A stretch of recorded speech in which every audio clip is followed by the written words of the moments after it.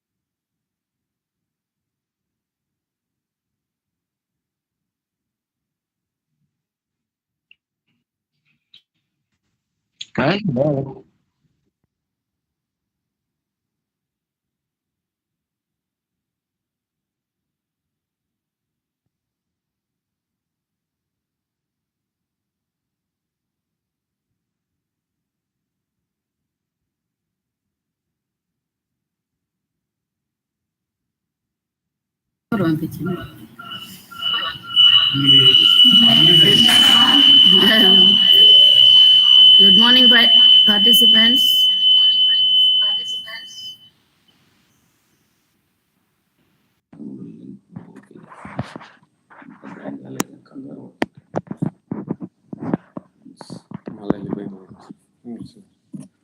Sound రావట్లేదు మరి.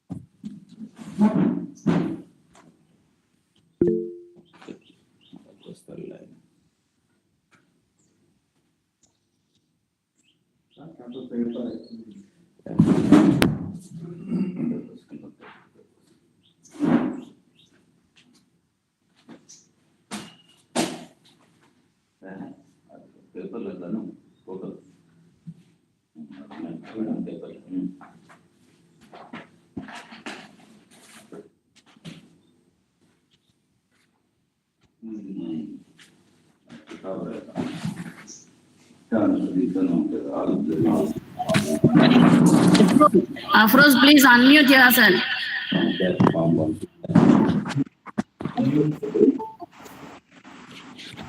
Afroz, mute.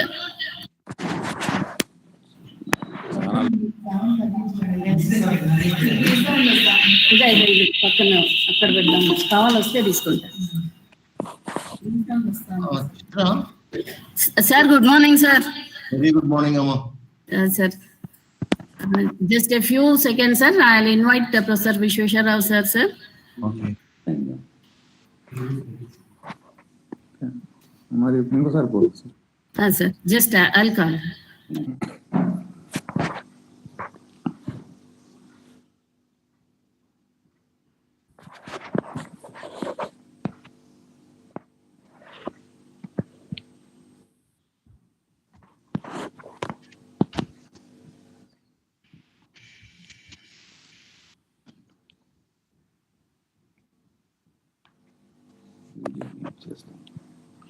ఉన్నట్లేనా?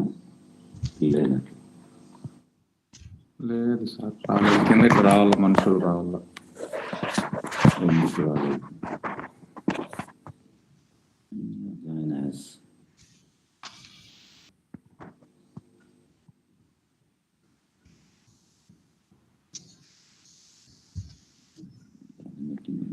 lets you in.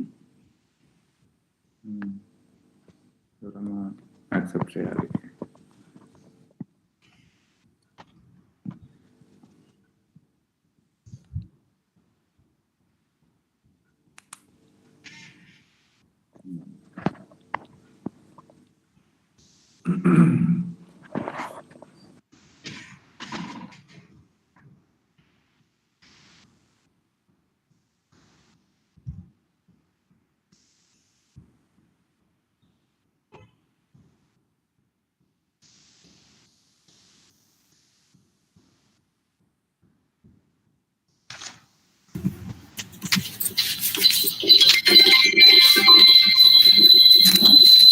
Sir, good morning, sir. Good morning, Chitra ji. Vishweshwar, sir, good morning. Sir, I'm here. Good morning. very good morning, sir. Vishweshwar garu. Good morning, sir. Very glad to be seeing you after a long time. Thank you, sir. Indeed, I am also same. Yeah. I was telling Professor Chitra that it was long since we met. Yes, sir. I am completing my tenure by the 7th December, sir. Yeah, I heard about it.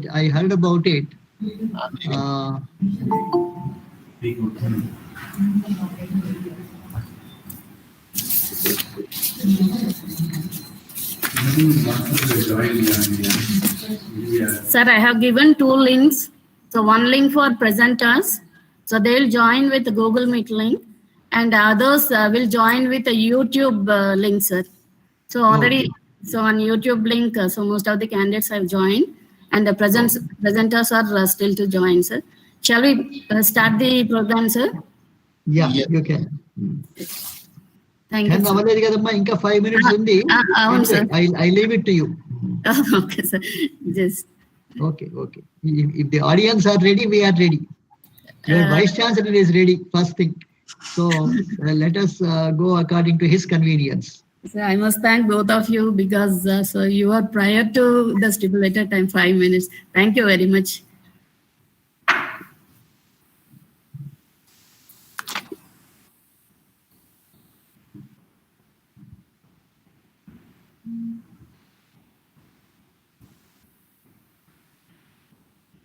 We'll wait for 3 more minutes, sir.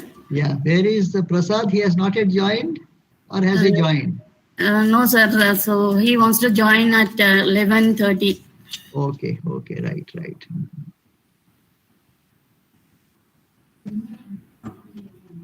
So,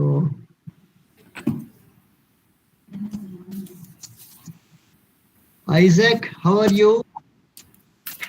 Aruna? Sir, all your students are eagerly waiting to Yeah, Sunkarna is there. All these people are my students. Yes, sir. It's a pleasure to be part of it, sir. Yeah, Afroz, how are you? Sir, good morning, sir. Good morning. How are you, sir? Good morning. Yeah, fine. How are you? Yeah, I'm fine, sir. With the grace of God. It's been a long time, sir. Yes.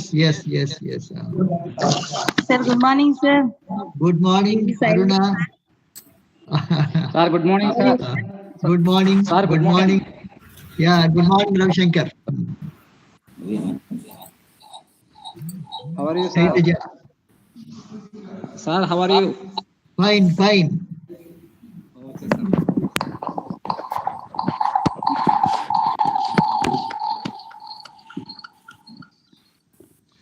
Mr. Sir, good morning, sir. This is Good Srikanth morning. Reddy from Yeah, I know. Srikanth Reddy, where are you now? I am in Privilege now, sir. Very good. Idipalpaya. Yes, sir. You should talk. If you talk, then ఏది mute అయిందా? let's see. Morning.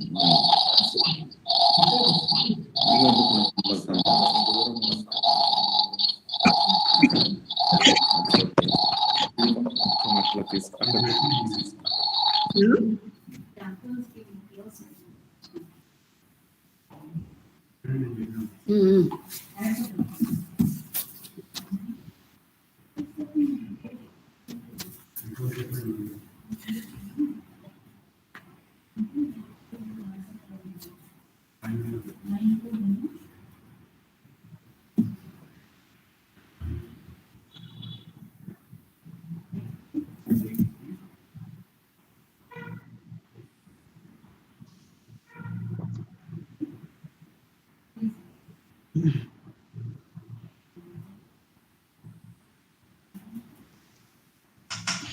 Professor Srinivas Kumar garu, ఏమిటండి next event, next thing that is going to occupy you?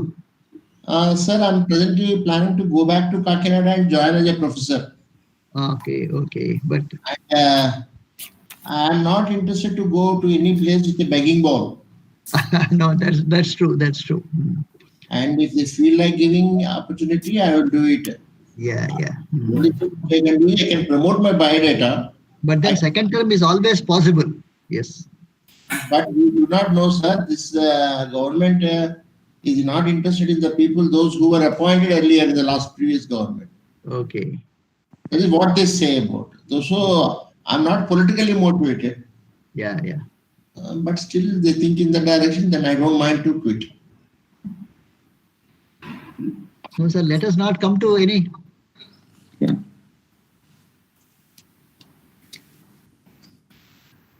Video दिखना है audio करना ये क्या अपने audio भी ऑफ कर लो हां ऑडियो तो है yeah now you are visible to me. How are you, Isaac? Yes, sir. I'm very fine, sir. Thank you so much. Yeah.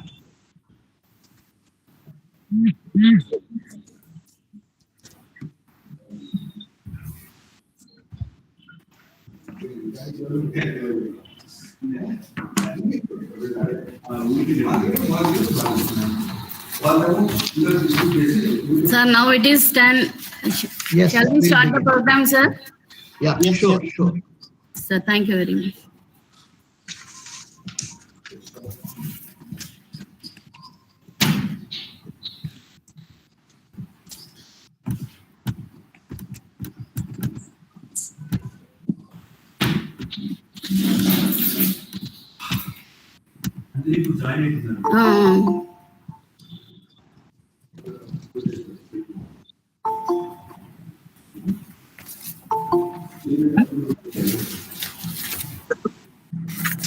Sir, good morning, sir. Keshara, sir. Good morning. Am I audible? Yes, sir. Yeah. Sir, busy lo unna. Yes, sir. Yeah, let me start the program. Hi, good morning, one and all. Distinguished dignitaries of today's program, Honorable Vice Chancellor of Jawaharlal Nehru Technological University, Anantapur, Professor S. Srinivas Kumar, sir. Today's chief guest and keynote speaker, Professor C.R. Vishweshwar Rao, sir, former Vice Chancellor of Vikram Simhapuri University, Nellore.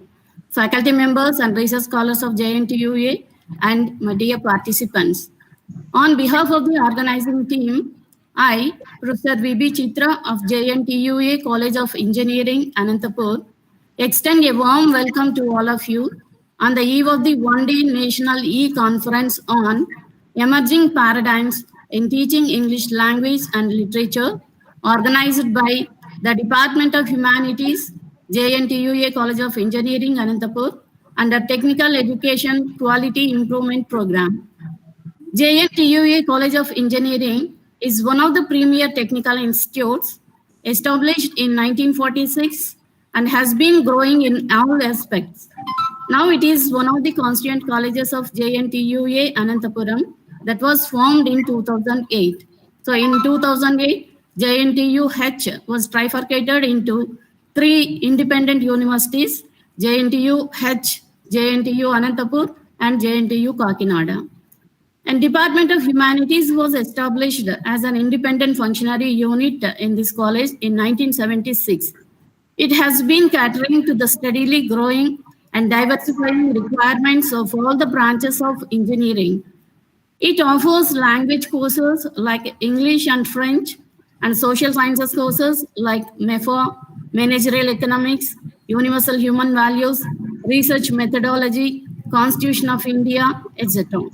And within a span of 10 years, the Department of Humanities has produced 12 PhDs in English, conducted 5 one-week FDPs, 5 student training programs, 1 national conference, and this is the second e-conference.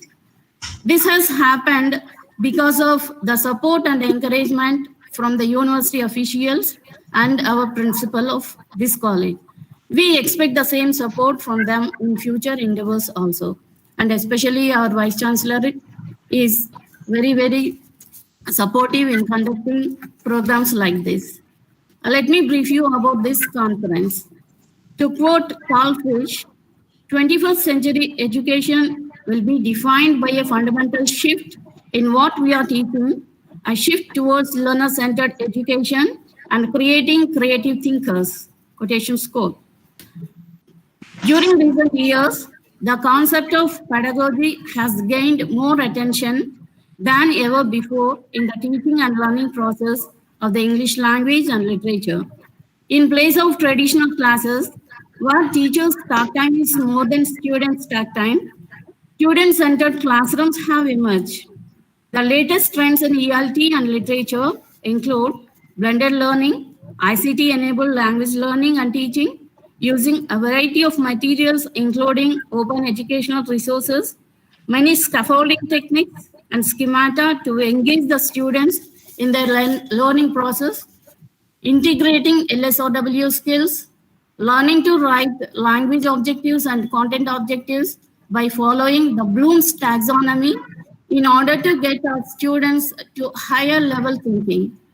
Also, as teachers of English language and literature, we need to concentrate on learning common methodologies for the students of language and literature, teaching language through literature, dramas, and films, children's literature as a tool of teaching learning language, politico-historical literary studies, philosophic linguistic perspective for literary studies, Amazon audible direct method of learning language through literary tales, folk literary studies, translation studies, gender and kitchen space, eco-aesthetics, somasthetics. So it's a new terminology for a philosophical discipline involving the use, appreciation, and knowledge of one's own body, and gamification, inquiry-based language learning, using English as lingua franca, folk culture, popular culture, pandemic literature, etc.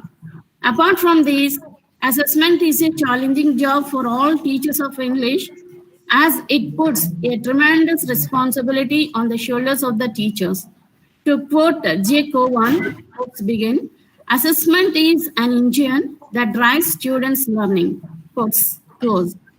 Teachers have to select tools and tasks that will accurately determine students' learning and achievements, and at the same time, motivate the students to improve their performance and continue learning.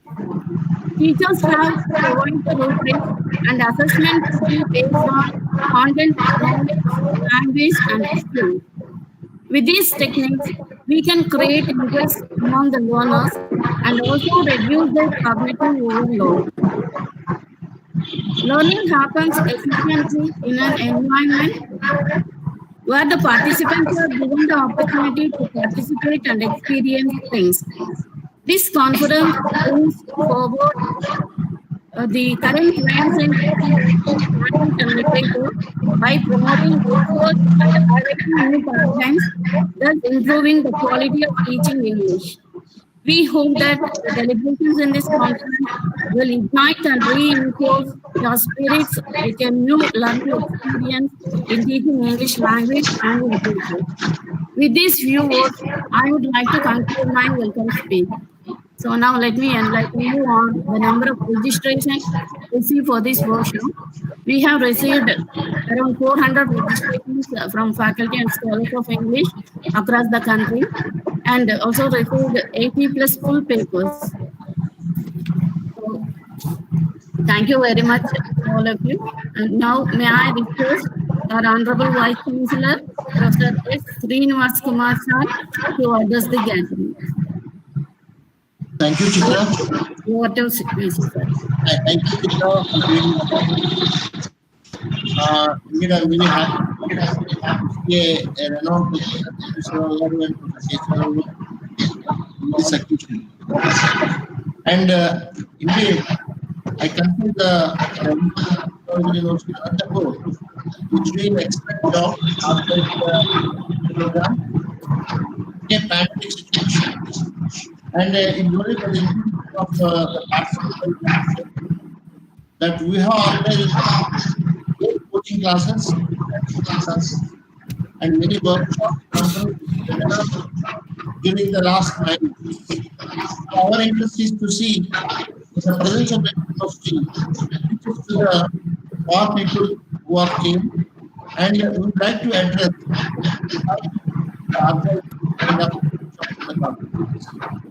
And we do not want to compare to the programs of the university, and would like to reach to the people who are far from the university campus. Thereby, we are able to organize many programs. And even upon 4 parameters: accessibility, affordability, equity, and quality. I would like to repeat that the national education policy is insisting upon 4 parameters: affordability, accessibility, equity, and quality. Earlier, we used to have a classroom. That possibility is not there because we are having only 50 students, and the teacher used to learn, and the students used to learn the content. And now, advantage of having we are able to even thereby the online teaching, if we are able to do effective, we can reach most of the people who are interested. Thereby the accessibility increase in this online teaching. And the gross enrollment ratio, as per the national education policy, they have mentioned by the year 2030, they want to increase the gross enrollment ratio from 28%. So when they want to increase the gross enrollment ratio in higher education from 28% to 50%, definitely it is not a positive task with the available faculty. So thereby, the faculty members have to increase the number of universities, increase the number of academic increase to reach to that particular level. But however, that can be solved through online teaching, or what you call it a virtual university. And the virtual university concept is the one where we can educate them and the gross enrollment ratio, which has been projected in 2030, can be increased. One point I would like to do in this occasion, the online is not the same as the classroom. So there is a need for a blended approach only can solve the problem of effective teaching to the students. And thereby, I strongly believe a blended approach, not exclusively in online. And again, I'm not interested exclusively in a classroom teaching, because we have to reach the projected of 50% class enrollment ratio by 2030, which can be reached only having a blended approach, that is by online teaching as well as the classroom teaching. Another important point which I would like to tell you is the quality or the development of the nation depends upon the quality of the citizens. And the quality of the citizens depends upon the quality of the education. And the quality of the education depends on the quality of the teachers. And the quality of the teachers depends upon the quality of the teacher education. Thereby, the teachers should not confine to their own university campus or the institution campus. They should learn as well as they should learn the subject by attending the and they should try to have as much as possible. Please do remember, this kind of workshops and conferences can provide you only exposure, but not expertise. And you can have a good exposure, but not expertise. Expertise, you have to gain it only after completely completing the program, learn the subjects, and Professor Viswesvarao garu or such kind of good people are there in the society. And when such kind of people are there, we should try to avail the opportunity and see that these things are to be learned and try to mold ourselves to the requirement of the society and to the needs of the society. And another important is the multidisciplinary approach. Please do remember the next education policy insists upon that multidisciplinary approach. There is no need to think only technology university or a pharmaceutical university or a university. That kind of thinking is to be lost. Developed in a multidisciplinary approach. Jawaharlal Nehru Technological University is also planning a Jawaharlal Nehru Technological University with a multidisciplinary approach. That is, we would like to plan for the Department of Law, the Department of Department of Languages, and the Humanities and Social Sciences, and the Department of Commerce, Department of Economics, and Department of Music, and multidisciplinary approach which we planned in the university campus. What I am planning, leaving by 7th December, and I hope the next Vice Chancellor will take care of developing this particular university with a multidisciplinary approach and also exit and multiple entry. That is, the student can complete the first year and he can take a certificate. If he completes the 2 years, he can take a diploma. Or if he completes the 3 years, he can take a degree. If he completes 4 years, he can take a degree with honors. And that is the approach, and also multiple entry is to be implemented. And I'm sure that this now is very important. And I remember that my father used to see that I didn't only and he used to ask me, give me one paragraph in the Hindu and try to understand the particular topic. And he used to ask me to rewrite that particular paragraph in my own language. That is what he used to tell me. So that way, I'm very happy. Right from my childhood, my parents have molded me in the right shape, and I took every word of my father in the right sense. And today, I'm here as a Vice Chancellor only because of the blessings of my parents, my teachers, and many elders like Viswesvarao garu or Keshwarao garu or many other people. And I assure the best service even if I am at Kakinada, and whenever there is a need, Viswesvarao garu or any other person, if they need any of cooperation in the implementation of national education policy, definitely I'll be serving the society. And I thank Dr. Chitra for giving me the opportunity. And definitely the participants, please do remember, you all should actively participate. And also please do remember that I'm repeatedly telling that this kind of workshops and the conferences will give you an exposure, but not expertise. So you should attend to this kind of workshops, learn the paradigms and learn the various points which are discussed by experts, and again revisit that and see that you become an expert in that particular subject. And please do remember, knowledge is abundant and you cannot learn everything, but you should try to learn as much as you can. And knowledge is a power, and as a teacher, you have got differently certain duties. There is a knowledge acquisition, knowledge dissemination, knowledge preservation, knowledge evaluation, and knowledge creation. And these are the various points which have to be remembered. So as a teacher, you should have a knowledge creation also. So I'm sure the participants will excel in the subject of their domain. I assure JNTU Anantapur will continue to be with the same spirit and they will work for the society. And I thank Dr. Chitra for giving me the opportunity. Thank you. Thank you, Dr. Chitra. Thank you very much, sir. So our Honorable Vice Chancellor, sir, is very, very humble. So actually, we plan to read the profile of sir also, but so he denied that. But anyhow, I just want to say a few achievements so of our Vice Chancellor, sir. So during his tenure, so sir has introduced many new courses both in BTech and MTech and also in MBA. And apart from that, so he conducted 2 CIS interviews and also conducted recruitment for professors. So some professors were recruited in Kalikiri and Pulivendula. And so apart from this, so he's very much instrumental in new construction of new buildings for academic purpose.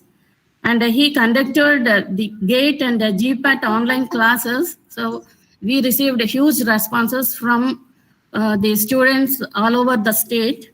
And apart from that, so sir is very instrumental. So in many things, so training the students for Siemens and Dassault systems, technicians for Kia Motors, all are happened during his tenure. Or all these things happened during his tenure.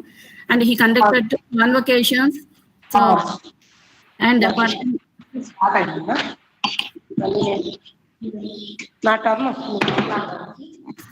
he successfully conducted another global seminar. So in July, so in association with Lead India. So thank you very much, sir. So you have been very supportive and encouraging. So to the Faculty of Humanities. And because of you, the courses like many new English courses, other language courses like French, and also universal human values. So all these courses have been introduced. So because of the support from you. Thank you very much, sir, for your support and encouragement. Thank you. And thank you once again. So now. Excuse me, madam, I am Afroz. Yeah, I request Dr. Afrozuddin to introduce. Dr. Ravi Shankar, I request Dr. Ravi Shankar to introduce Professor C.R. Vishweshwar Rao, sir. Dr. Ravi Shankar. Very good morning, madam. Very good morning to Ananda. Am I audible to you, madam? Yes, yes. Okay, very good morning to Ananda. Small everyone.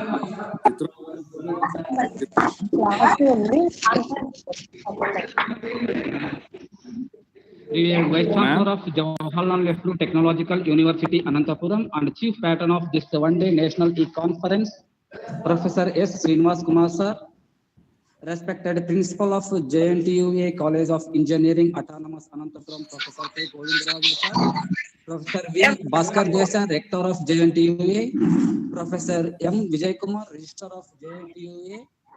And convener and coordinator of this e-conference, Professor and HOD of Humanities Department, Professor V.B. Chitra Madam, and other dignitaries and delegates of this e-conference. Very good morning to everyone. I am Dr. K. Ravi Shankar, lecturer in English, Government College, Autonomous Anantapuram.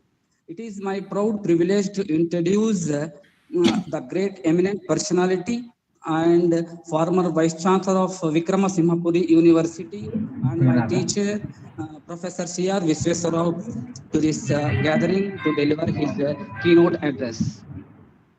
Professor C.R. Vishweshwar Rao, sir, first Vice Chancellor of Vikramasimhapuri University.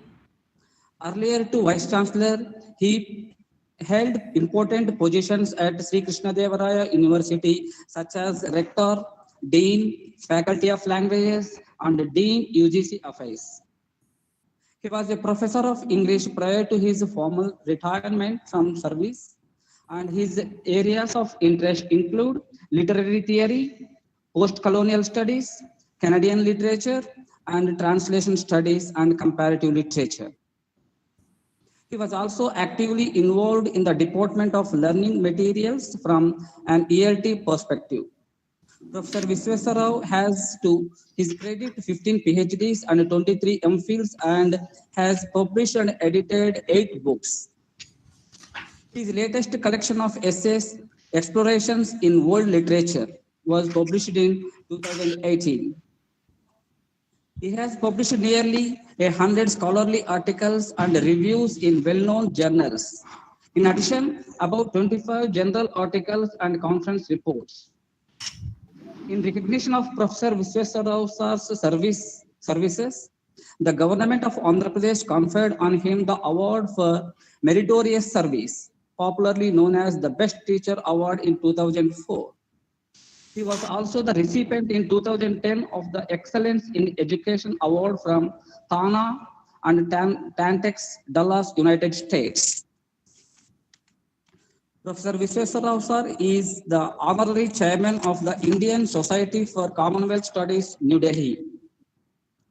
He had the distinction of delivering the chairman's address twice at the All India English Teachers Conference. He has actively participated in several national seminars on quality enhancement and published in that area of knowledge, and was the chairman of several NACPTs. In addition, in his own subject, he chaired and delivered the keynote addresses at over 100 seminars and conferences, and gave visiting and endowment lectures at several universities. Some of the areas of interest of Professor C.R. Visweswar Rao in the field of higher education have been higher educational policy and planning, framing laws and regulations, governance, and propagation of quality initiatives. And in these and related areas, he worked as chairman member of many as 50 committees constituted by the UGC, AICTE, NAC, Government of Andhra Pradesh. As the first Vice Chancellor of Vikramasinghe University, Nelluru, he played a lead role in the vision, plan, preparation, and implementation of the university. Professor Visweswar Rao sir visited Canada as a member of the delegation of Indian Vice Chancellors and Directors of IIMs and IITs in June 2011. Thank you. My sincere thanks to my PhD guide, Professor V.B. Chitra Madam, for giving this wonderful opportunity. Thank you, Madam. Thank you, one and all. Thank you, sir. Thank you, Ravi Shankar. So for introducing Professor C.R. Visweswar Rao sir. So now I request Professor Visweswar Rao sir to unmute yourself, sir. Over to sir. Click on the mic. Sir, please click on the mic, sir. Mic symbol. Click on the mic symbol.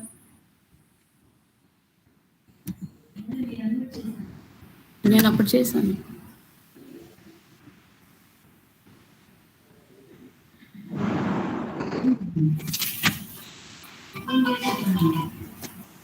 Sir?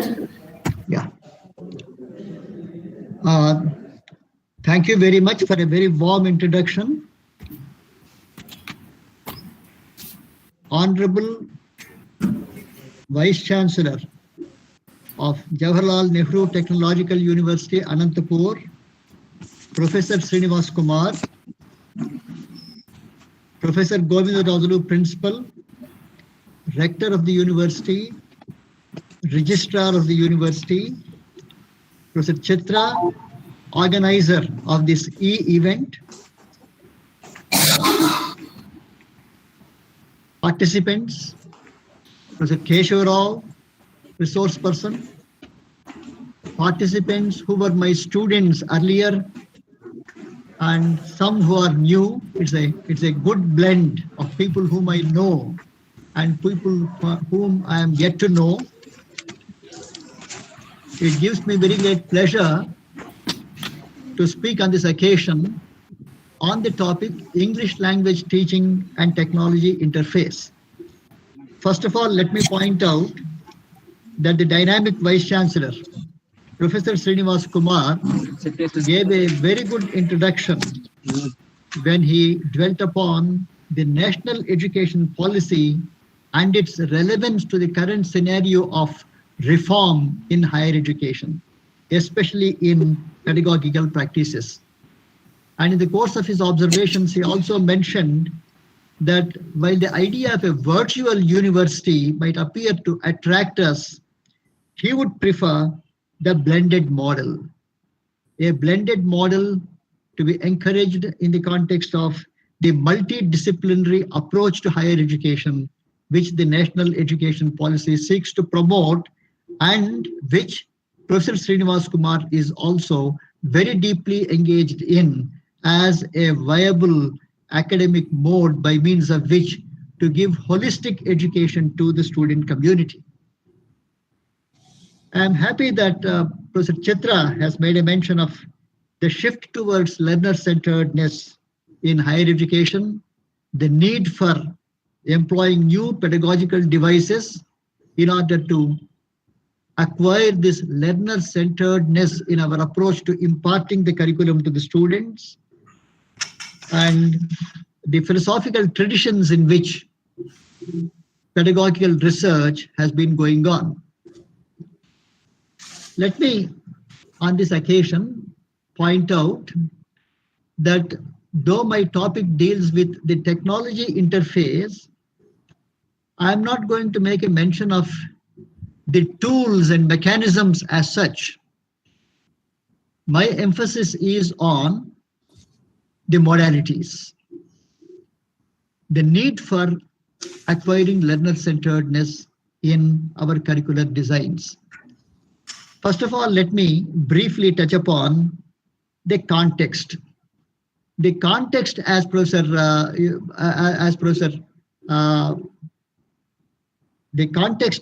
Srinivas Kumar has mentioned, is the new education policy.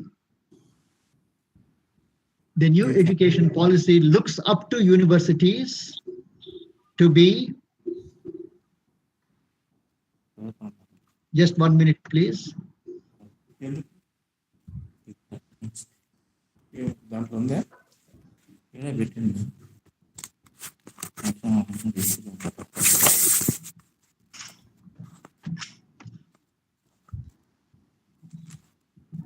Are you able to see, have I shared the screen? No, sir, not yet. Just 1 minute, please.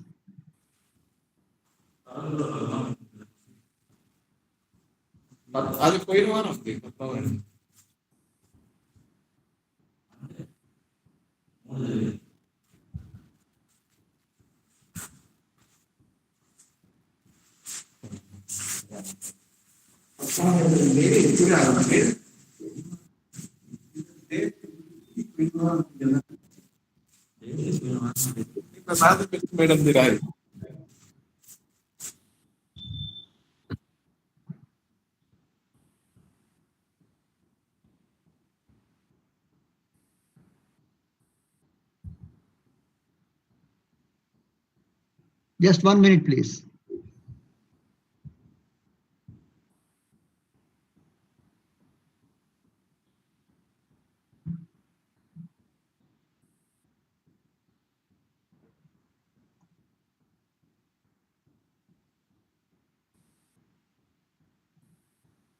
Okay, I'm not able to share, so let me go ahead with my lecture. The context, as I mentioned, is the new education policy, which looks up to universities for innovation, especially for technological innovation, and for fostering a spirit of entrepreneurship. The application of modern technology represents a significant advance in contemporary English language teaching.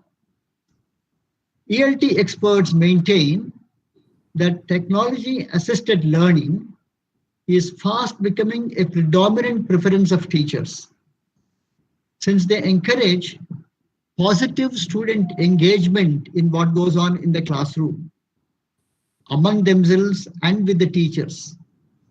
And therefore, it's a mode by means of which incentivizing English language learning is possible to a greater extent.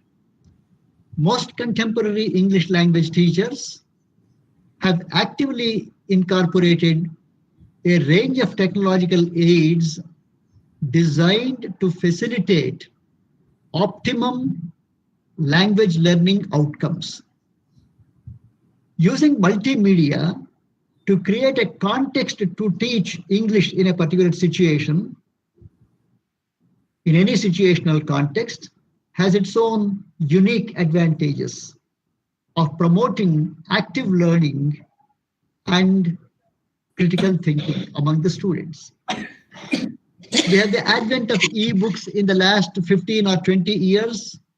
And with the advent of e-book, students can not only read content electronically, but produce interactive written work of their own, complete with images, audio, and video, and also interactive hyperlinks. Major benefits of an interactive whiteboard include its versatility, its multimodal mode of presentation, its multimedia channel of presentation. With technology, the textbook in the classroom has become a very fluid thing indeed. So much so that the textbook can be anything.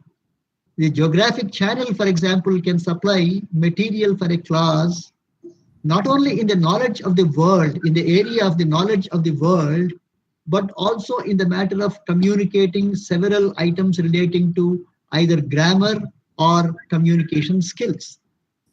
A further emphasis of the National Education Policy 2020 is on learning outcomes-based education, which is most timely. That was what your Vice Chancellor was also making a reference to. This is because, unfortunately, as far as English language teaching is concerned, even after long schooling and collegiate study, we still face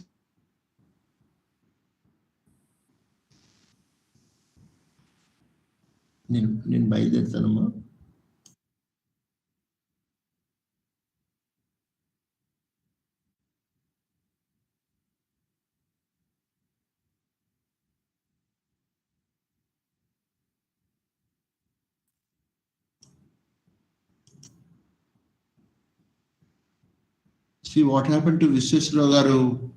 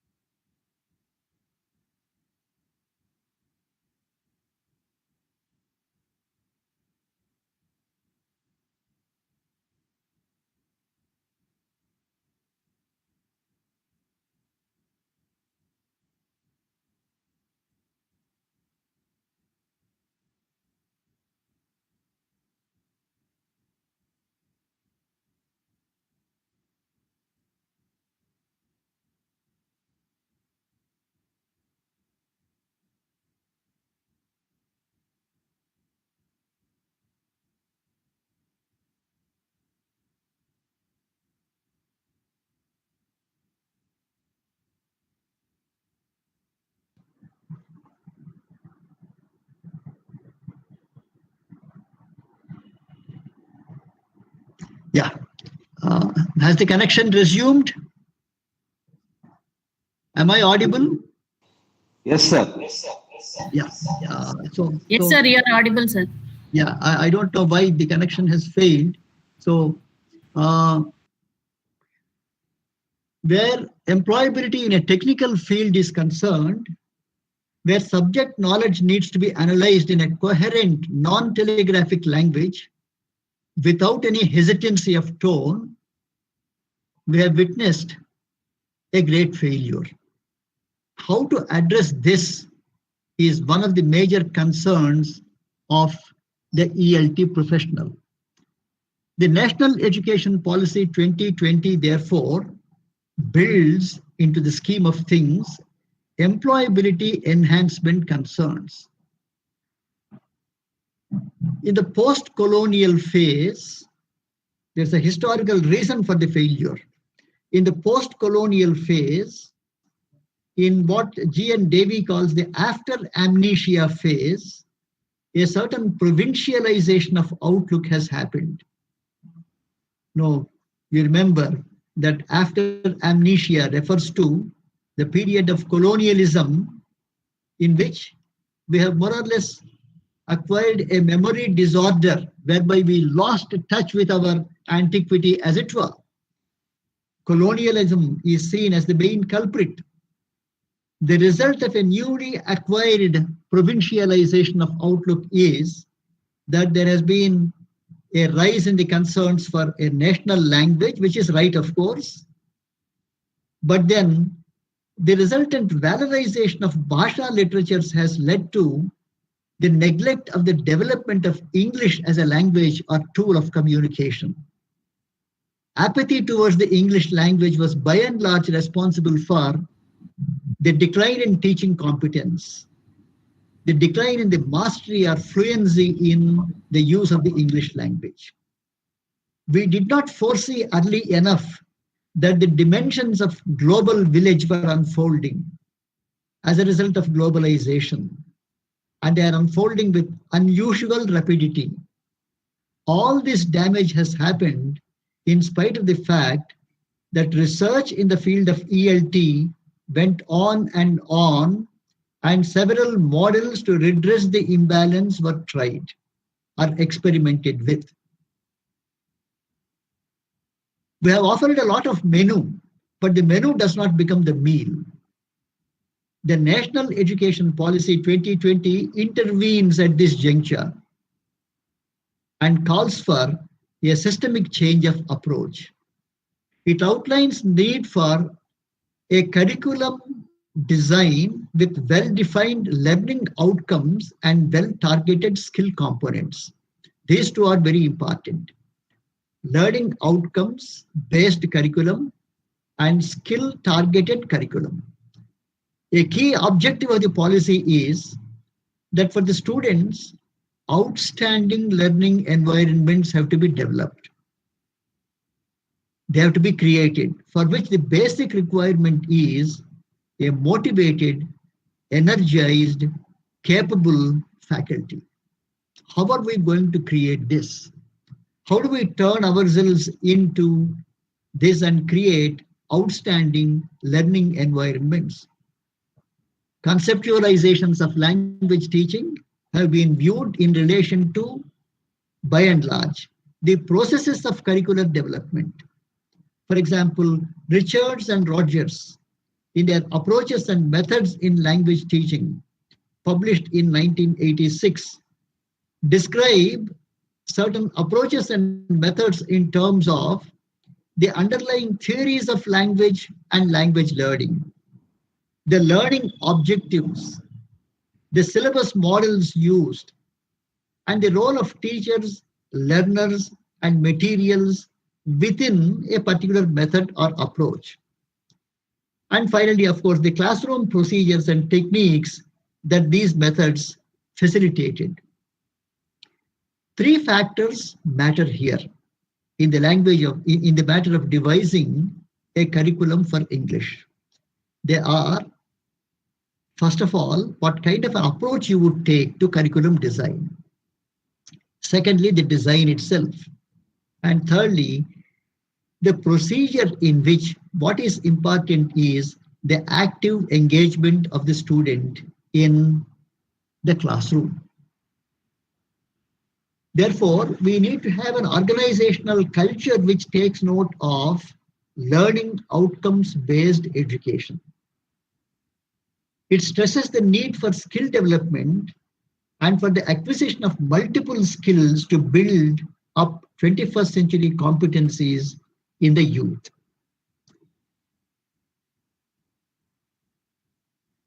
The major thrust of the policy, the national education policy, again, is on liberal education, to which the Vice Chancellor was making a reference. He was mentioning that he was introducing a number of liberal education programs in tune with the policy requirements. This is what is called cross-pollination of ideas.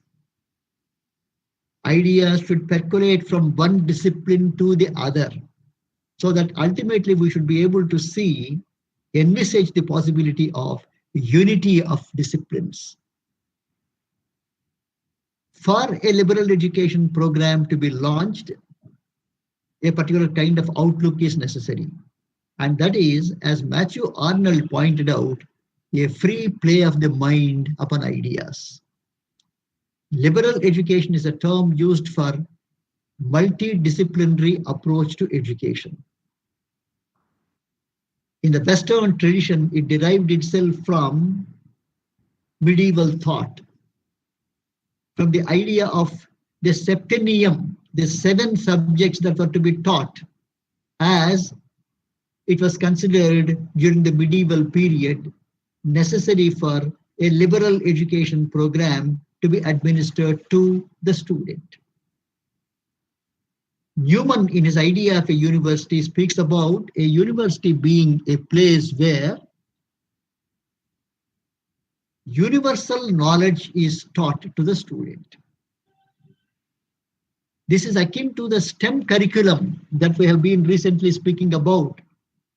One important objective behind the STEM curriculum is that it helps students develop important life skills such as creativity, critical thinking, problem solving, teamwork, and attention to detail. The objective is that the student should have an opportunity to experience a wide range of courses, meander through many streams of knowledge, in order that they might discover their true identity. The future university, therefore, we must envisage, exists in a boundary-less domain. The virtual university, for example, or cloud campuses, for example, from where a lot of materials are sent across to various universities and classrooms across the world. These place before us the idea of a boundary-less domain for the transmission of knowledge. The Skills India report for 2020 mentions certain important features relating to how curriculum design should change in the context of promoting employment in the 21st century. The India Skills Report for 2020 was done by Wheelbox, which partnered with the Confederation of Indian Industry. And this report indicates that the employability of India's youth has remained stagnant for over 3 years now. In order to overcome this stagnancy, the report pleads for a learner-driven curriculum that addresses the job skills required for the 21st century. Secondly, it focuses upon inculcation in the student of the learn, unlearn, and relearn attitude. This is very important. The horizons of the student need to be enlarged. And in order that he might enlarge his horizons, the student should not only learn, but unlearn certain things and relaunch himself on a relearning activity. In other words, lifelong learning is an important goal of both the teacher and the student.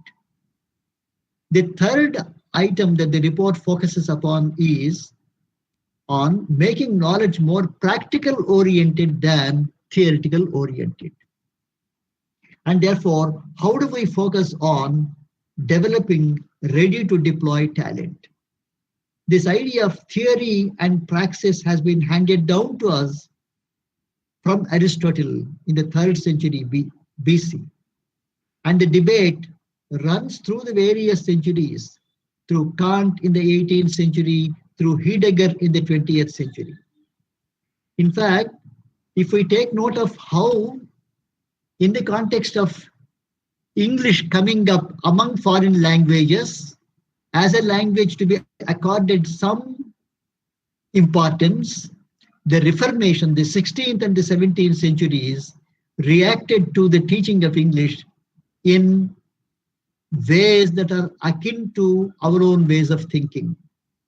As early as in the 16th century, Erasmus argued that speaking a foreign language should begin early in one's attempt at learning it, and that mastery of oral communication was important, followed by reading and then writing. That was the emphasis he laid. He pleaded for the use of visuals in the classroom and accorded importance to the practicum, to practical conversations in which training was supposed to be given to the student. These are some of the early pointers to contemporary thinking on L2 teaching. William Barth of the 16th century, another educationist, focused upon teaching vocabulary through contextualized presentation. In the 17th century, Comenius, a great contributor to modern secular education, reminded us of the systems and structures approach with which the British Council toyed for a long period during the 70s.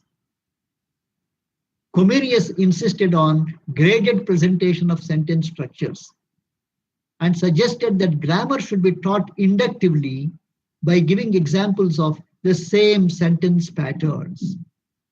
He insisted that understanding the content and mastery of linguistic forms must proceed on parallel lines. In the present situation of advances in technology, there are several tools which support the students' learning in an interactive way. Tools like, for example, Fluent U, supporting language learning in an interactive way. For a free play of the mind upon ideas, which Matthew Arnold referred to, which is relevant to the context of liberal education, to multidisciplinary education,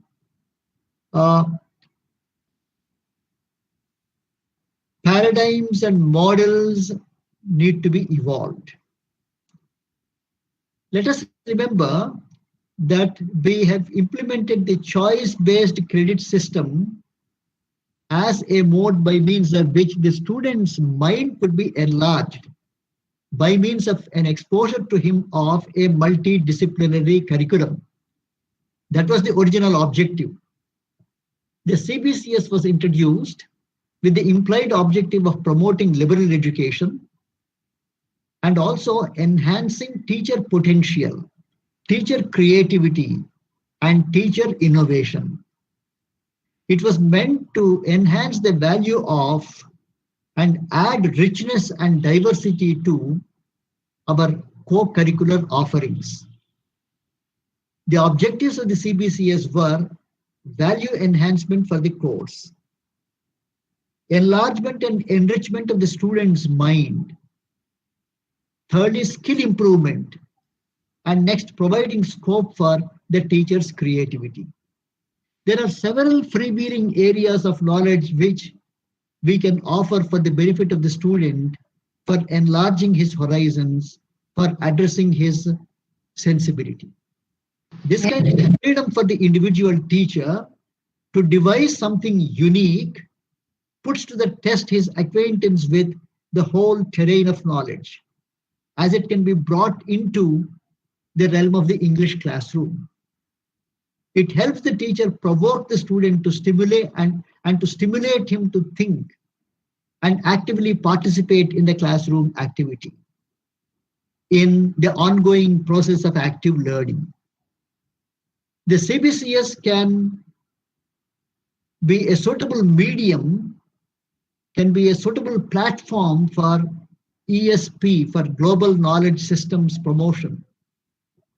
Through this, the students will have the freedom before him of drawing from a rich cafeteria, from where he can pick and choose materials, pick and choose items that his intellectual taste buds would decide for him.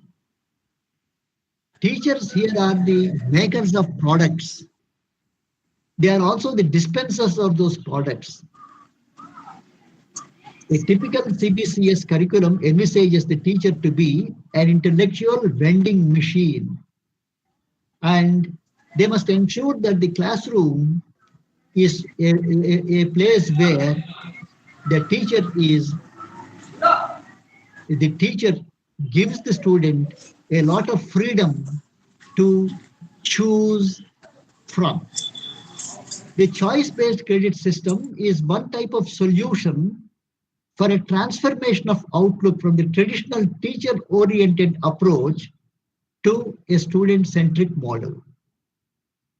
The movement from teacher-centrism to learner autonomy and entrepreneurship is a welcome feature indicating a change in the academic ecosystem.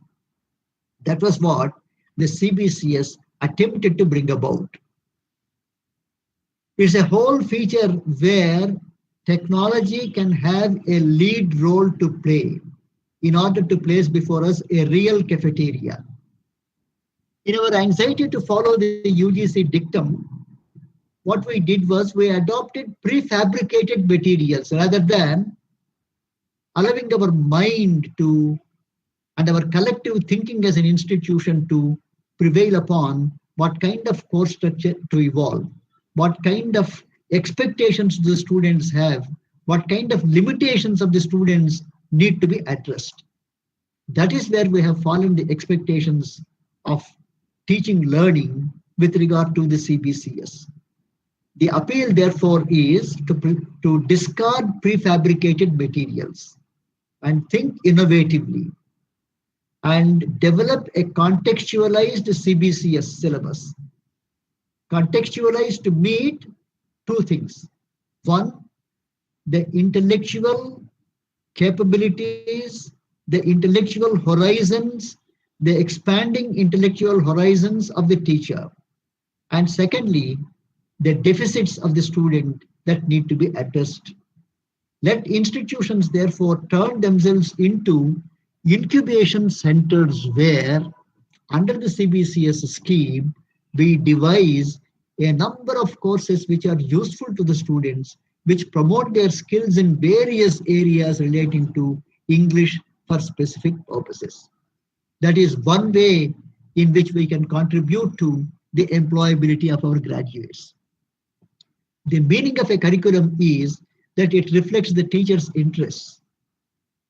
It contributes their intellectual self-development. It promotes their lifelong learning. And at the same time, it adds value and richness to what the student acquires from an institution. It's a tool for the students, for the teachers to create their professional identity. And the CBCS provides great scope for, as also autonomy to the teacher for, as also operational flexibility to the teacher for devising any number of courses which he likes to devise. He can devise courses in common errors, on pronunciation features, common syntactical patterns where students are liable to falter. And in this, he can make use of gamification tools and develop an exercise chain that the student can be made to eternally draw upon, refine himself, revise whatever he needs to revise. We can offer them we can offer a number of add-on courses also to our students. And some of these courses can be put on sale to the general public as part of their lifelong learning. And in this process, a campus buddy-like mechanism can help students connect with their fellows. Or there can be blog sharing among the students, which is the order of the day in Western universities. You may think of a course in etymological origins of scientific terms, which will be useful for BTech biotechnology students. So think innovatively, identify the gaps in students' acquisition of the 4 skills, make an elaborate exercise in identifying these gaps through a carefully devised pre-test, and administer such of those courses which would be useful to the student, from which the student can benefit and become employable. The ODL systems have driven home to us the open and distance learning systems have driven home to us the message of lifelong learning. The teacher is also a lifelong learner, and the student needs to be trained in that direction. Now, there are items from which small courses consisting of prescribed credits can be designed and offered to students from a variety of disciplines. These are courses in which the public can also get interested. Skill identification, let us remember, is an elaborate exercise. That is what the national education policy emphasizes. Skills can be region specific. They also need to meet global requirements, and the curriculum framers have to define the requirements necessary for certain disciplines or vocations or professions. Ultimately, as the national education policy points out, national uniformity is an important concern, because with the technology invading the scene, several places, several institutions would devise or have the opportunity of devising their own courses. And these courses need to be standardized. These courses need to be put to the test of a skills qualifications framework. With this objective, because skill identification is an elaborate exercise, the curriculum framers have to be very careful, and therefore with this objective, in order to bring in a national uniformity in the matter, the National Skills Qualification Framework, in alliance with the National Higher Education Skills Qualifications Framework, has decided to perform certain functions. They would define area-specific skills to be addressed. They would align those skills with international standards or national level standards. And in the face of multiple players who are likely to come up with the advent of technology, this National Skills Qualifications Framework would also ensure equivalence, portability, and accreditation features to these courses. Then ELT methodology suggests to us what are the areas where skills are to be introduced, how skill gaps are to be identified. Our English language professionals must bear in mind the importance of such an exercise, create bodies necessary for the accreditation of the courses with the help of universities and the government, and get these course modules prepared by them certified at the state and at the national levels. All this is meant to ensure easy and assured transition of the student from college to employment in the various sectors, where teachers have to bear in mind the sectoral language skill requirements. That is where English for specific purposes comes into the picture. That is, there is a great role for ESP in the whole exercise in working out the transition from curriculum to fluency. You must have seen in the Hindu of November 16th an item entitled "The New Age English Teacher." This item makes a plea for a more collaborative approach between language teachers and subject teachers to deliver professional course content. Professional English, as they called it, is to be treated as a continuum with general English and not as a distinct course. We must ensure at various levels smooth transition from the study of a prescribed curriculum in English to fluency, to the needs of the ESP. In the digital turn the 21st century has taken, the student and the teacher have to use technology to navigate, to discover and to construct knowledge. That is, let us remember that technology in education is not a mere object to be introduced into teaching, into learning at will. It is one of the principles, one of the pedagogical strategies by means of which students have to be put on the learning curve. The digital interface will facilitate greater learner autonomy and provide several features of self-learning, online tutorials, and also active interface with the teacher, not only during class hours, but outside class hours as well. In a report submitted to the UNESCO, to the International Commission of Education for the 21st century, Dellers makes a mention of learning the treasures within. He outlines the utility of three concepts. They are self-learning, peer learning, and group learning. These three are supported by learning by doing. That is, letting the student experience learning creatively on his own. These are all approaches to pedagogy that learning sciences have brought into the mainstream learning. And they have a great role to play with regard to technology. What is sought is learning experience enhancement should be done in a pleasurable atmosphere, in a shared atmosphere. Therefore, there is a shift of emphasis in curriculum design from curriculum development as such to curriculum delivery.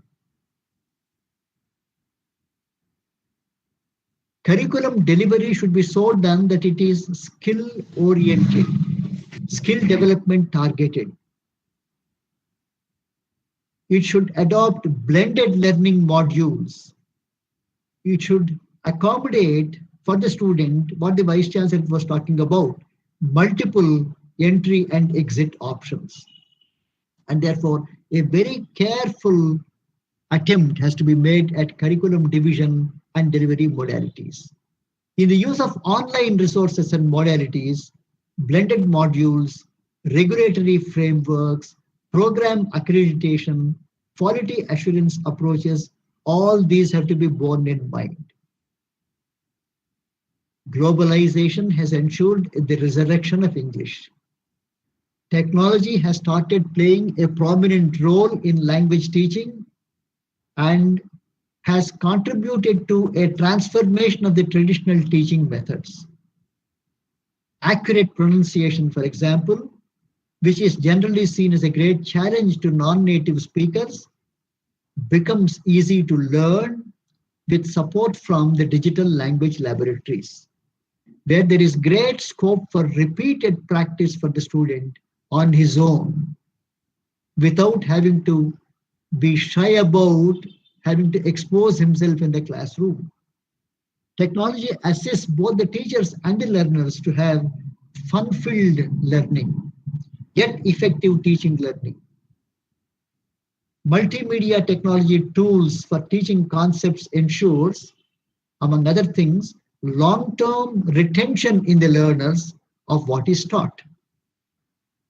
The student is thus able to utilize his classroom time more efficiently to ensure the transference of learning from the content software to himself. The educational system in India is one of the largest in the world, let us remember that, with about 260 million students and 10 million teachers. As you are aware,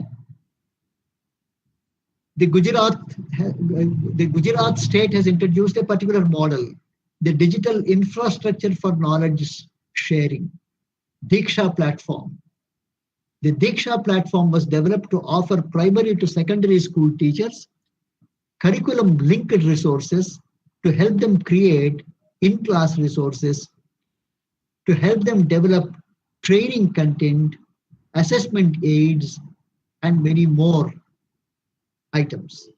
The signature feature of this platform is its energized textbook. This textbook makes use of QR codes to link users to relevant digital content.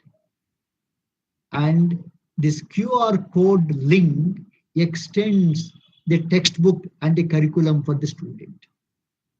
Using a smartphone and an Android device or laptop, both teachers and students can scan this QR code embedded in the textbook to view videos, animation features, storyboards, practice lessons, and interactive games through which learning is deployed as a strategy. Language management systems offer, therefore, intelligent content technology in the form of content creation and management, in the form of search and navigation, in the form of text mining the various resources that are available in the text through this QR code mode. And in order to lead to or arrive at analytics of various kinds, including speech analytics.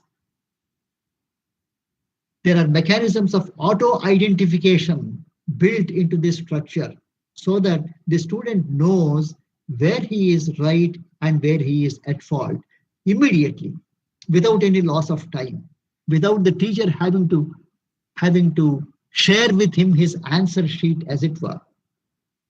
There is also the teacher pack methodology from Dextway, which helps educational centers to implement a blended learning method that has shown great success in the classroom. For young students, it's much more stimulating to learn with a lesson on a tablet or on a smartphone, so much so that the ease of learning is an issue which is addressed. Technologies transform students from being passive recipients to active learners and allows many profound and enriching linguistic immersion activities. Important tasks such as monitoring the progress of students through software are now possible. Dextway has developed the create test function, which allows teachers to design their tests partially or fully from a menu of questions in a database. Subsequently, after the students have taken these tests, they can run through the Dextway analytics in order to obtain real-time reports on the results of each course or lesson or unit or a particular objective in which the student is subjected to a test. We have likewise the Blackboard software, which consists of several platforms like the Learn platform, the Transact platform, the Engage platform, the Connect platform, and so on, the Collaborate platform, the Analytics platform.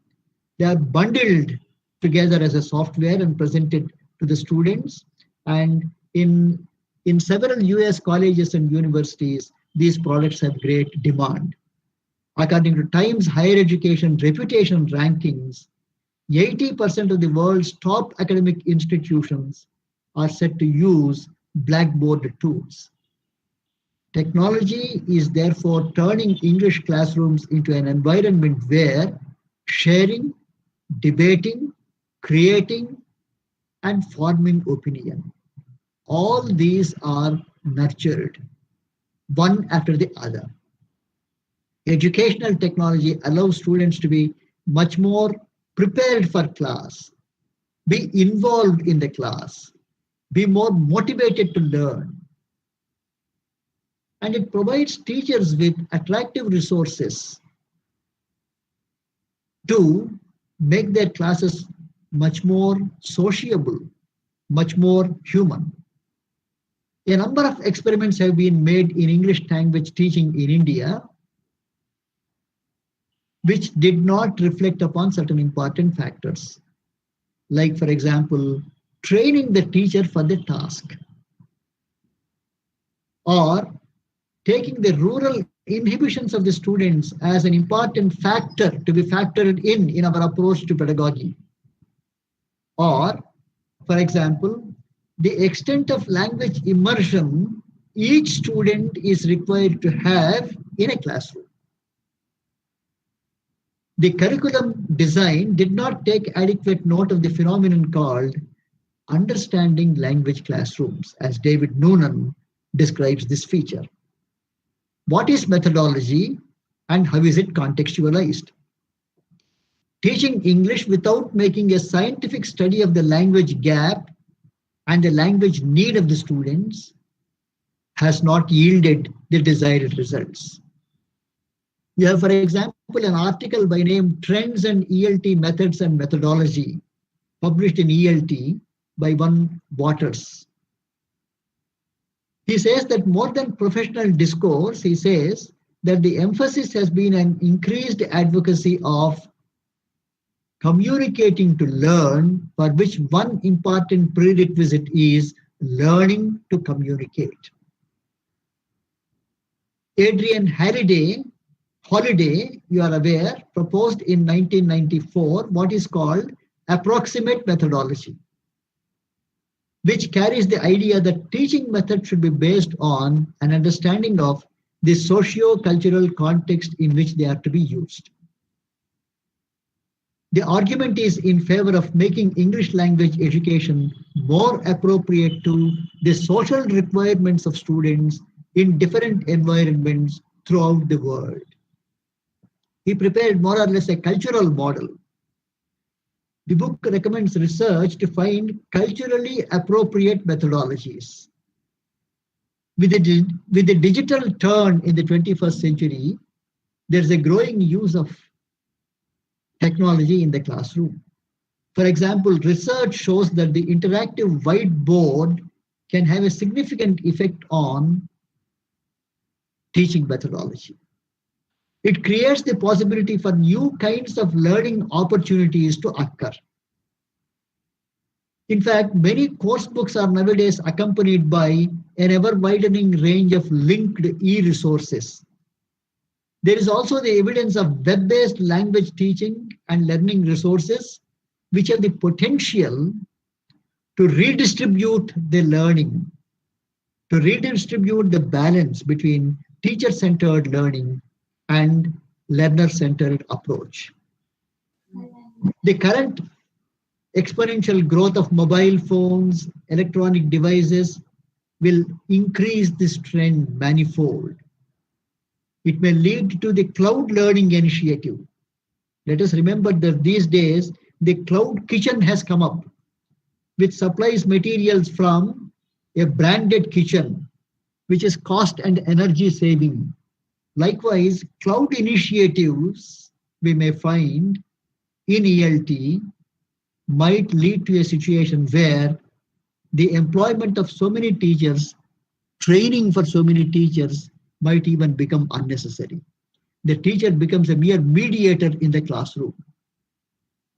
Again, English is not viewed, I was making a mention of that earlier with reference to the article published in the Hindu.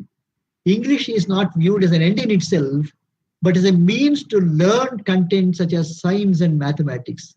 And it's also the gateway to global employment. And therefore, CLIL comes into the picture. That is content and language integrated learning. It's an approach where the English teacher uses cross-cultural content. And so the student learns both the content, acquires the subject knowledge, and also learns English. The term CLIL was created in 1994 by William David Marsh as a methodology similar to but distinct from content-based instruction, from language immersion all by itself. It's a hybrid immersion approach, which can be very self-motivating for the student. In CLIL, language and subject teachers work together. Language teachers acquire subject knowledge to a certain extent, and subject teachers acquire expertise in combining language knowledge with teaching the content effectively. This kind of a collaborative exercise is going to help improve language fluency and also the correctness of use of language. Language and subject teachers should work collaboratively in order to devise pedagogical processes that focus upon lexical and grammatical items and also speech features and also features of the subject discourse. Content and language integrated learning, content-based language teaching, CBLT, content-based instruction, all these come broadly under the nomenclature of English for specific purposes.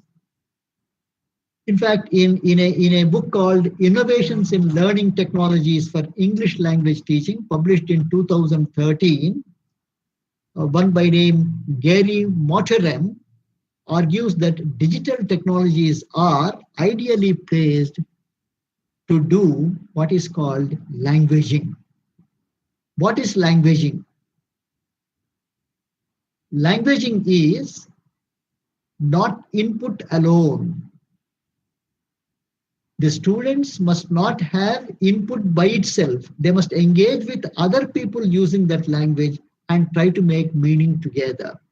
In other words, language is social discourse, acquired in a social situation. Whenever we speak or write something, we produce language with someone in mind. And this social use of language needs to be borne in mind while addressing the linguistic deficiencies of the students. Otherwise, there is no knowing.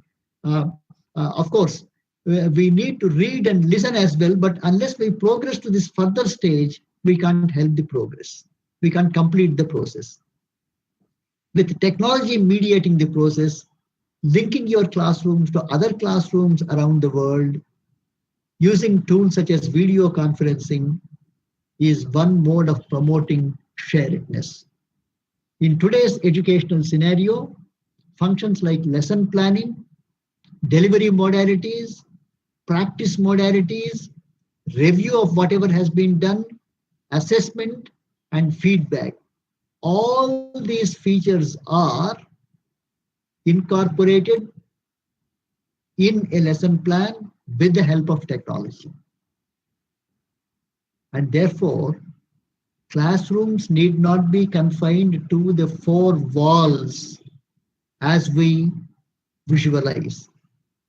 And the rule that course materials are to be confined to a textbook can also be dispensed with. The idea of a classroom, the idea of a course book seems no longer valid now, given the advent of technology. With materials being accessed on smartphones, laptops, and tablets, with materials becoming available through alerts, notifications, online communications, through chat boxes, and so on, students are kept engaged with the materials even outside the classroom. The designated class hours do not matter anymore. And then text-to-speech features have come up now. And therefore, interactive textbooks are available. Online tutorials are available. And there are several kinds of apps which allow students to access tutorials, the teacher tutorials from or in the comfort of their own homes. There is then the gamification of learning, which is emerging in a big way, which is going to make language learning much more engaging and funny and relevant to the younger generation.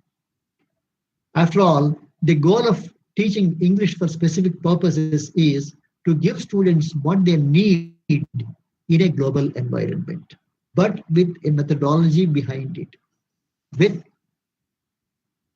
specific outcomes before us, very clearly drawn out in the curriculum design. Now, coming to blended learning, to which the Vice Chancellor was making a reference, it's a convergence of face-to-face learning and distributed learning that emphasizes computer-based technologies. This is characterized by a reduction in the number of hours of face-to-face meetings. Blended learning is not regarded merely as a mixing of different teaching methodologies, the face-to-face instruction and online instruction. It means constructing and designing balanced environments between the two, between face-to-face learning and e-learning.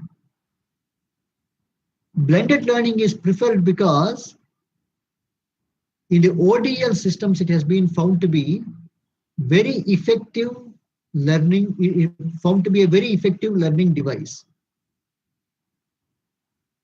It ensures improved pedagogy because there is the technology interface. It also ensures increased access, improved social interaction, greater flexibility, and higher level of faculty and student satisfaction. And moreover, in a country like India, where the target is reaching 50% GER by 2030, in the expected scenario of larger classrooms, this is also a more cost-effective strategy by means of which language learning can be pursued. Blended learning environments combine the properties and possibilities of both traditional and online learning on the one hand. They create a unique fusion of synchronous, that is direct, and asynchronous, that is mediated, modes of communication. They allow faculty more approaches and choices in designing instructional materials. And they increase the level of learner-centered strategies, peer-to-peer interactions, small group interactions. We can create small groups out of a large countrywide classroom. The blended learning modality gives greater scope for projects and assignments to be carried out by the student. There is then the flipped learning module. Flipped learning has also been called inverted learning or reversed learning, and it has become popular in recent years. Together with the integration of technology, although the term flipped learning has recently gained popularity in education, the idea behind it was as old as the idea relating to the Socratic method. The Socratic method believed in an argumentative dialogue between the teacher and the student, or among the students themselves, to stimulate critical thinking and to draw out ideas from out of this dialogue. And this is the basis for the flipped learning module. A flipped learning classroom is a type of blended learning situation where students are introduced to content at home and practice at school or college. This is the reverse of the more common practice of introducing new content at college or school and then assigning homework to the students or projects to the students to be completed by him at home. In this way, through the flipped mode, learners come to the class prepared. They have the greater ability to share information. They become more active during class hours. However, what differentiates flipped learning from the previous learning theories is the use and integration of technology in the learning process. It is in line with the objectives of modern educational policy of demanding more engaged, more autonomous, active, self-confident learners. This is one important objective of the national education policy too. Flipped learning can be defined as a pedagogical strategy in which the typical lecture and homework elements of a course are reversed. It's also called active learning. Active learning is a term used in the context of flipped learning. Flipped learning is a more problem-based, inquiry-based learning module It's a collaborative learning module where group discussions are possible, where case studies can be conducted, where peer tutoring is possible on a large scale. All these have great scope for in flipped learning. Another theory which supports the idea behind flipped learning is constructivism. Flipped learning is constructivist in its approach. That is, individuals create their own understanding of a subject based on an interaction with it all by themselves. In other words, learners construct their knowledge of the world through experiencing it and reflecting upon it. Flipped learning is regarded as an application of constructivism in which the emphasis is on the learners and not the teachers. With the help and guidance of the teachers, the students have a chance of constructing, organizing, and supporting their own knowledge. It's a mode of learning by doing. The student is more or less on his own, with the teacher playing an occasional mediatory role. Flipped learning can form the basis for a number of social learning activities to be revised by means of teacher and peer guidance. The flipped learning classroom provides greater scope for addressing differentiated learning preferences during in-class time. That is another great flexibility which flipped learning modules provide. The flipped learning classroom, therefore, is an environment where the student takes responsibility for his own learning. It permits greater social interaction, collaborative learning.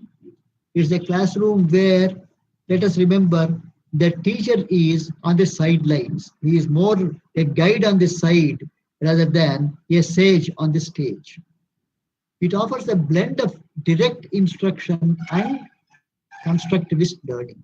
It's a class where content can be archived for future use or for remediation.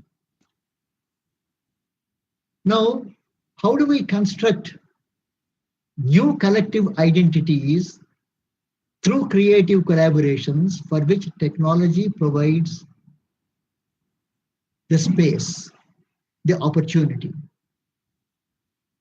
The National Education Policy 2020 emphasizes the importance of cross-border academic exchanges among institutions, not only in the country, but in the whole world. This is a feature of internationalization of higher education. In the context of 21st century competencies for future work roles, a culture of collaboration has been found necessary. A culture of precise targeting of skills is necessary. And this kind of an atmosphere needs to be created for the student. And technology comes in handy in this area of collaborative, creative learning, cross-border learning. A lot of research, therefore, has to go into the development of pedagogical models, appropriate pedagogical models. That is the need of the hour. Because technology interface provides, as I have already pointed out, a cost-effective mode of learning. It is highly customized to meet individual student requirements as well as group student requirements. It is quality assured education. It is contextualized to meet contemporary demands on professions and on skills. So the idea is to develop, as I have pointed out, the idea of the national education policy is to develop a resource base of energized, motivated, capable faculty. How is this resource base developed? Through appropriate training in pedagogy. which is one of the most important tasks before university system, before the university system, before the entire higher educational system of the country. Now, what is pedagogy-based training? Pedagogy-based training involves, in the first place, an understanding of the role of learning theory, learning by doing, including social constructivism, including constructivist components in the learning process.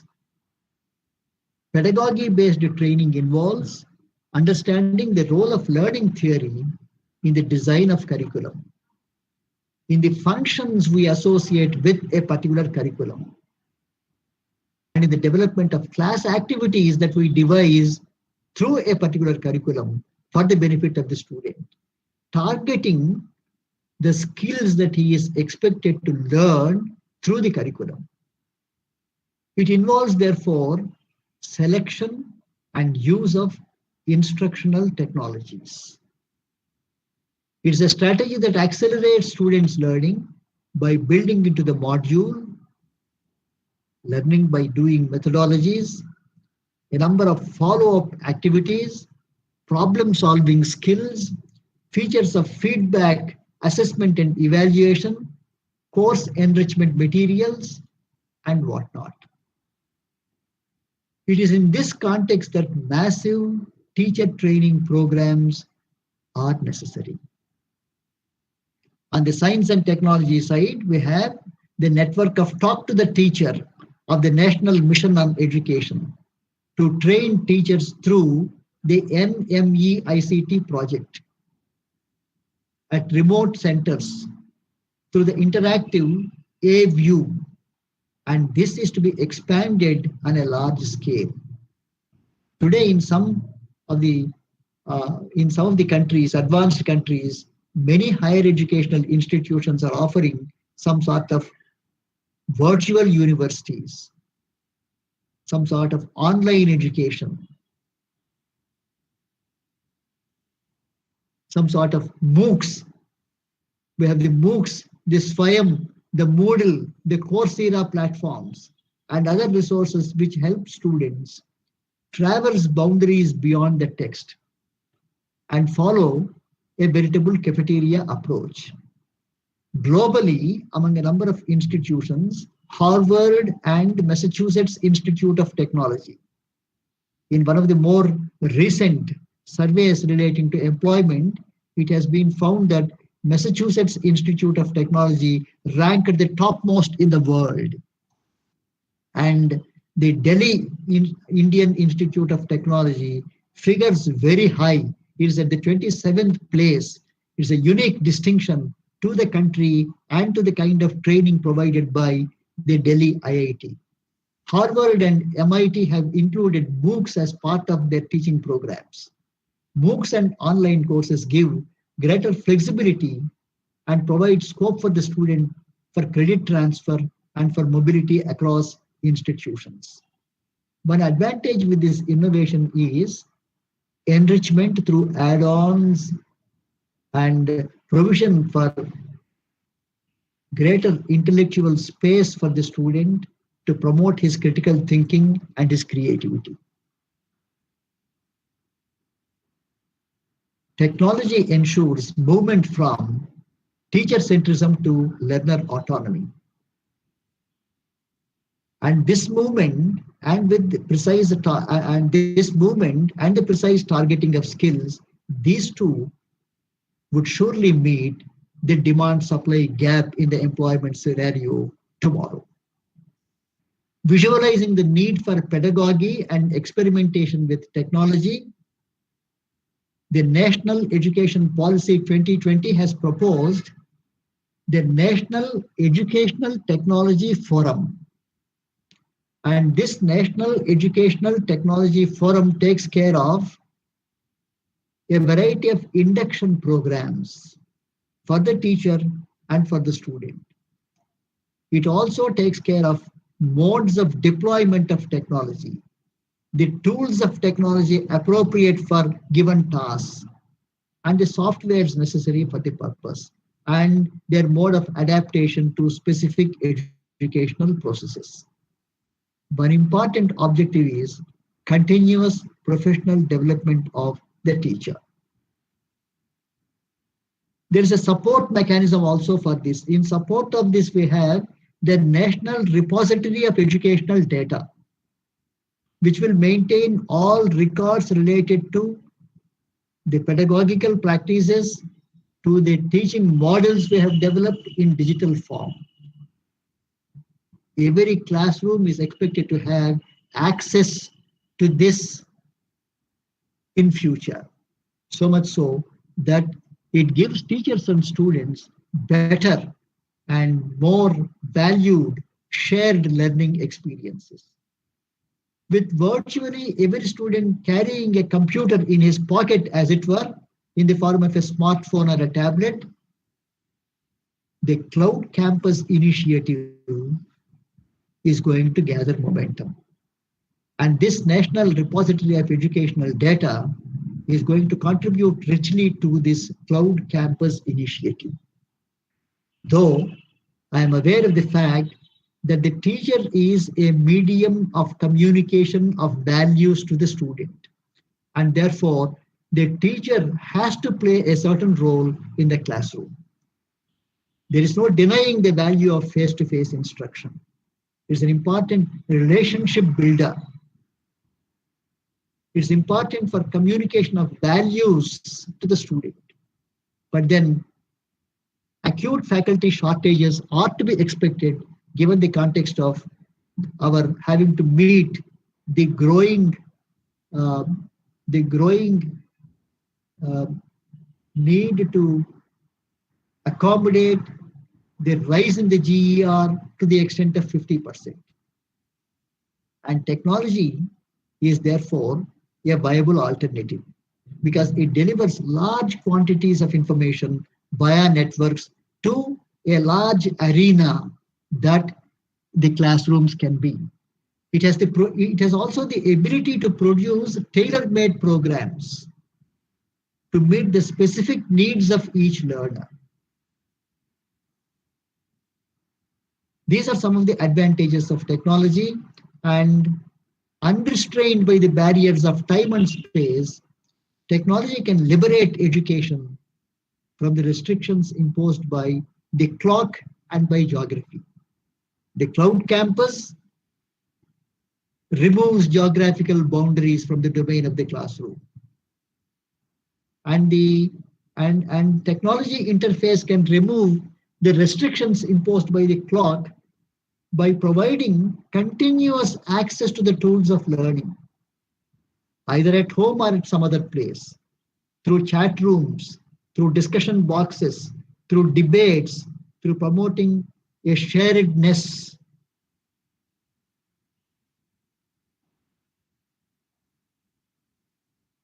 Some universities, let us remember, now exist entirely in cyberspace with no campus and no classrooms. Though that is a far-fetched situation, let us hope for greater infusion of technology in order that we might have a more focused communication of learning objectives to the student, in order that we might train the student to greater employability in the current scenario of meeting 21st century job requirements. Thank you very much. I thank the Vice Chancellor and the administration of JNTU Anantapur for giving me this opportunity to deliver this talk, and I'm extremely happy that Dr. Chitra has taken a lot of initiative and has invited me to deliver this keynote address. Thank you very much. Sir, thank you very much for your elaborate and enriching lecture. So you have enlightened on choice-based credit system and national educational policy, active interference with the students, how to interact with the students, and the ELT methodologies, blended learning, skill-oriented skill development process, and also how to train the teachers in order to make the students learn these skills. and the importance of digital English laboratories, etc. And so lesson plans, how to design lesson plans with the help of technology, gamification of learning to engage language learners with fun, and also some of the pedagogical methods. And you have also advised us to do moves and also to train on these moves and to go for CPD activities, continuous professional development activities. Thank you very much. So for your advice to all the teachers and also your enlightening lecture. And I once again thank you for accepting my invitation to serve as resource person. Thank you very much, sir. And now I'd like to invite Mr. Afrozuddin to offer feedback to sir's lecture. Afroz, are you there? Good morning, ma'am. Yes, I am very much here, ma'am. Is it Yes. audible? Yes. Oh, yes, ma'am. Good morning, everybody, and especially Professor C.R. Visweswar Rao, sir. I'm very glad and happy that after a long time, it gives me and every other participant to listen to you. Such a wonderful talk on various, ubiquitous canopy of several elements on teaching, English language teaching, sir. It's really a wonderful thing. Sir has spoken, shed light from new pedagogical devices to cloud learning and conservative system to virtual universities. And here he has spoken very in detail about multidisciplinary model, the moralities, learner-centered teaching. Of course, in today's age, this is one of the prime thing that a teacher has to bear in mind. It should not be teacher-centered, but learner-centered teaching. Because in a way, if we go back to some ages, there was orthodox way of teaching, memorizing, dumping knowledge into the student's mind without caring whether the student has understood the concept or not, and simply going out of the phenomena. But now things have really changed, as sir has told. Teaching with innovation, assisted learning, optimum learning outcomes, and here active learning is a prime thing that a teacher should bear in his mind. As he said, we can use technology by showing them with some good videos, PowerPoint presentation, educational apps, where a student can explore many things rather than be a person in his own grave. So he has to come out of his own grave now to see what lies ahead of his own predominance and priorities of his own life. Of course, a systematic change of approach is happening, sir. That is what you have raised a very beautiful concept to usher blended learning in this present scenario, especially in the Corona times. And systematic change of approach, skill target curriculum, learning outcome teaching. And of course, when we discuss learner's objective, I can suggest a Bloom's taxonomy where a person can use that to for better outcomes of the objectives. Then sir has spoken very beautifully about conceptualization of language teaching, the kind of approach, design, procedure, active engagement in classrooms, and acquisition of skills, where he has rightly said it's a cross-pollination of ideas, liberal education. Matthew Arnold said, as sir has quoted, a free play of the mind on ideas. And that gives life skills. And skill development program initiates employment in India, which is of course stagnant for 3 years and more, where a student should learn, unlearn, and relearn, which is a policy that has to be tuned in the classroom teaching methodologies. Of course, fabric material is not good because it doesn't give a scope or a chance to the teacher, not to the student, because it's a hindrance to the growth of one's own individual personality, because he would be like a frog in a well rather than a lion in a forest. And while teaching, the teacher should bear in mind the complete scenario, the forest, but at the same time, he should not forget alongside the trees that are there in that particular forest. And campus buddy is a really good concept, sir, because it's all westernized campus buddy, where students can share many things, learn many things, as well as the teacher can also share many things, where it initiates a good progressive learning. And yes, and sir has thrown light on self-learning, peer learning, group learning, which is learning by doing, and Blackboard software. And of course, he rightly mentioned language is a social discourse. And he has given good things about lesson planning. And here, lesson planning should be done precisely, what I personally do believe, sir, because the simplest and the smallest lesson planning is where you want to go, why you want to go there, how you want to go there, and how will you know when you have arrived. So this is one of the simplest lesson plan a teacher can put in his mind before planning a content or a subject. And of course, 3-2-1 activity is also very much utilized in the last 5 minutes of the classroom. What are the 3 things student knew? What are the 2 things he understood? And what is the 1 thing he is still unsure about? So if this exit slips happen in every classroom, then it gives a good feedback about the teaching as well as the learning from the student end, and we can develop and curtail the other things that dominate the irrelevant teaching in the classroom. And KWL strategy also works well. What a student knows, what student want to know, and what he wants to learn. And this is basically a scaffolding the content. So what's the beginning of the lesson, middle of the lesson, and end of the lesson? So in a ubiquitous way, sir has given a very good information, a wonderful scaffolding of all the system that has been going on for many years. Especially he has mentioned on the new education policy of 2020. And rightly, sir resonates Kasturi Rangan's quote, education needs change, not fine tuning.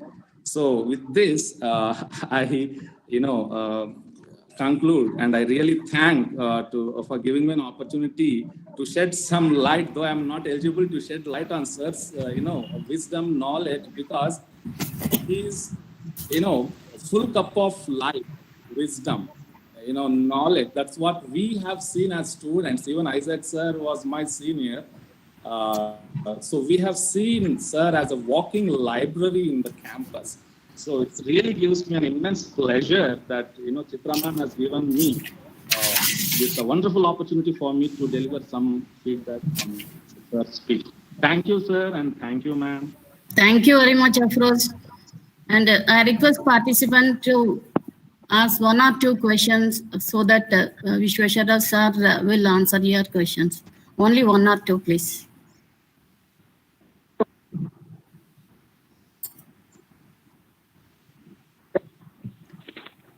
Welcome, Professor Prasad.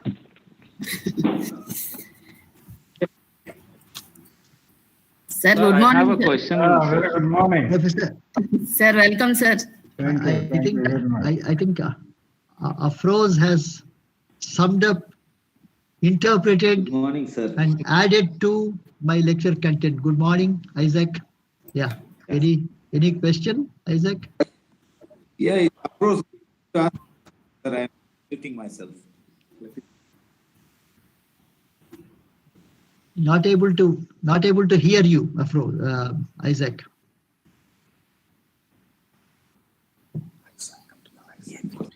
Good morning, sir. This is Tabriz.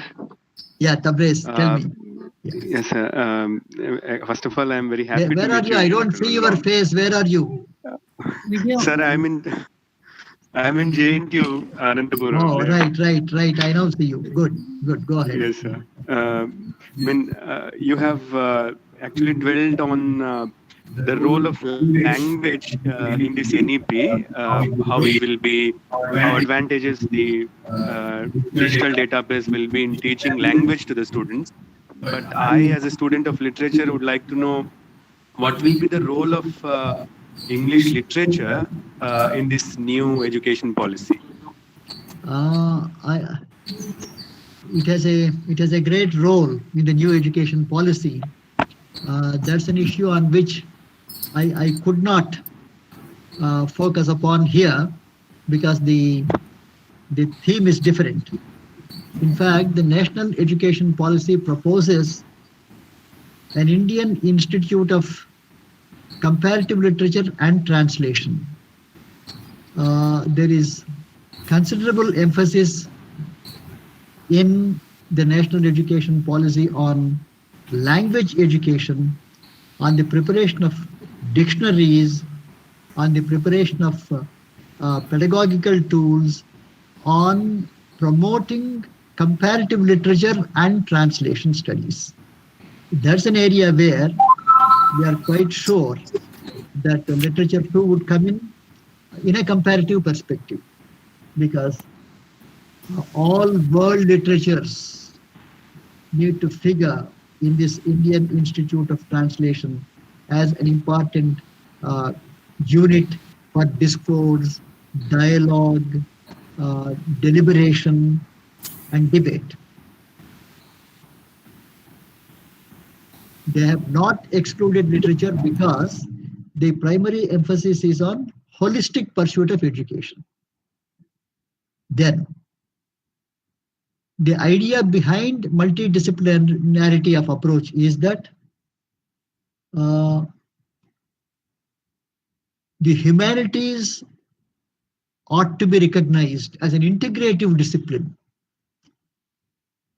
As an integrative discipline where the humanities contribute to knowledge generation, to the creation of the philosophical foundations for the study of language, literature, culture of a given society. Is it okay, Tabrez? Yes, sir. Yes, sir. Clear, sir. Yeah.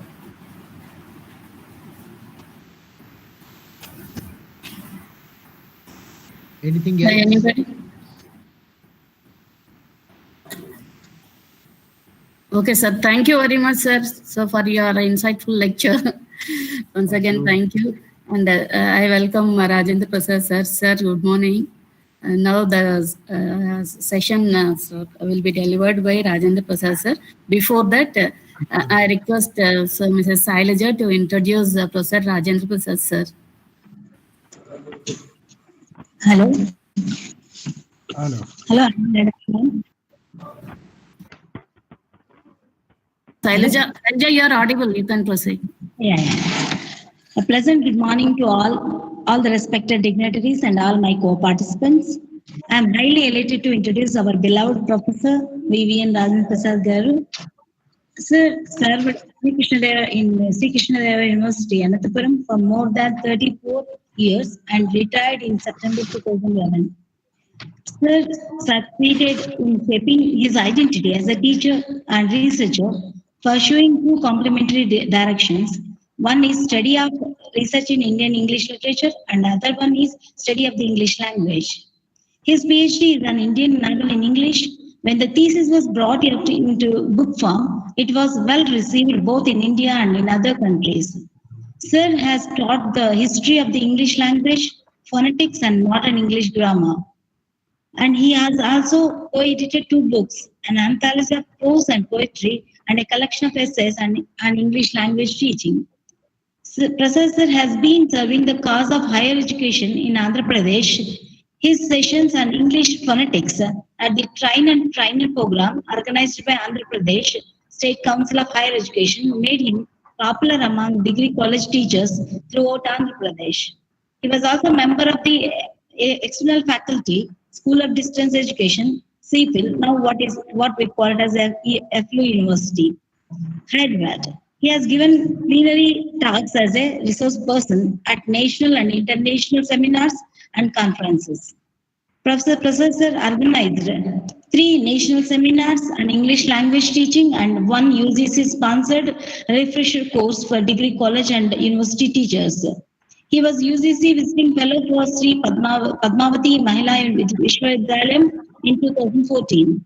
In recognition of his services to English studies in India, Professor Prasad was chosen president of the 63rd All India English Teachers Conference in 2019. While there was been greater accent in his pedagogical endeavors and English language teaching, he has also diversified his interests to include American and British fiction for MPhil and PhD level supervision. He so far guided 21 PhDs and 30 MPhils. Professor Prasad was member of SK University Senate and SK University Academic Council. As member of many committees, he prepared reports of different types and contributed a great deal to the success of various academic and administrative programs at Sri Krishnadevara University. After retirement from Sri Krishnadevara University, Professor Prasad joined Rayalaseema University in September 2012 as professor on contract. After serving Rayalaseema University for 6 academic years, Professor Anantapur joined the newly established Central University of Andhra Pradesh as visiting professor of English. On behalf of Humanities, I heartily welcome you, sir, to this one-day conference. Thank you, ma'am, for giving this opportunity. Yeah. Thank you, Sailaja.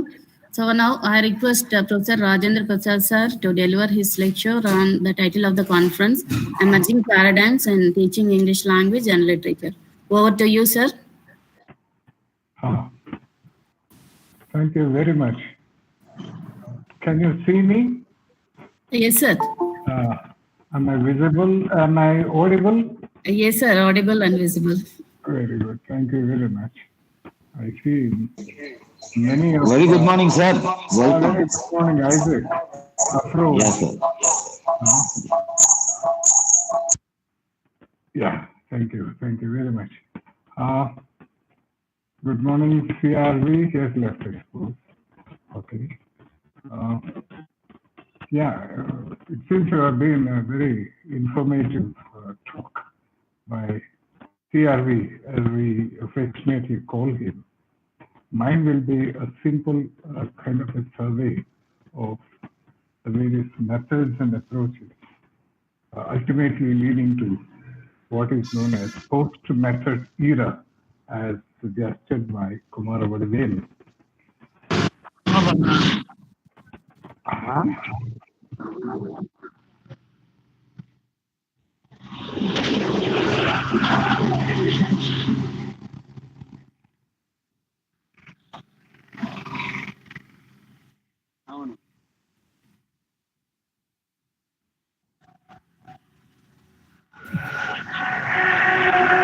Prasad sir, you can unmute. Sir, you are muted. Now you are unmuted. I hear a lot of noise. Yes, sir. So I request the participants to mute your mobile phones. Oh, sister. Thank you very much. Yeah. I don't know how, I'm sorry. I just saying that mine will be a kind of a simple survey of mainly English language teaching, and towards the end, I'll try to say a few things about teaching of literature. In fact, when I came across this word, pedagogy, that many people use, I was tempted to know the actual meaning of pedagogy. Who is a pedagogue? Or more precisely, who was a pedagogue? A pedagogue was originally a slave who led or took pupils or students to their place of learning. That is what pedagogue literally means, at least it originally meant. So when we move to the 21st century, I think we have to keep in mind that particular duty that pedagogue way back in Greek science performed. So with that, those few words, let me begin my talk.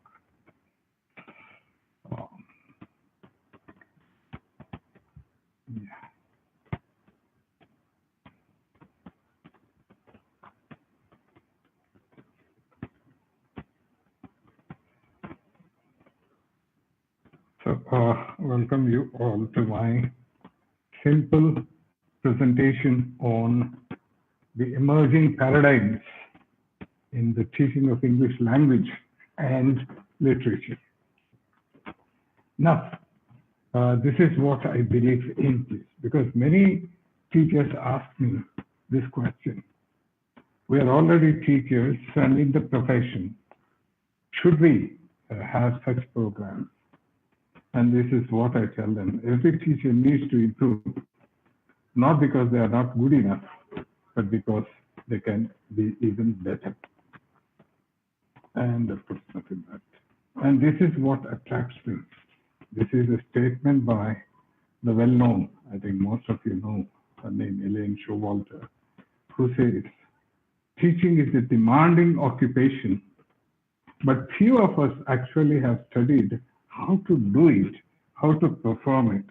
That led to the idea of perhaps the answer to that statement is the various methods and approaches that we have had on the teaching of any language, especially English language teaching. And when we look at this 21st century education, what are the things that have changed in this arena? We can say that 21st century education is influenced by, as you all know, globalization, the rapid social change, and new research into how people learn. There is a very interesting statement by Noam Chomsky, which I mentioned in the course of my talk. The role of the teacher in the 21st century classroom is to ensure learning is student-centered rather than teacher-centered. This sort of student-focused learning has 7 key characteristics.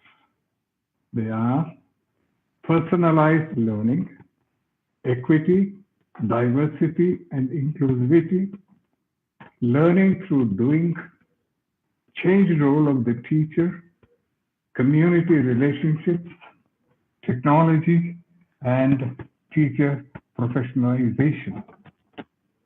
When you look at the first one, that is personalized learning, a personalized approach recognizes that not all students learn in the same manner. This kind of personalized learning involves differentiating between instruction so that students can learn in ways that suit their personal needs. This, I think, this purpose, what is known as, eclectic approach serves a lot. And then when we look at the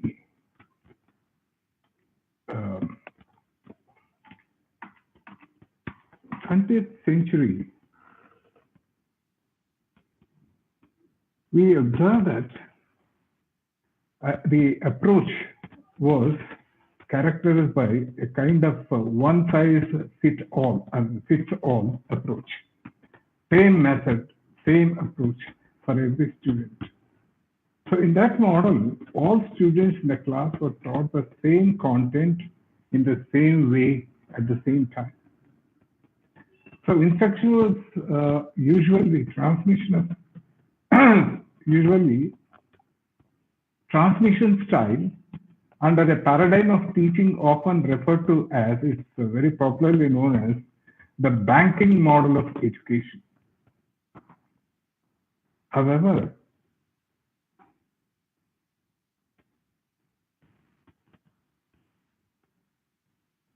theories such as the socio-cultural theory gained importance, prominence in the latter decades of the 20th century, which are now dominating in the 21st century.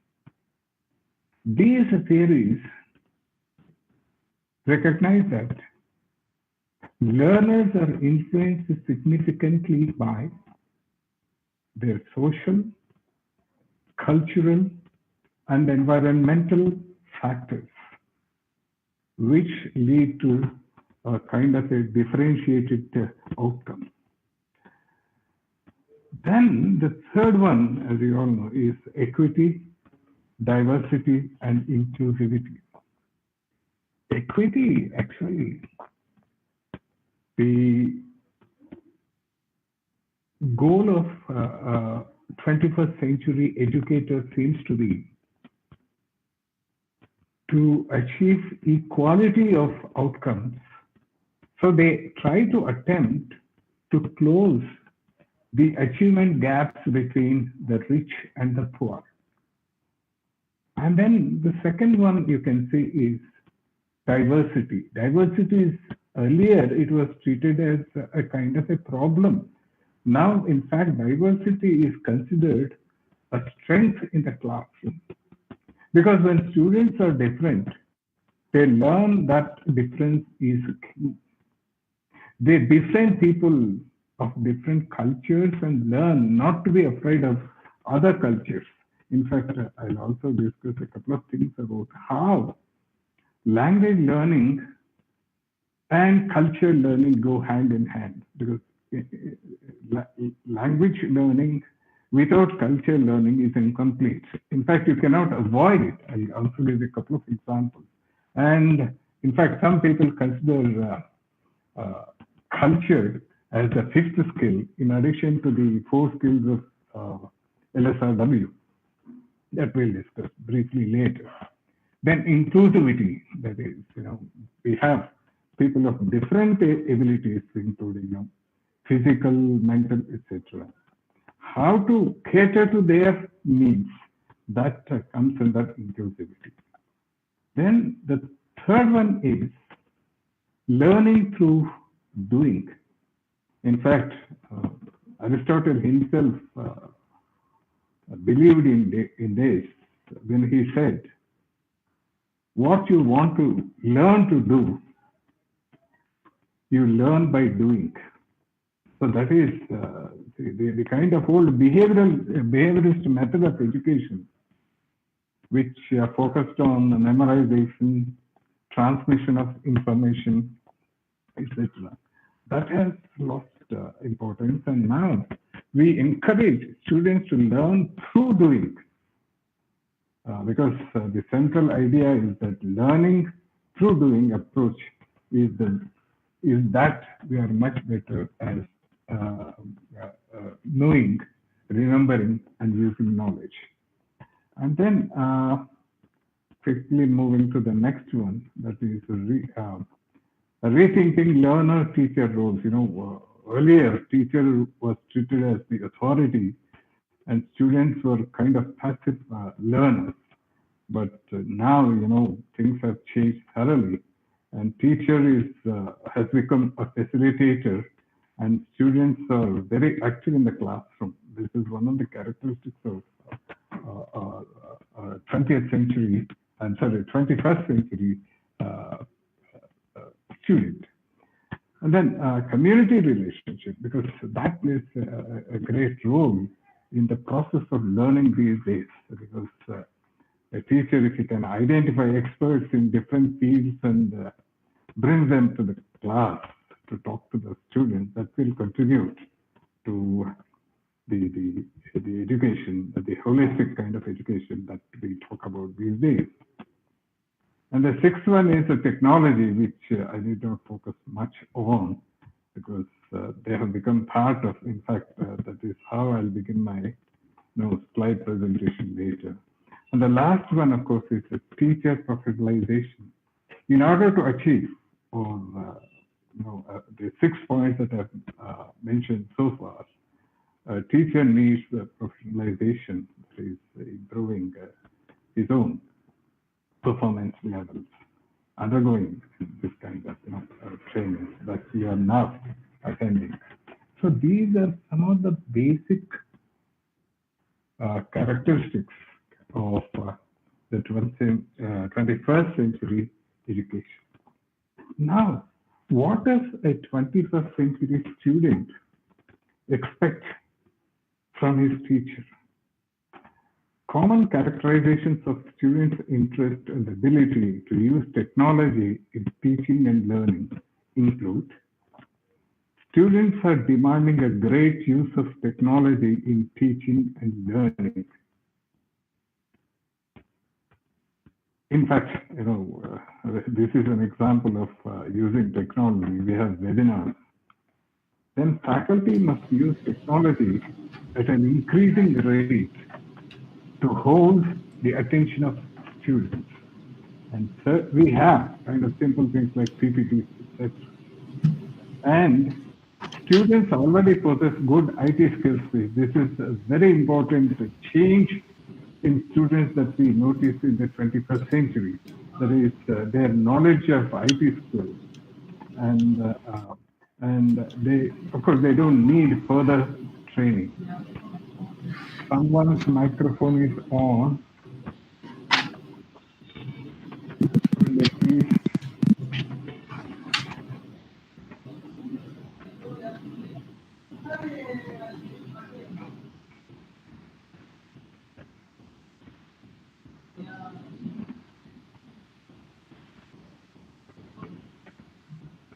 Chitra. Sir, your voice is not audible, sir. Not at all? Now it's okay, sir. Okay. Now, someone's microphone is on. Will you please ask them to mute it?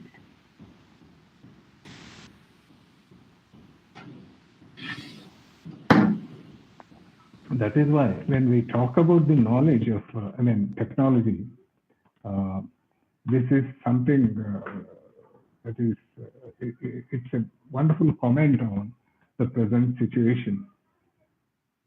You can see this, technology will never replace teachers. But a teacher who cannot teach with technology will be replaced by another one who can. So teacher, it's almost has become, obligatory or mandatory that he has some knowledge of technology. So now, how does technology help us? I think CRV has already referred to this blended learning. Now, this I think is in fact the combination of both the physical classroom and the kind of virtual classroom that we talk about when it comes to blended learning. Blended learning is a combination of offline, that is face-to-face or traditional learning, and online learning in a way that the one complements the other. One completes the other. It is neither fully face-to-face nor fully online.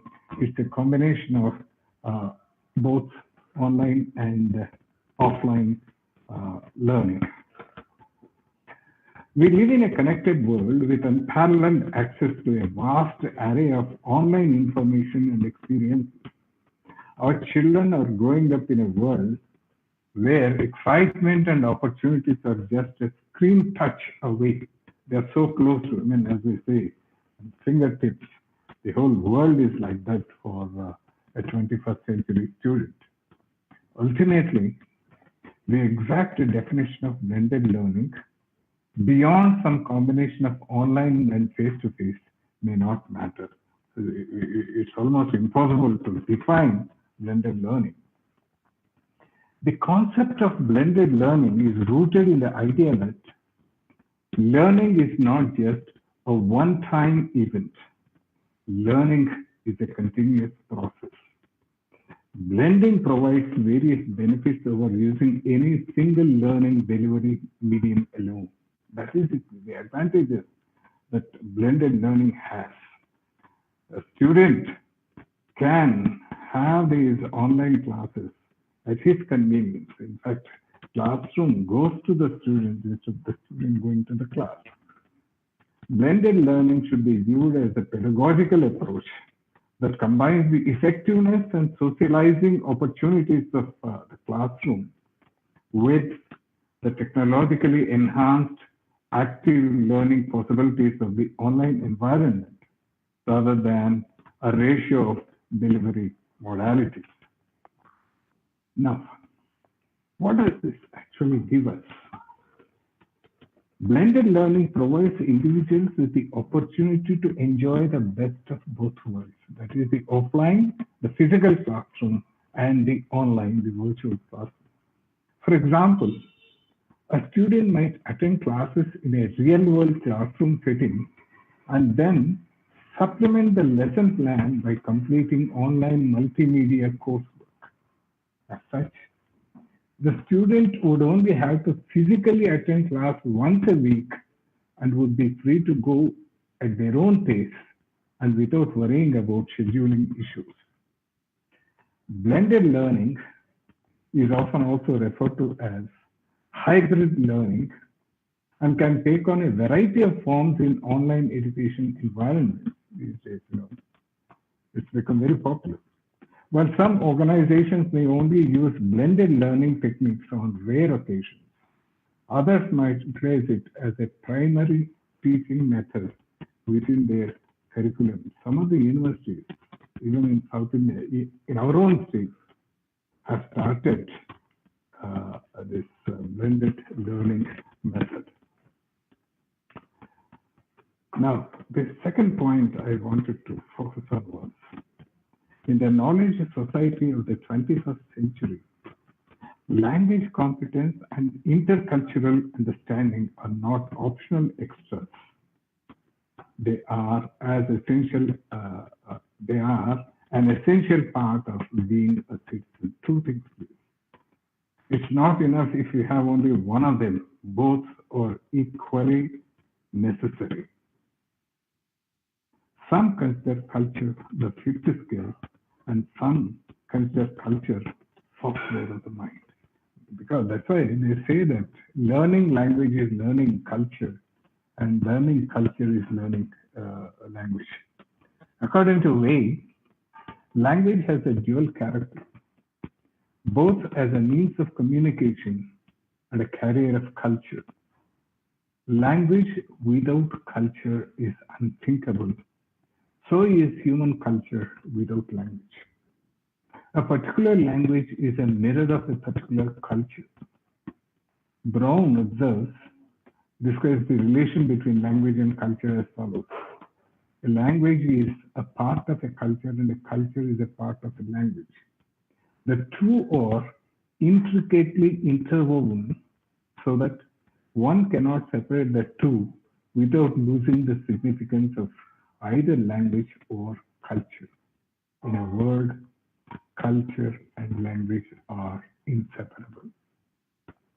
In fact, when we talk about globalization, we also talk about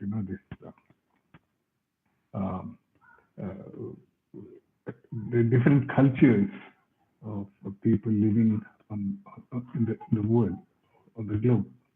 Now, the basic point is, if you want me to give an example, I can give an example.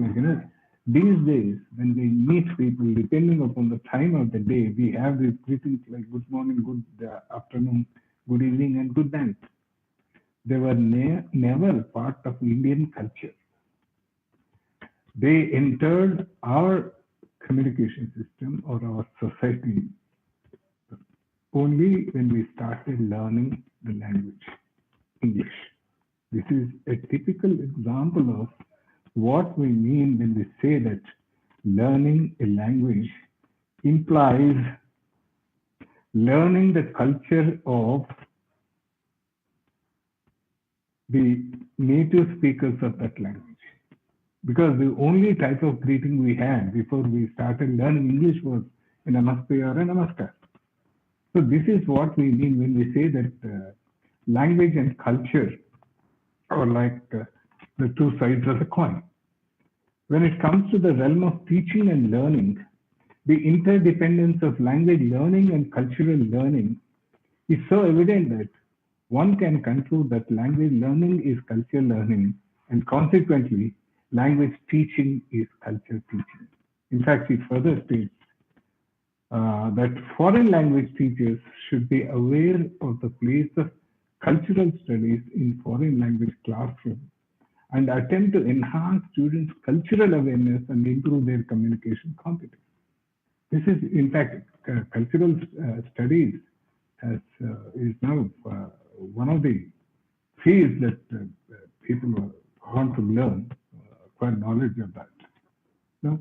And another, he says, likewise, Wang asserts that foreign language teaching is foreign culture teaching, and foreign language teachers are foreign culture teachers.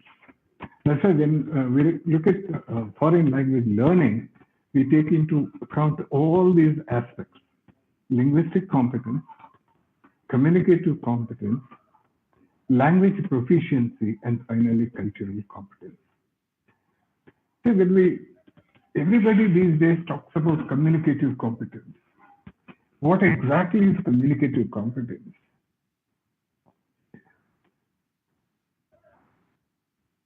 It was Delhines who introduced this term communicative competence, whereas Chomsky focuses more on linguistic competence, which we can simply say is grammatical competence. Delhines focuses on communicative competence. What exactly is this communicative competence? Just a few sentences on that, and I'll move to the next one. Am I audible? Okay, sir. Okay, sir, audible. Thank you. Yes, sir. Yes, sir. Okay. Yeah, thank you. Thank you.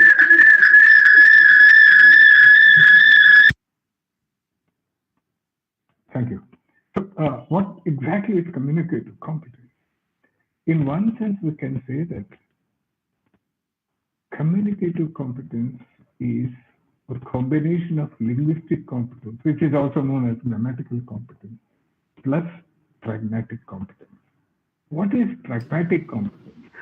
It is related to, it discusses what is known as, or it is about, or it is the study of what is known as contextual meaning. Meaning in context. You must have come across this word semantics.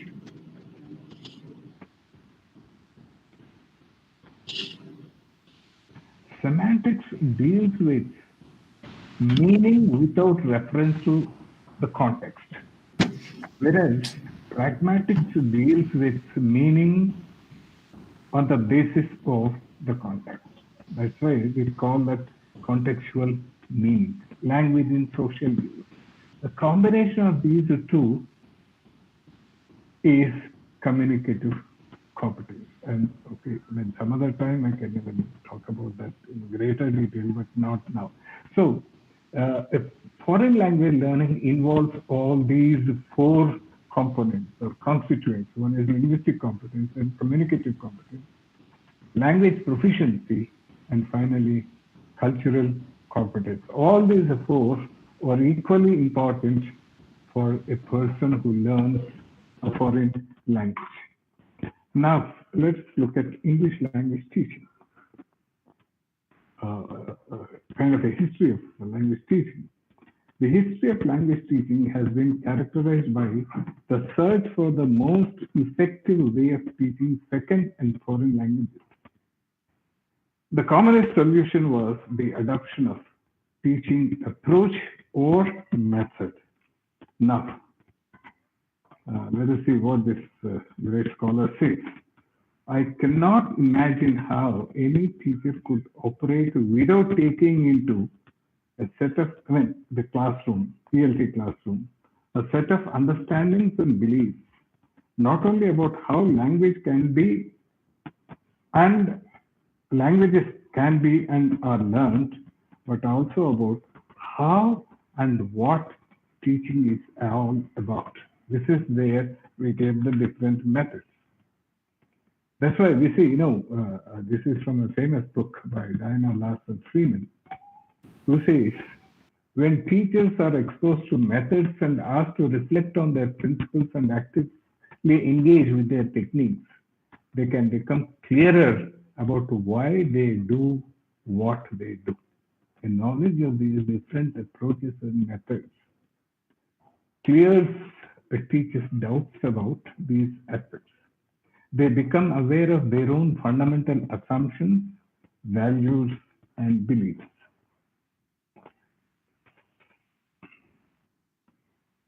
Chomsky, I mean, that's what I was referring to earlier also. He, in fact, slightly changes what Humboldt said way back in 1836. He says, we cannot really teach languages. We can only present the conditions under which a language will develop spontaneously in the minds of the learners in its own way. That is, we provide the right atmosphere. We can only present the conditions in which a language will develop spontaneously in the minds of the learners in its own way. Another very important point that we need to remember is the English language teaching tradition has been subjected to a tremendous change, especially throughout the 20th century. We had so many methods and approaches, especially, perhaps more than any other discipline, this tradition has been practiced in various adaptations in language classrooms all around the world for centuries. While the teaching of maths or physics, that is, the methodology of teaching maths or physics has, to a greater or lesser extent, remained the same, this is hardly the case with English or language teaching in general. So many changes in the method that was adopted. There are some milestones in the development of this tradition. We started with, the well-known GTM method, the grammar translation method we had. And in fact, till recently in India, this method was followed in the teaching of English, the grammar translation method. And in some places, even today, this is the method that is followed, at least at the school level. Then we had, as a kind of, a protest against it, the direct method, the audiolingual method, the reading approach, the structural approach, Suggestopedia, it later becomes Desuggestopedia.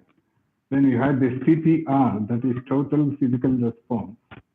Then we moved to communicative language teaching. From there to what is known as the silent way. And community language learning, not communicative, this community language learning. Then immersion. Immersion means actually, suppose you are born in India and you speak a particular Indian language, and suddenly you are lifted and placed in an African country, and where you are surrounded by the local language. This is known as immersion. You are immersed in that, and which makes it impossible for you to survive unless you learn that language. That is immersion. The natural approach, which is almost similar to the direct approach. The lexical approach is quite interesting. I think even today I noticed that not many universities include this, even though they offer a course on English language teaching. Sorry. See, the lexical approach, according to this approach, language is not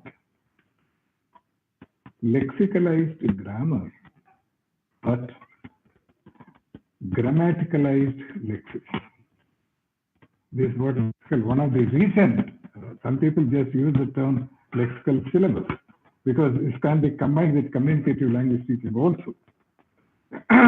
What does it mean when we say that language is not lexicalized grammar, but grammaticalized lexics? See, when you want to form a sentence, you don't first think, I use the SV model or SVO model or SPC model, and then fit in the suitable words in it. You first think of the words that you want to use in a sentence and construct that a sentence based on these words, not the other way around. That's what lexical approach is all about. In fact, according to this approach, most of the time we learn languages in chunks, in small pieces, not just individual words. For example, to give a simple example, we don't learn I and sorry as independent words and then combine them.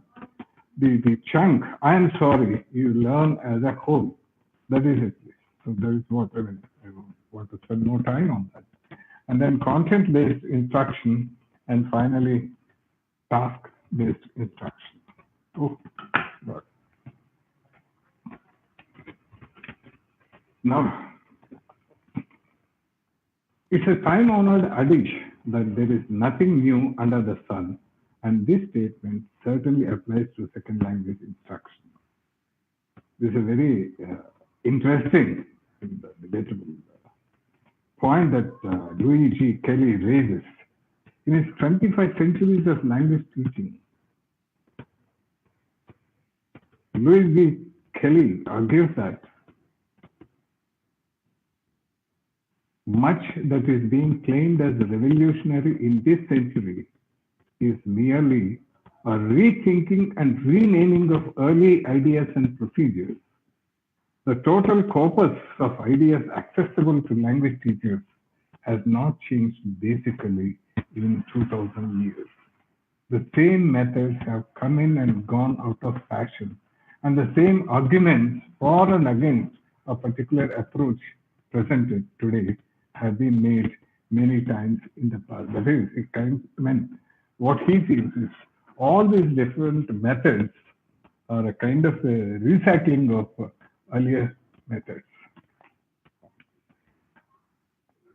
But a glance through the past century or so of language teaching will give an interesting picture of how varied the interpretations have been of the best way to teach a foreign culture. Because one thing that we can never say this is the method.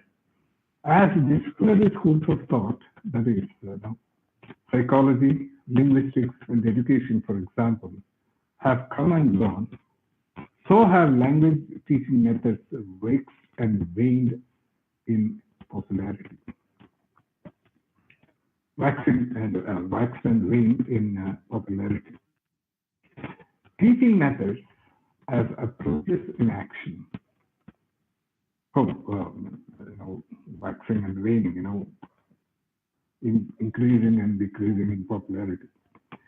Teaching methods as approaches in action are, of course, the practical application of theoretical findings and positions.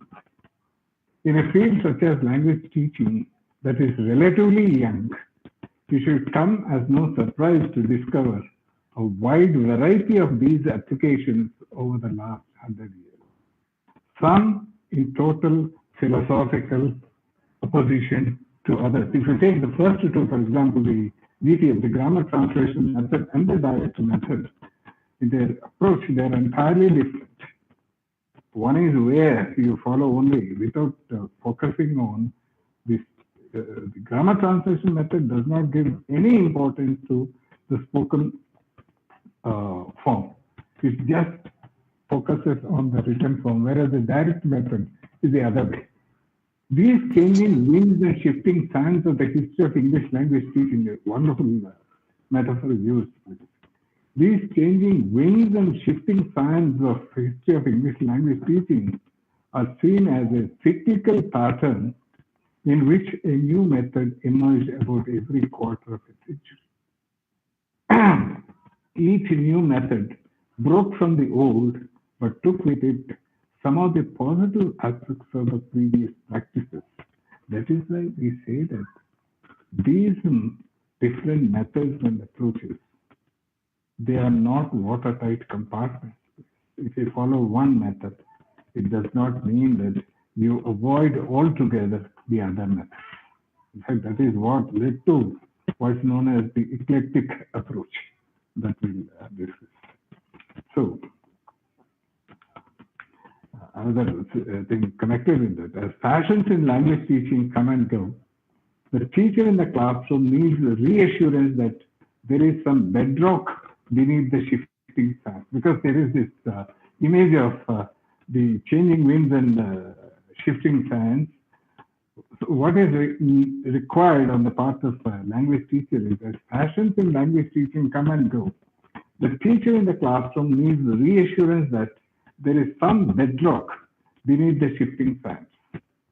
Once solidly founded on the bedrock, like the sea anemone, the teacher can sway to the rhythms of any tides or currents without trauma of being swept away purposelessly. That is it. I mean, if he has strong base in one particular approach. So any number of new, he may may add to his knowledge, but don't disturb altogether his belief in any particular system or method or approach. Now, that is why when we see that number of methods come and go, but methods as an idea, as a concept, continues to live. That's why, you have that famous English, traditional saying, when a king dies, the king is dead, long live the king.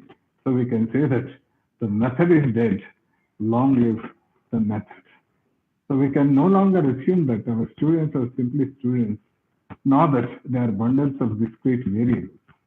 They are complex human beings who bring with them to the classroom their own individual personality as it is given, as it is at a given point in time, and this influences how they interact with what we do as teachers. That is why, see, this is the basis.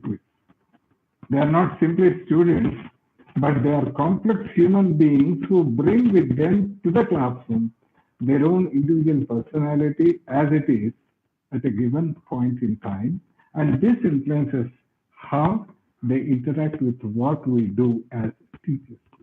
That's why, in one sense, we can say what is required is a kind of, contextual language teaching, depending upon the ability. We talked about inclusivity and see the different characteristics of the 21st century classroom. Currently, English as foreign language or English as second language teachers are encouraged to explore what works and what does not work in a certain ELP context, using what Brown calls an enlightened and eclectic approach or method. This is, again, we have almost, even that phase is now almost over, but it still continues to, if not the full extent, at least to a certain extent. That is what is known as the eclectic approach. It's a combination of different approaches. It's like, the assorted chocolates or sweets that we have in a box. When you are visiting somebody and you want to take something for them, you don't know what they like, which sweet they like. The best way out is to take a kind of box of assorted sweets and give them the choice to select the one that they like. Eclectic approach is exactly like this. Individual focus on individual students. The eclectic approach can be considered the most recent approach because it is actually a blend of techniques and activities used in many of the approaches.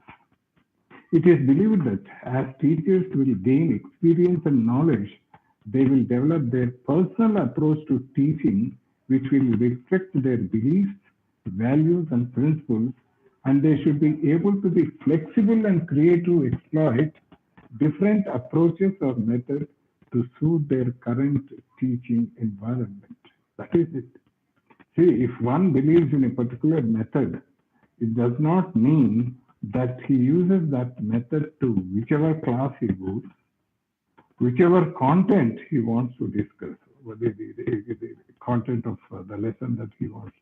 He needs to use that method or approach appropriate to that given situation, the students and also the content. That's what Bailey suggests principles that teachers should keep in mind when making decisions about the classroom practices. There is no convincing evidence from pedagogic research, including research into second language instruction, that there is any universal or best way to teach. This is what I began with. There is nothing like the best system. The only thing that a teacher can do is combine kind of a blending of different systems to suit a particular classroom situation. Although clearly particular approaches are likely to prove more effective in certain situations, blanket prescription is different and is difficult to support theoretically. That is what we mean. We cannot use just one system for all classes in all textual context. That is, what exactly is the lesson you are teaching. The art of teaching does not lie in accessing checklist of skills, but rather in knowing which approach to adopt with different students in different curricular circumstances or in different cultural settings. I'll give one simple example where we can see that this kind of method where you teach language through literature becomes very effective. There is a passage in a book by R.K. Narayan. You know, actually he goes to the United States and he wants to have a cup of coffee. So he enters a coffee shop and orders coffee. And the man says, the person there says, do you want a black coffee or white coffee? This is where culture comes in. And Narayan says, I don't want I want neither black coffee nor white coffee. I want brown coffee, typical South Indian culture. It's not just for that I give this example. Then Narayan gives a graphic account of how coffee is made in a typical South Indian house. The entire passage, the process of coffee making, it's given in passive voice. So instead of just picking out examples which never exist sometimes, we can take that and to teach two things. One is the grammatical aspect of passivization, and the second one is how cultures vary from country to country. So this is what we mean when we say this kind of eclecticism. So eclecticism is not a method in itself, but the use of different methods and or different techniques depending on factors such as the learner's age and gender and needs, the goals and objectives set, the available materials, and the teacher's views about what teaching and learning encompasses. So, eclectic is composed of material gathered from various systems, doctrines, or sources. The eclectic approach simply utilizes the best of all educational models, tailoring that mixture to the individual child in order to best meet his needs. It borrows from textbooks, library books, workbooks, manipulatives, online courses, games, and projects. You name a thing, and the eclectic approach uses that. That seems to have been considered a very successful approach. So, complex circumstances of teaching and learning languages with the different kinds of pupils, teachers, aims, with aims and objectives, approaches, methods and materials, classroom techniques and standards of achievement, all these make it inconceivable that any single method could achieve optimum success in all circumstances. This is in defense of eclectic approach. Different kinds of pupils, teachers, aims and objectives, approaches, methods and materials, classroom techniques, all these make it inconceivable that any single method could achieve optimum results. So Alan Neely, I think most of you know him, written a number of books on English language. We need to offer a variety of teaching which will give equal opportunities to people with a different styles. And to add to it, we can say, rather than fish in one linguistic stream, we should cast our pedagogical net in all waters that might bring us in a profitable catch. Now, this is what eclectic approach is about. However, now you have perhaps one of the most recent views of language teaching. Blowing winds, shifting sands. We have been talking about blowing winds and shifting sands. We saw how one method or approach gave way to another method or approach. And now the post-method era, that is language teaching and learning in the 21st century. That means we have passed the era of different methods and approaches, what Kumar really calls the post-method era. He is a wonderful teacher who works at the San Jose State University, California, also emeritus there.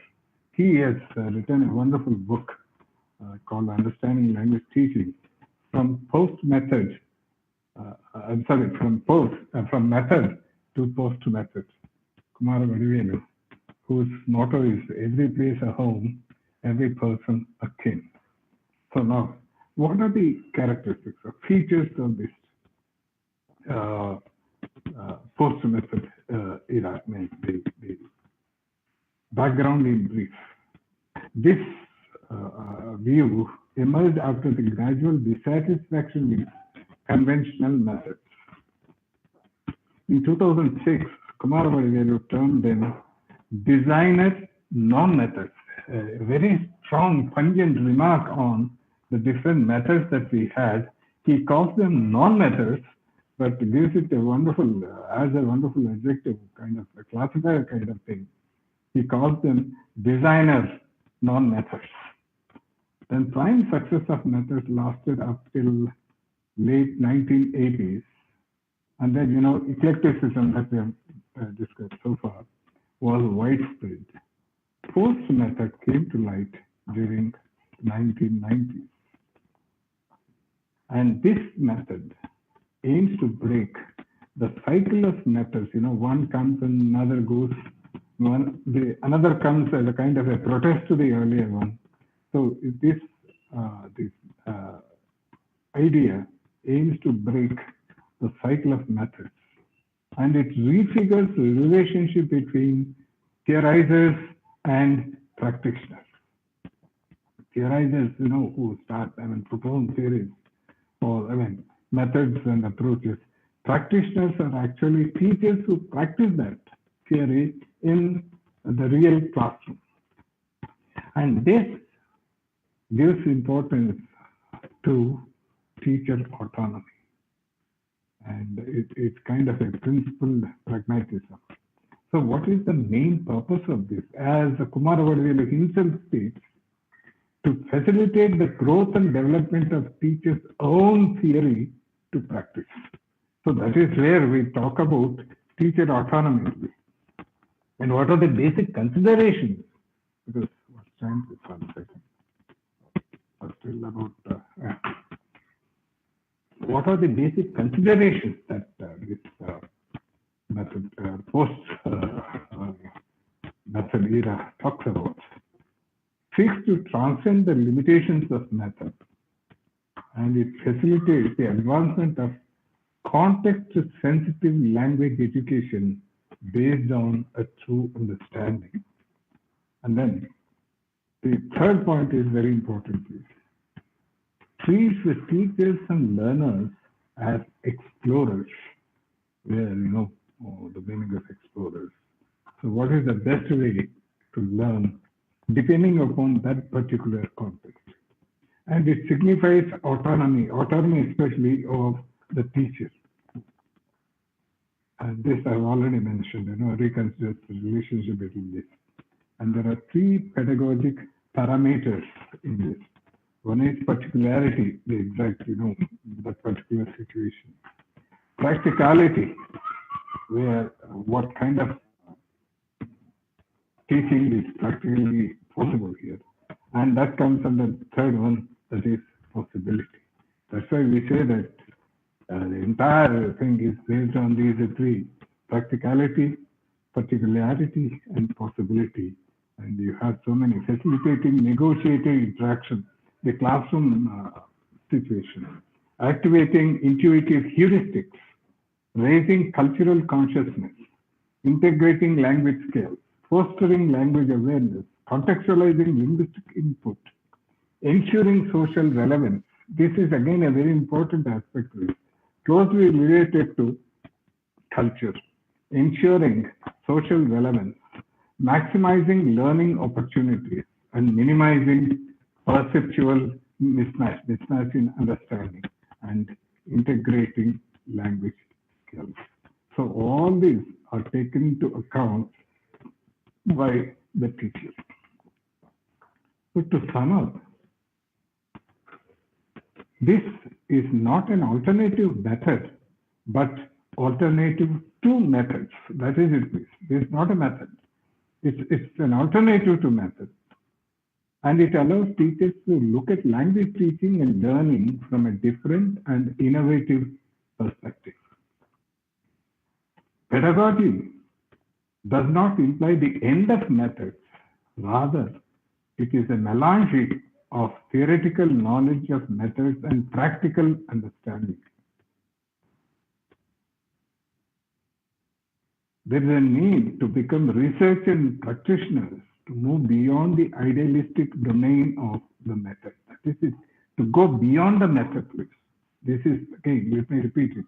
There is a need to become researchers and practitioners, the teachers in this, to move beyond the idealistic domain of the methods, thus far or no further. That is not the kind of view one must have. Macro strategic framework and three-dimensional framework are essential tools to reconstruct the methods in an adaptable way. And finally, the focus should be shifted from method-based pedagogy to a post-method pedagogy. And that's why the core of all this is to teach is to be full of hope, as mentioned by Gibbon in 1989. This is what I had to rush through some of these things because it's already, I think, almost 12:55. I would like to spend some time on teaching of literature. At this point, any questions that before I move on to the next one?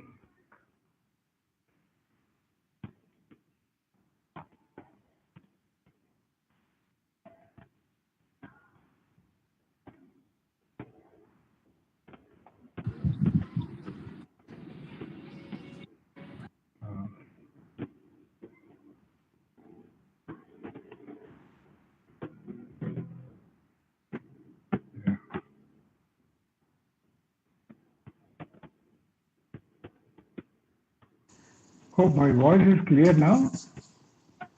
Sir, your voice is clear.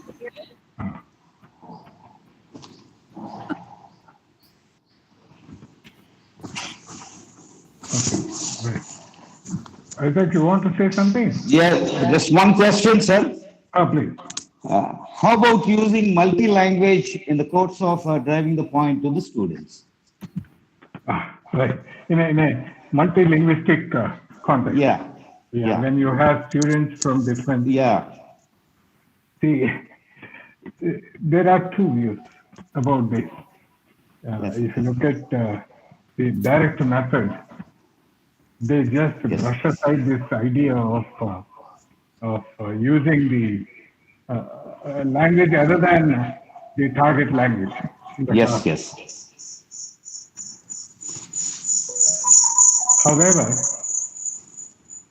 I can't say this is it, but one view is only the teacher perhaps Yes, sir.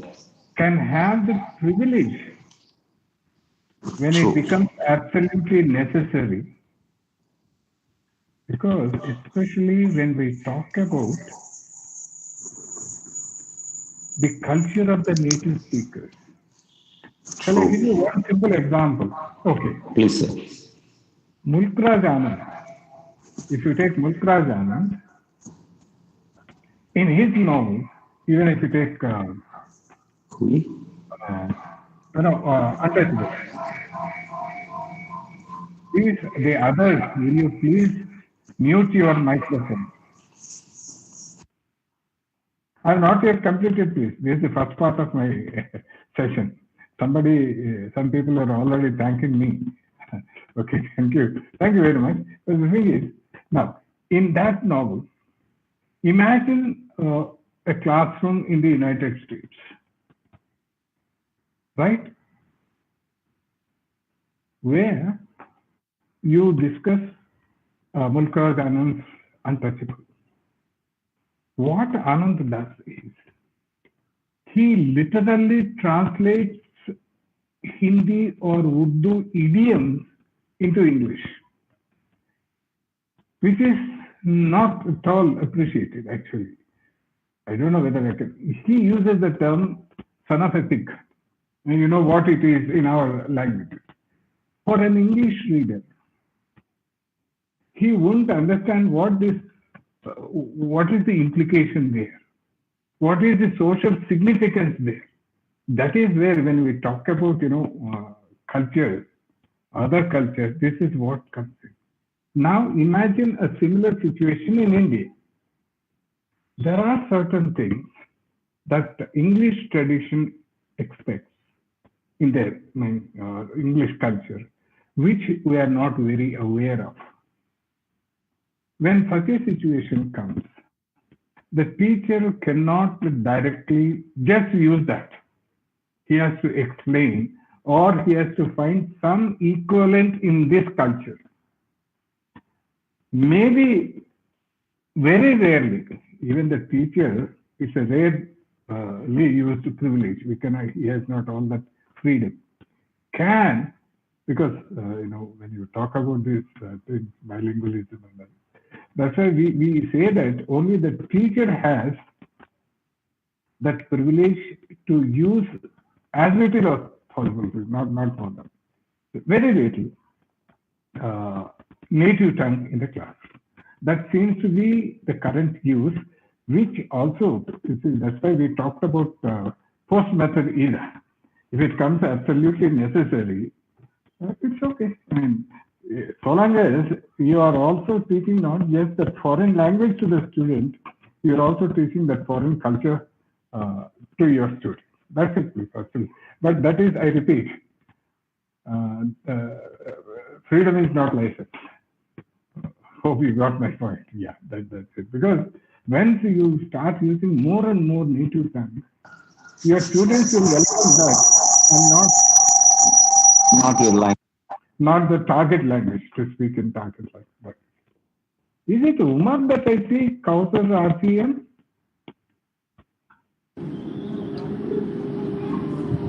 Is it Umar? Yeah. Somebody. Yeah, Amina. Yes, thank you. Yeah. First of all, a very good afternoon. It has been an extremely informative session. I just have something I would like your opinion on. Most children in an Indian household are multilingual. They grow up in a multilingual environment. So children, they grasp language very fast. So I want to just ask you, at what stage should a child be exposed, or should we start at what stage should the process of reading should begin? What age do you think is appropriate for a child in a multilingual environment to begin reading or to grasp reading? Yeah. Thank you so much. Thank you. Ms. Amina Hussain, there are two parts in your question. One is it refers to multilingual situation or environment. The second one is, when should a child start learning reading? the second productive skill, as we call it, speaking and, I'm sorry, the second receptive skill that we talk about, listening and reading, they come under this receptive skills, and speaking and writing. The first thing, in fact, I can give an example like, you live in India? Yes, I do. I do. Yes, very much in India. Yeah. Yes. See, there are many cases where we have children who have two first languages, two L1s, two mother tongues. Those whose parents migrate to a foreign country, where the children born are in constant touch with two languages, one at home and one outside. That is what I was referring to, immersion. So outside the home, they are immersed in that foreign language. So they almost simultaneously learn two languages. And this is possible. Generally, they say people learn quickly any language up to about 12 to 13 years. That's the ideal age where they can learn a language fast than people beyond that age. Is one thing. Second thing is your question on reading. There is no exact prescription about when one should start reading. Probably you can observe a child and its behavior. If he finds some kind, this is what one of the articles I read long ago discusses. And this may not be the perfect answer to your question. And just so the interest that a child shows in looking at a sheet of paper and trying to imitate something, writing, then that is the age. Beyond, let us say, around 5 years, not very early than that, though most of the schools in our country, they start with writing. If you observe, you can see LKG boys and girls carrying slate with them, or now something else. So that is, they start with more with writing. So we may say that that's a little too early for them to learn reading. They straight to start with writing, because and then as they write, they read.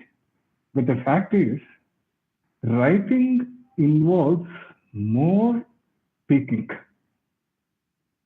Reading involves more listening. So, because when you actually read aloud, that's what's happening. You're in a way speaking. So that is even silently, the way we talk about phonetics, image, the sound image, as we say. So there is, as far as there is no perfect kind of prescription that one should start reading at this particular age. It depends on, you see, even the process of learning the mother tongue varies from child to child. There are people who get this speech much earlier than others. So that is why I cannot say this is it. But generally, you can watch and find out the kind of interest that the child starts taking in reading. That's it. Other than that, I don't know. I see some hands raised. Does it mean they want to ask something? Thank you so much, sir. Thanks a lot. Right. You're from? Sir, I'm in Lucknow right now. Right. Okay. UP. Right. Fine. Good. Thank you. And I see some other hand raised. Amina Hussain. Yeah. So, shall I continue with my second part? Don't worry, I won't go beyond 1:30, please. Okay, sir. Proceed, sir. Right. Yeah. So now let's move on to literature teaching methods. Very briefly, not much. Again, another quote from Elaine Showalter, and she says, "Teaching literature is not brain surgery." Very interesting. No one will die if we make a mistake about dry depth. And we can't be at our best, most reflective, most experimental every day and day in and every day and in every class. Some days, even some weeks or months, we may just want to be good enough teachers. Get by on knowledge and experience. Sometimes we need to fall back on the tired and the true. On the tried and the true. But we can improve our students' lives and morale by sharing ideas about how to teach better and improve our own lives and morale by thinking about why we want to teach literature in the first place. Now, another interesting statement about teaching literature. I think most of you had this prescribed for you in your MA program. North of five, the archetypes of literature, where he says, literature can neither be taught nor learned. What is taught, for example, in your MA program is interpretation of literature, not literature. In a way, I can say it's not a program or course on creative writing. See, when a teacher enters your class and he starts discussing, let us say, Shakespeare's Hamlet, what he does in the class is he talks about how to interpret that play, not how such a play should be written. So this is what he says, almost like this. And then he says, when somebody asks a student, he says, I'm a student of zoology. He does not say, I'm a student of animals. Because zoology is the study of animals. So he says he studies animals. That means he is a student of zoology. Similarly, somebody says, I'm a student of botany, MSc in botany. He does not say, I'm a student of plants or I'm an MSc in plants. He refers to the study of the science.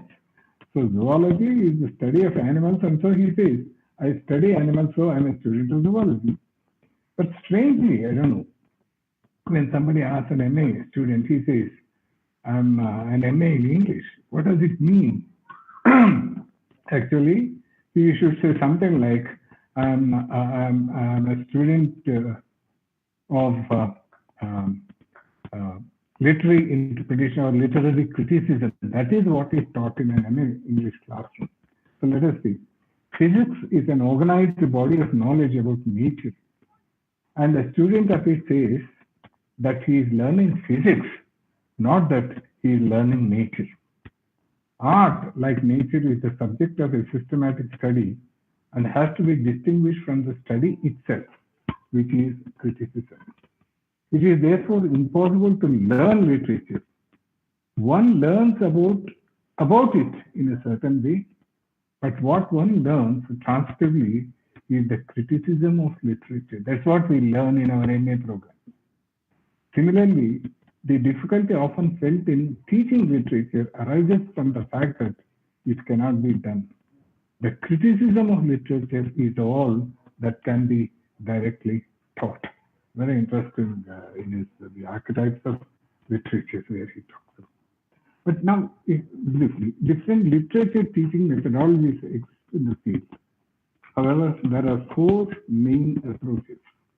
These are the language-based approach, the culture-based approach, the personal growth approach, and the integrated approach.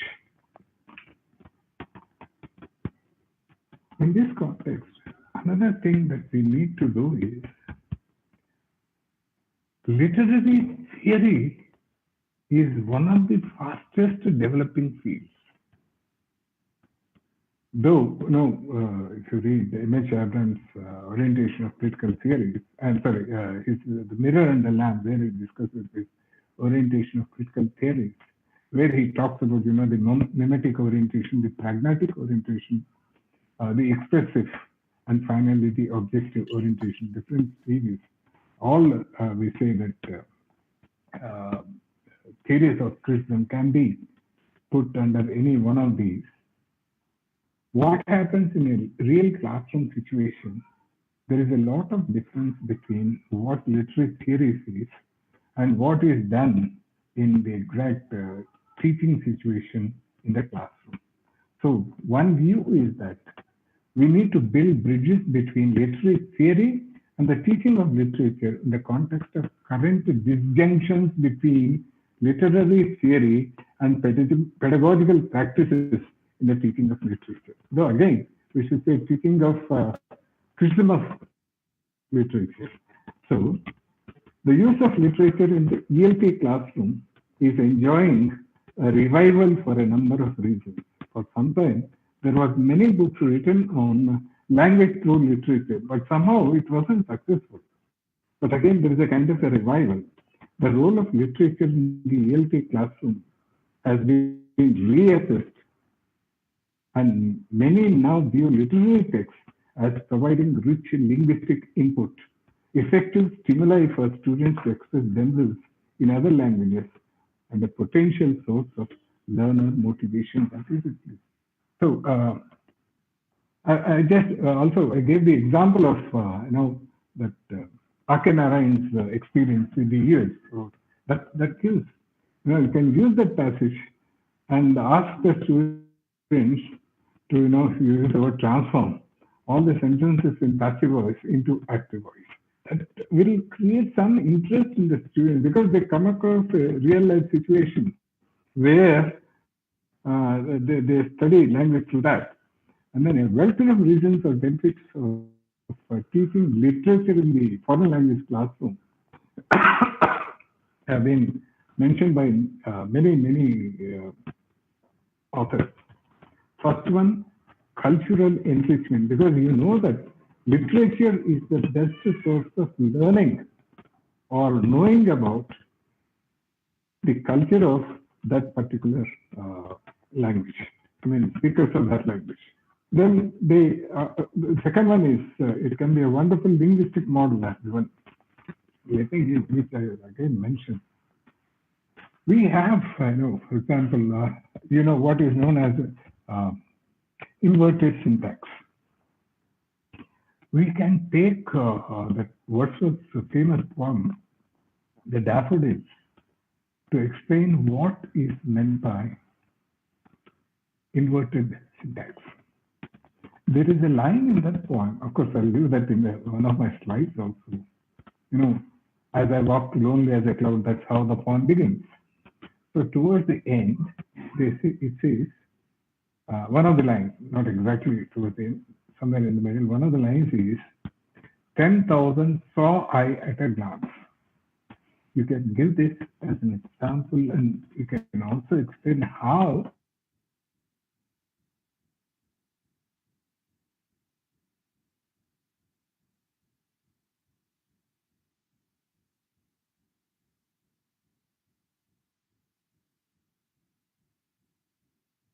to discuss grammatical aspects. Even I was referring to pragmatic competence. Even that can be explained through literature. And then mental training. Then it extends our linguistic competence because that's where you come across different types of sentences. Then authenticity. Authenticity because whatever is written by the writer, it's authentic use of the language. Then memorability, it's easier to memorize such patterns. And then rhythmic resource, because that's what happens in literature. And it is a wonderful motivating material. You make students in all your language classrooms towards the end of it, give them a short poem, or at least a passage from a poem, a few lines, a stanza from a poem, and make them read it and explain. They will really feel enjoy, and their process of learning language will be convenient. And the last one, convenience. It is very easy, convenient to get sources for different grammar items from literature. So this is what I've already mentioned. Literary texts offer a rich source of linguistic input and can help learners practice the four skills: speaking, listening, reading, and writing in addition to exemplifying grammatical structures and presenting new vocabulary. Example, I have already mentioned that 10,000 saw I at a glance. Another example is there is a masque. In fact, we call that type of poem a masque, Comus, written by John Milton. And the poem ends like this. If virtue feeble were, heaven itself would stoop to her. Now you see here, you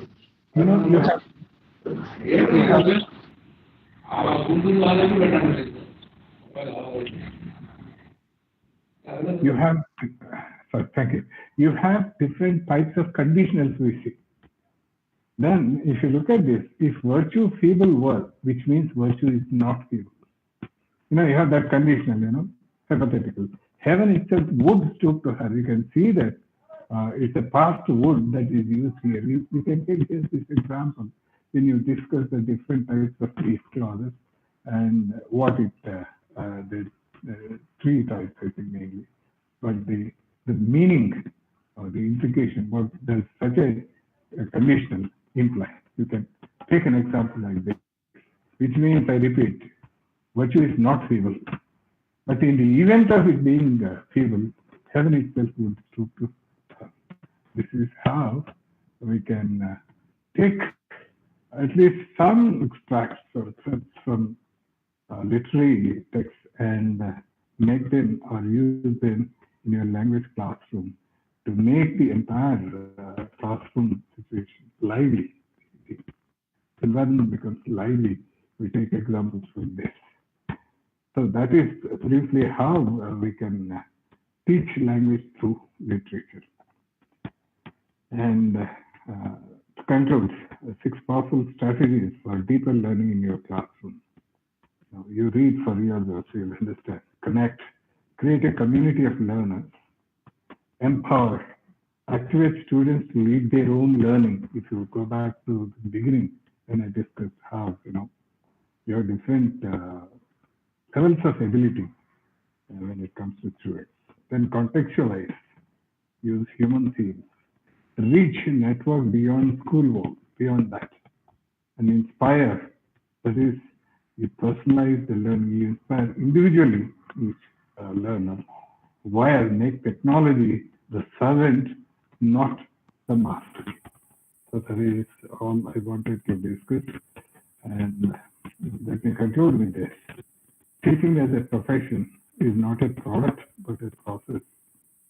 We learn to teach and also we teach to learn. It's a lifelong process. Thank you very much.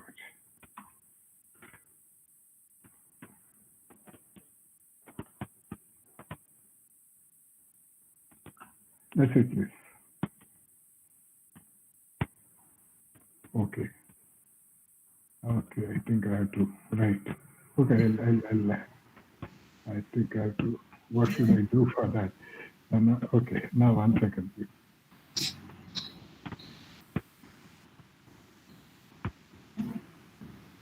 Okay. Any questions from the participants? I think they are tired and very hungry. I don't know. Yes, sir. Yeah. Probably angrily hungry, sir. That's used to it. In fact, they say in English there are only 2 words that end in GRY. One is hungry and the second is angry. Yeah, they are angrily hungry. Hungry leads to angry. Right. Okay. Right.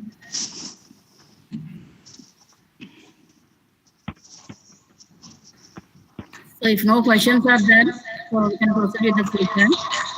So thank you very much, sir. So, your lecture was very interesting, informative and also engaging. I request Dr. Isaac to give his feedback to the session. Yeah, good afternoon to all, and it's a pleasure at the outset to hear my own teacher after a very long time. Thanks to Corona, had it not been for Corona, India would not have witnessed this use of technology all over. In fact, the Western world, I believe, is much more advanced in using technology. But because of Corona, the whole of India is now given to this. At the outset, it was a wonderful session, sir. Thank you very much.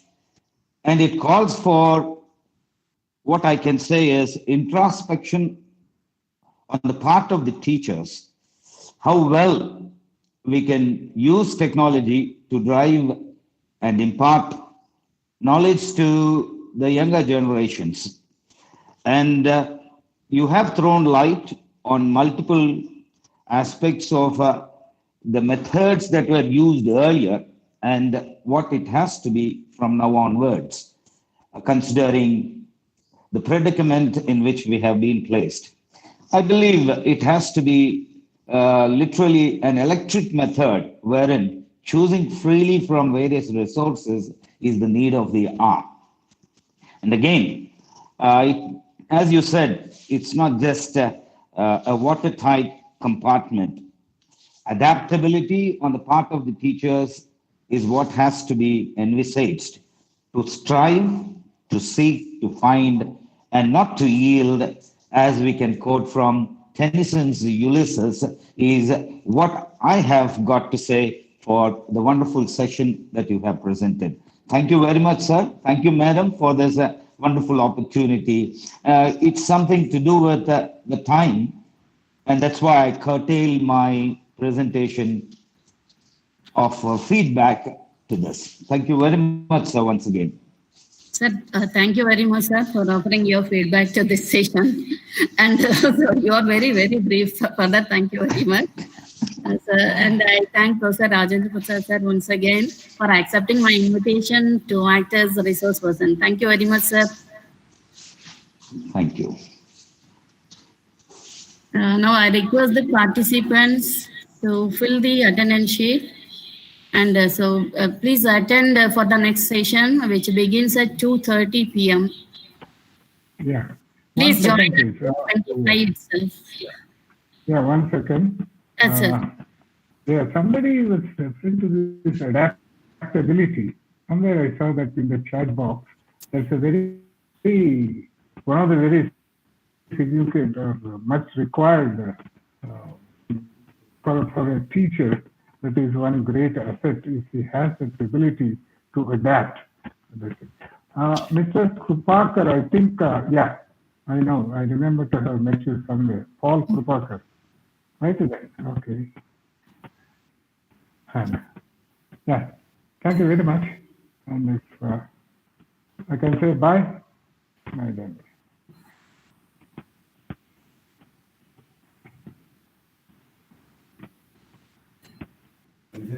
Shall I say bye? Sir, thank you, sir. Okay then, bye. Sir, thank you very much.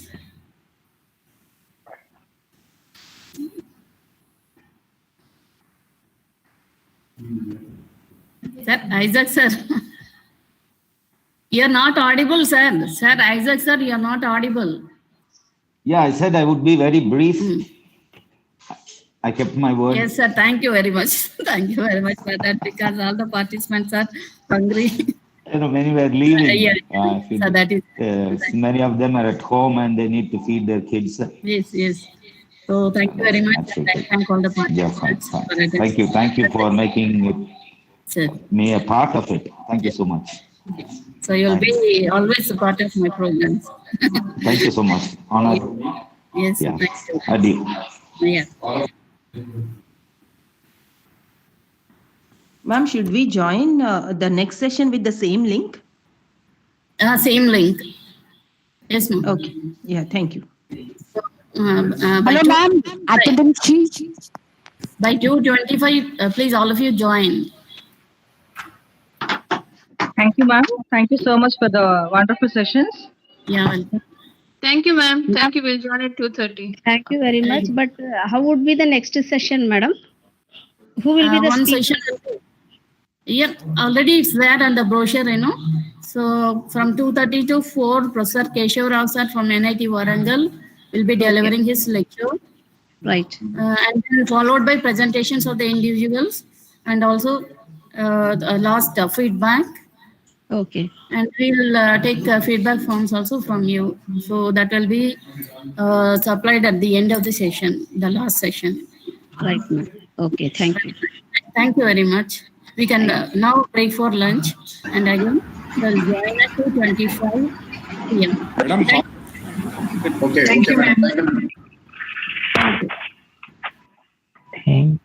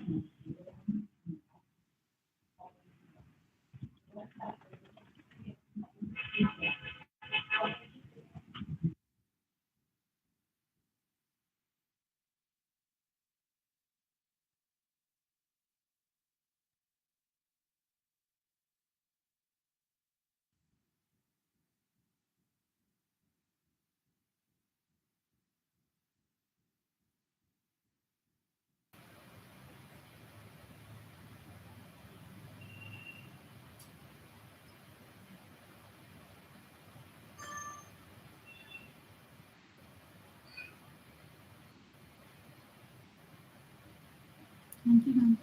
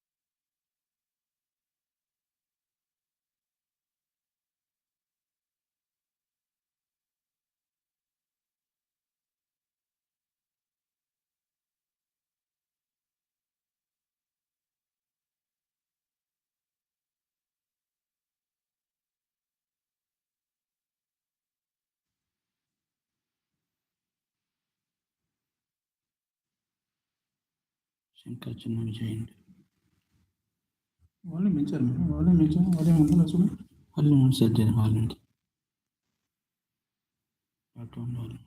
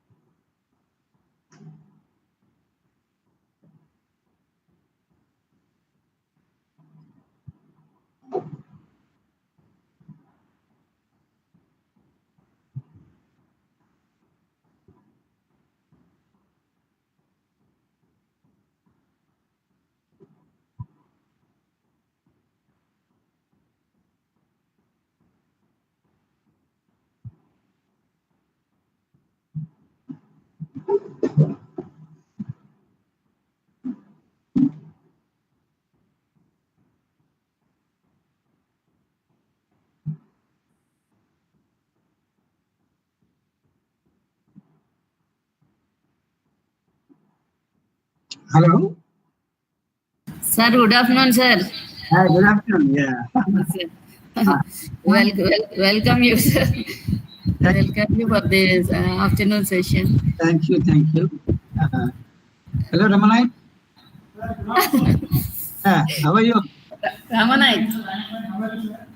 Ramanai. Yeah.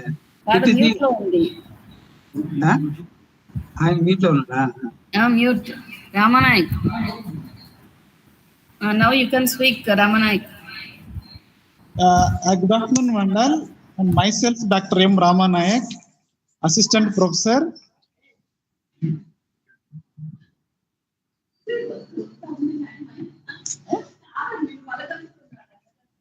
Okay. Hello, Ramanai.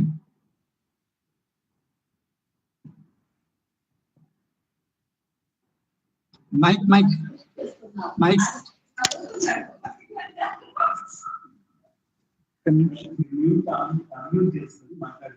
Okay. Yes.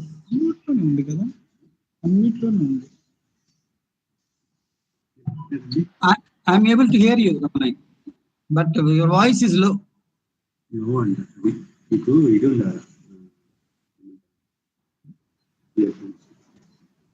It's okay. I was just trying to say hello. Hi. Hello, sir. Yes. So, how are you, Ramanai? I'm fine, sir. Yeah, good to see you.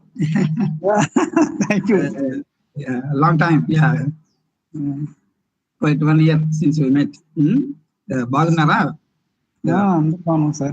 Yeah. Good. Yeah, you're all busy doing a lot of things now.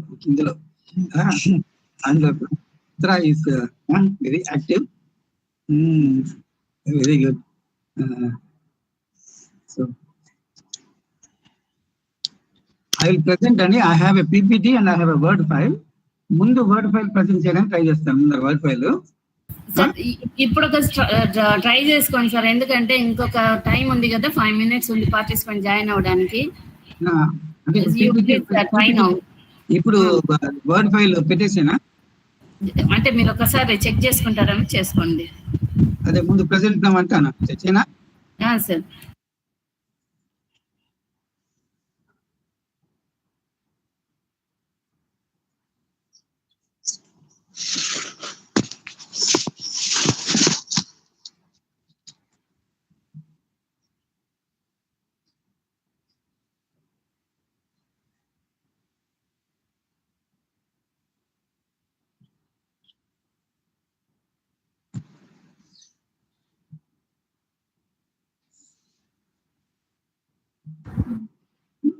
You are presenting to everyone.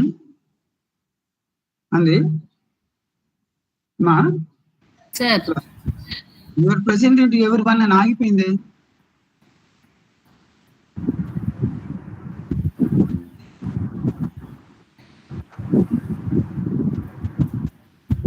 Not moving. Presenting to everyone. You are trying to present, sir. Next step. Go to the next step. No, you are presenting to everyone and ఉంది. అంటే minimise చేయాలంటేనా? Yeah. మీ desktop open చేసుకోండి sir. Desktop మీద పెట్టుకున్నారు కదా files. Yeah. ఆ file open చేస్తున్నాను. వచ్చిందా? Okay sir, వచ్చింది. Okay. Yeah. With this only, I will work with this now. Okay, sir. Don't close it now. I will leave it like this, ma. Yes. ఇదంతా మీరు introduce చేయండి, నన్ను తర్వాత చూస్తాను తర్వాత, పర్వాలేదు. అదే అందుకనే సార్ మనకు వర్క్ కావాలి కదా ఇప్పుడు. ఇది అయిపోయిన తర్వాత ఇది మినిమైజ్ చేసి మళ్ళీ పీపీటీ చేస్తాను. Okay sir. కొంచెం టెక్నాలజీ ఇది నాకు మళ్ళీ డెస్క్టాప్ స్క్రీన్ వెంటనే కనబడితే తీసుకుంటా, లేకపోతే ఎగ్జిట్ అయ్యి మళ్ళీ మొదటి నుంచి వస్తాను. Don't worry. Okay sir. But we'll get it going, right? Right, sir. Okay, ma'am. I'm in your hands now. So good afternoon, sir, and good afternoon, participants. Yes. So today in the afternoon session, so we have Professor D.S. Keshav sir as a resource person. So sir is from NIT Warangal. Now I request Dr. Rama Naik, so one of our faculty members, to introduce Professor D.S. Keshav garu. Good afternoon, Madam. Myself, Dr. Rama Naik, Assistant Professor, Department of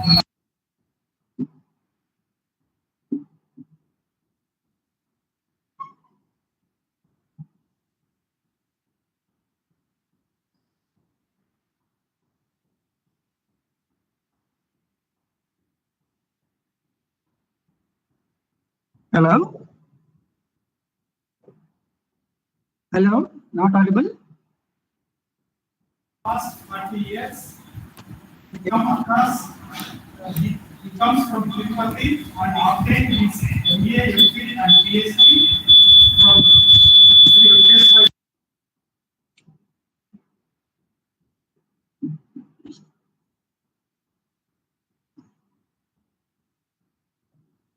Hello?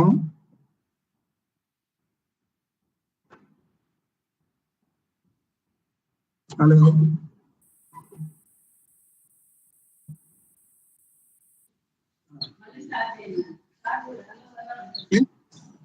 Madam, వినపడుతుందా madam?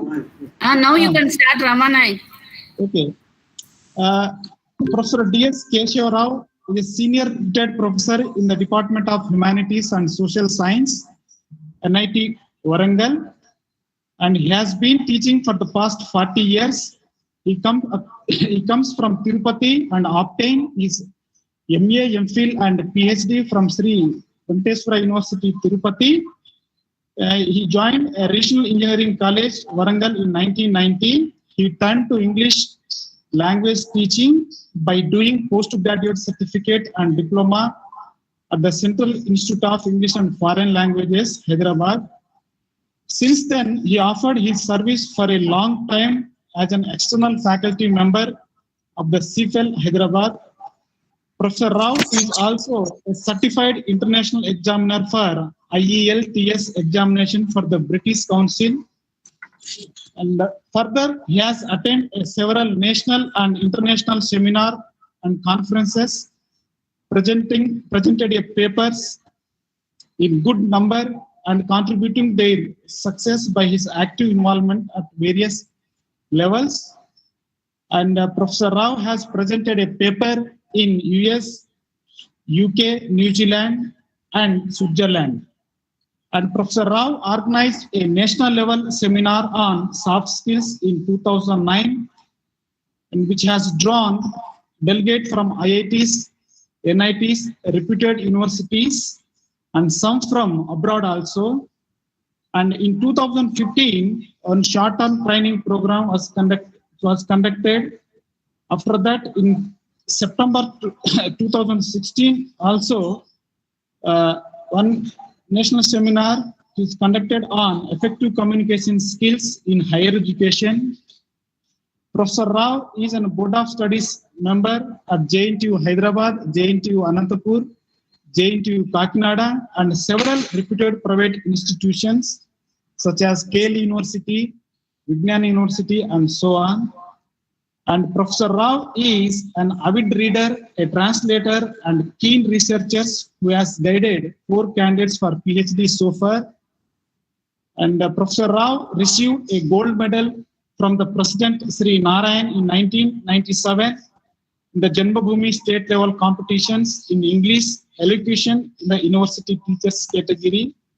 One of his poems in English has reached the top 30 level from among thousands of entries in an international poetry competition in English.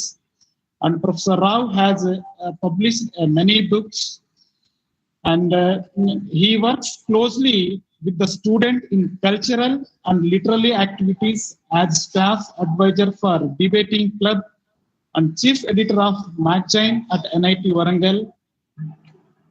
He is now guiding the Department of Humanities and Social Sciences at NIT Warangal, and he is engaged in a book writing project aimed at engineering college students. is simply love to communicate and take part in academic activity.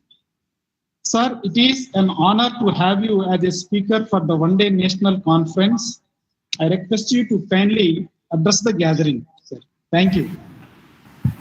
Thank you, Dr. Ramanayak, for introducing Professor D.H. Keshav Rao, sir. And now over to Keshav Rao, sir. I request you to begin the session, sir. Yeah.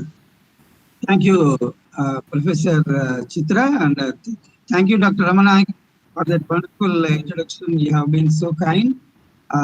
You have said many things. I hope all of them are true. Thank you. Dear participants, I am Keshav Rao, who is a frequent visitor to JNTU Anantapur. I am very familiar with the JNTU system and also particularly JNTU Anantapur. I have been visiting this. I hope I am audible. Am I audible, please? You are audible, sir. Yeah? You are audible. Yeah, okay. Can I go on? Yes, sir. Yeah. So, yeah, I'm just trying to, I inform the listeners that I'm very much at home in the JNTU atmosphere. I'm on the boards of studies of all the three JNTU, Hyderabad, Anantapur, and Kakinada.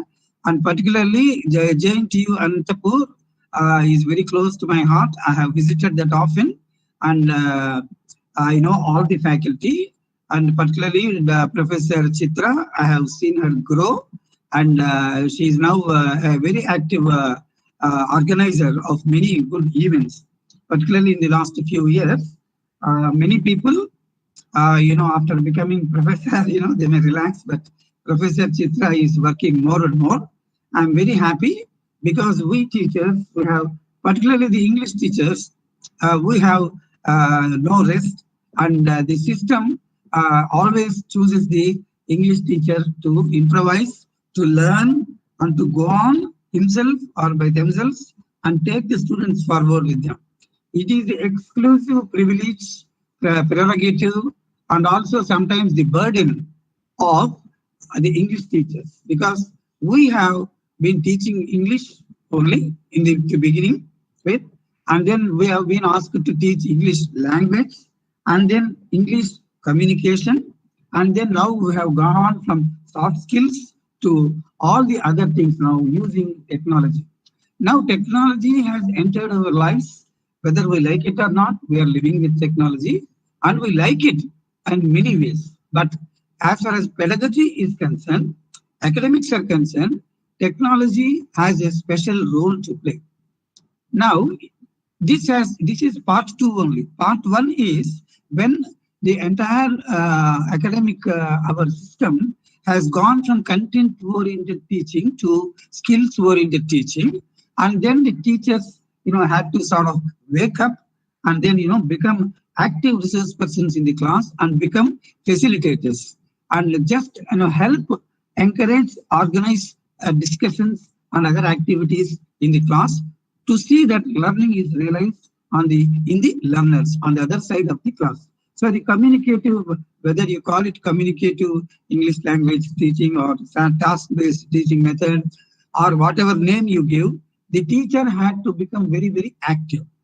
Now, close on these heels came this development right from 2000 onwards and 2010 onwards. We have been, in rush with modern technologies and information technologies, ICT tools.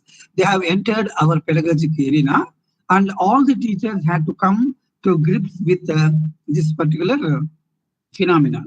Now, technology itself now is, there are many ways of looking at technology. There are people.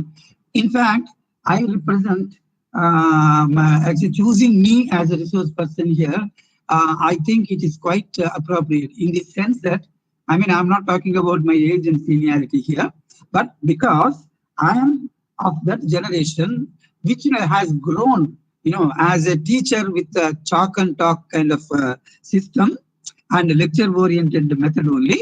And then we came to interactive classes where we allowed the students to talk in the class or take them to the laboratory and talk. And then came this laboratory, English laboratory itself. Then we had to teach phonetics and all these things I have learned. So I'm a typical example of a teacher who has grown to accept, to come face to face with technology, accept it, and come to use it, learn to use it for the benefit of the students. Now, there are always divergent views on technology and so on. There are purists, who say, technology is all, it's all hi-fi thing and, it doesn't really work and all that. And it has been misused a lot. So technology is a very powerful tool which has to be used carefully. So in this context, I would like to use, I would like to just use this questionnaire with you to ascertain your views. In the morning, I was present in the inaugural session itself, and then we began with Professor Jntuacea Kumar, the Honorable Vice Chancellor, who gave a very broad picture of the academic situation. And then our teacher, Professor Visweswara sir, came on, and he really took the session to great heights and sketching for us all the concepts and the modern, the implications of the NEP that is now coming on. That is the next thing that we have to understand and try to implement in our classes. And I'm glad and proud to say that I'm a direct student of Professor Visweswara. I studied my MA in 74, 76 in SV University, and he was my teacher there. And we have kept in touch throughout, and he has seen me grow and he has mentored me. He is my guide, friend, philosopher, and guide. And he has taken the entire discussion and has given us the conceptual and the theoretical frameworks, the role of technology at a very high level. I'm very glad to listen to all that. But in my talk, since the framework is already laid, I would like to come down to the ground realities and talk about the tools of technology. Actually, Professor Visweswara this morning, sir said that I will not talk about the tools and all that. And he talked about the theory and the concepts. Now I am going to take you to, further, and let us go on this journey. I will talk about the different tools and methods of using technology. But is technology good or bad? It is like asking, whether the doctor's knife is good or bad. A knife is good or bad. Knife is, if it is in the hands of a surgeon, it is useful and kind. But if it is in the hands of a thief and robber, it can be damaging. Is it not? So technology itself is neither good nor bad, but depends on how you use it, how to learn to use it. So what are your views? I would like to ascertain your views on this. So please look at the screen. I have a small questionnaire. And here, if you strongly agree, there are, if you look at this, there are 20 or 25 points here about asking for your opinion. You just mark in your at home, in front of you, you can keep a white paper and put down against each point 1, 2, 3, 4. Against that, you write A or B or C as applicable to you. So we will present the matter, the aspect, and for that, if you agree strongly A, if you moderately strongly disagree, mark it A. Moderately disagree, mark it B. If you slightly disagree, mark C. And slightly agree D. And moderately agree E. And F for strong agreement. So once again, from negative to the scale is from the negative A to the positive B, to the positive F on the other side of the spectrum. So let's take the first topic, first aspect here. The use of computer technology in the classroom increases academic achievement. Example, the grades. Now, do you agree or not? What do you think? So unless you connect to our topic, and try to ascertain your views, make clear your stand. Now, then we will talk about the tools and in language and tools in literature. Finally. Okay, now, first topic, increases the academic achievement. Does it increase academic achievement? So you please think about it. Achievement in the sense of grades. So this is a matter of your personal experience and example. So I do not know how your institute has held any online or examinations like this, and what was the how the improvement was scrutinized. So this is for you to agree or disagree or strongly agree or not. But I think possibly use of technology should help encourage the learning of students, in my opinion. Okay, so probably I will mark it, E. That is my marking. It results in students neglecting important traditional learning resources. That is, in students neglecting, going to the library. Though they have stopped going to the library because the ICT, everything ready-made is there. It's automatic. It is like borrowing a book from the library and then xeroxing it and thinking that you have understood everything, you have learned everything. But it's not so. Is it not? You have to read. Yeah. Similarly, having an ICT tool, having a PPT about your topic or a Word file about your topic or a PDF, you downloaded one, it doesn't make you learned. You have to still learn. Okay, that is the active participation. It is required. So the ICT is something that doesn't, immediately help you. It's only a tool. ICT is effective because I believe I can implement it successfully. So the success of the ICT depends on how the teacher, implements it in class or even outside class for the benefit of the students. Now, promotes student collaboration. Now, does it promote student collaboration? I ask you. Yeah, it may, because if you design collaborative tasks and make it into a group task and assign different roles and come up with a work, they can do it. It certainly can be used or designed. Tasks can be used to promote, to create and encourage student collaboration. Makes classroom management more difficult. Well, this depends on what kind of tools you are allowed to use in your school or college system, and whether you have found using the ICT tools on one side, using the classroom management more difficult. This depends on how the students and the teacher are using the tools, pedagogically correctly. Is it not? Yeah. So promote. Yeah. So it's a valuable instructional tool. Do you think it is a valuable instructional tool? I would say many of you should say yes. Promotes the development of communication skills, that is writing and presentation skills. Of course, speaking also can be developed in terms of phonetics, and even speeches can be recorded and they can be heard, they can be analyzed. Yeah, it can be, a lot can be done. It is too costly in terms of resources, time and effort. That depends, the teacher will not buy these things. It is for the university to do that. And maybe many universities may not allow, many colleges, private colleges may not buy certain things that are useful. The teacher can spend, but only limited amounts. He is successful only if teachers have access to a computer at home. I do not think a teacher needs a computer at home. These days we have the mobile phone, Android phones, so you can use it anywhere, and the students anyway are accessing all these things, in the class, in the library, in the corridors, in the bus, everywhere.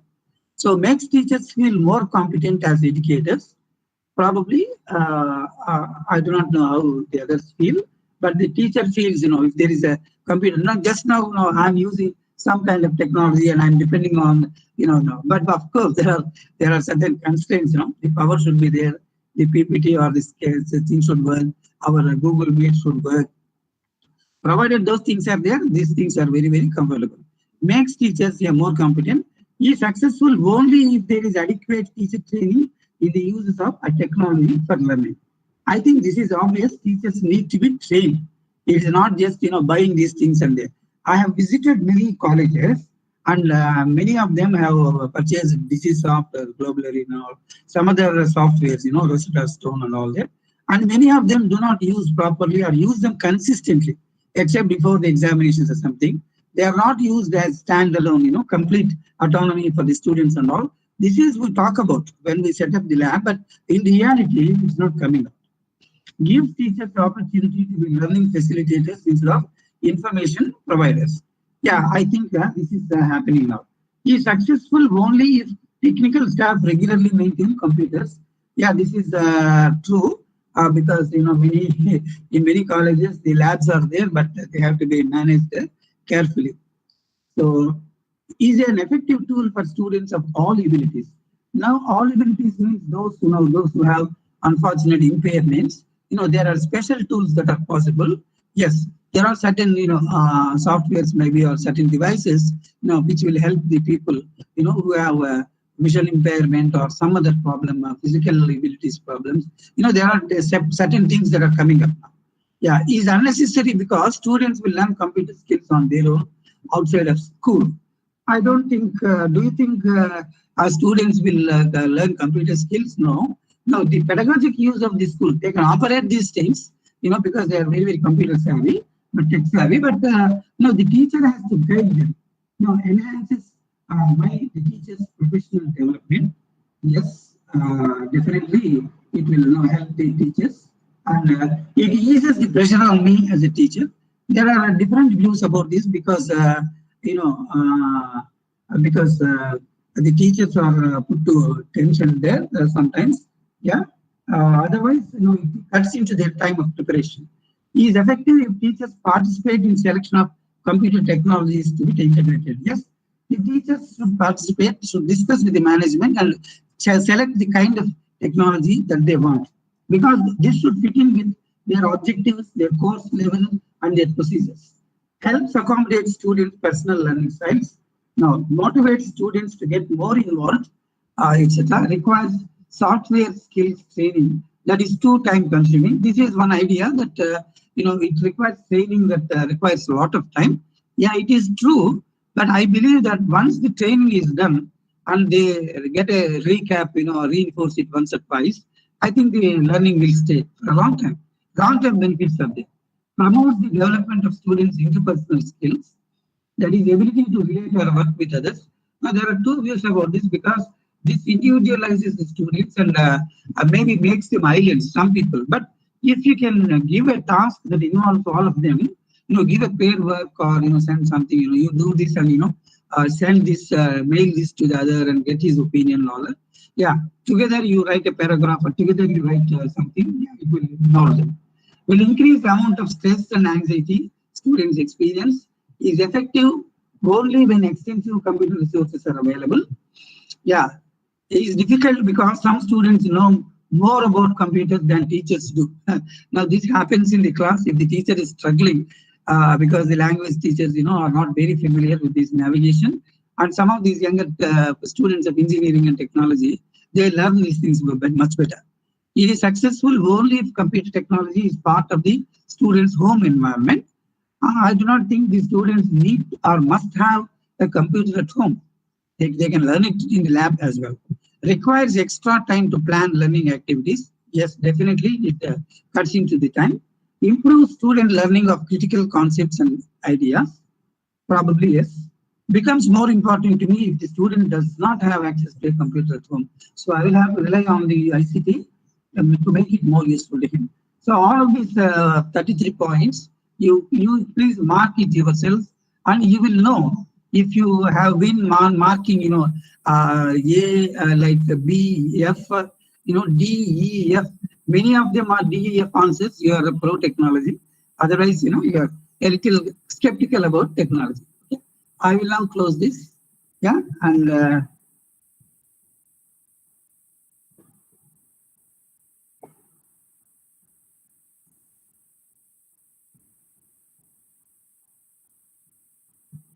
sorry, I have to choose a PPT now. Sorry.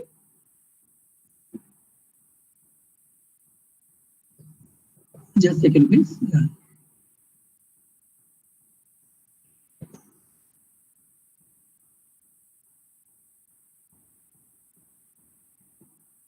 Okay, I hope, Dr. Chitra, have you got the PPT now?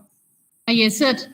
Yeah, Yes, yeah, I hope you got the movie. Yeah, right? Yeah, okay, now let's go. Right? Yeah. Now I have time up to what, 3 o'clock? No, 4 o'clock? Sir, yeah, as you like, sir, up to, sir, 3:30. Yeah. You can stop at 3:30 and so you can allow some questions and Yeah, I'll try to close by 3:30, ma? Okay. So whenever there is some overlap between what has been said already by Professor Nceptell sir and in my introductory opening remarks, and covered somewhat through the Word file that we have used.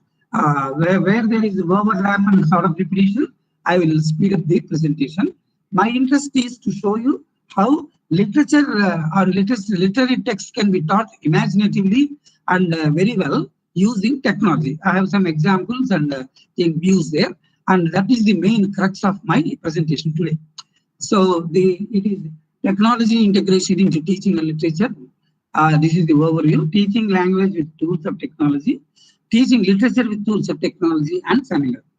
Now, when we talk about the present classroom, this is the picture that we get now, because without this is global, and the spreading technology, and it is represented by one tool, that is a laptop or a computer.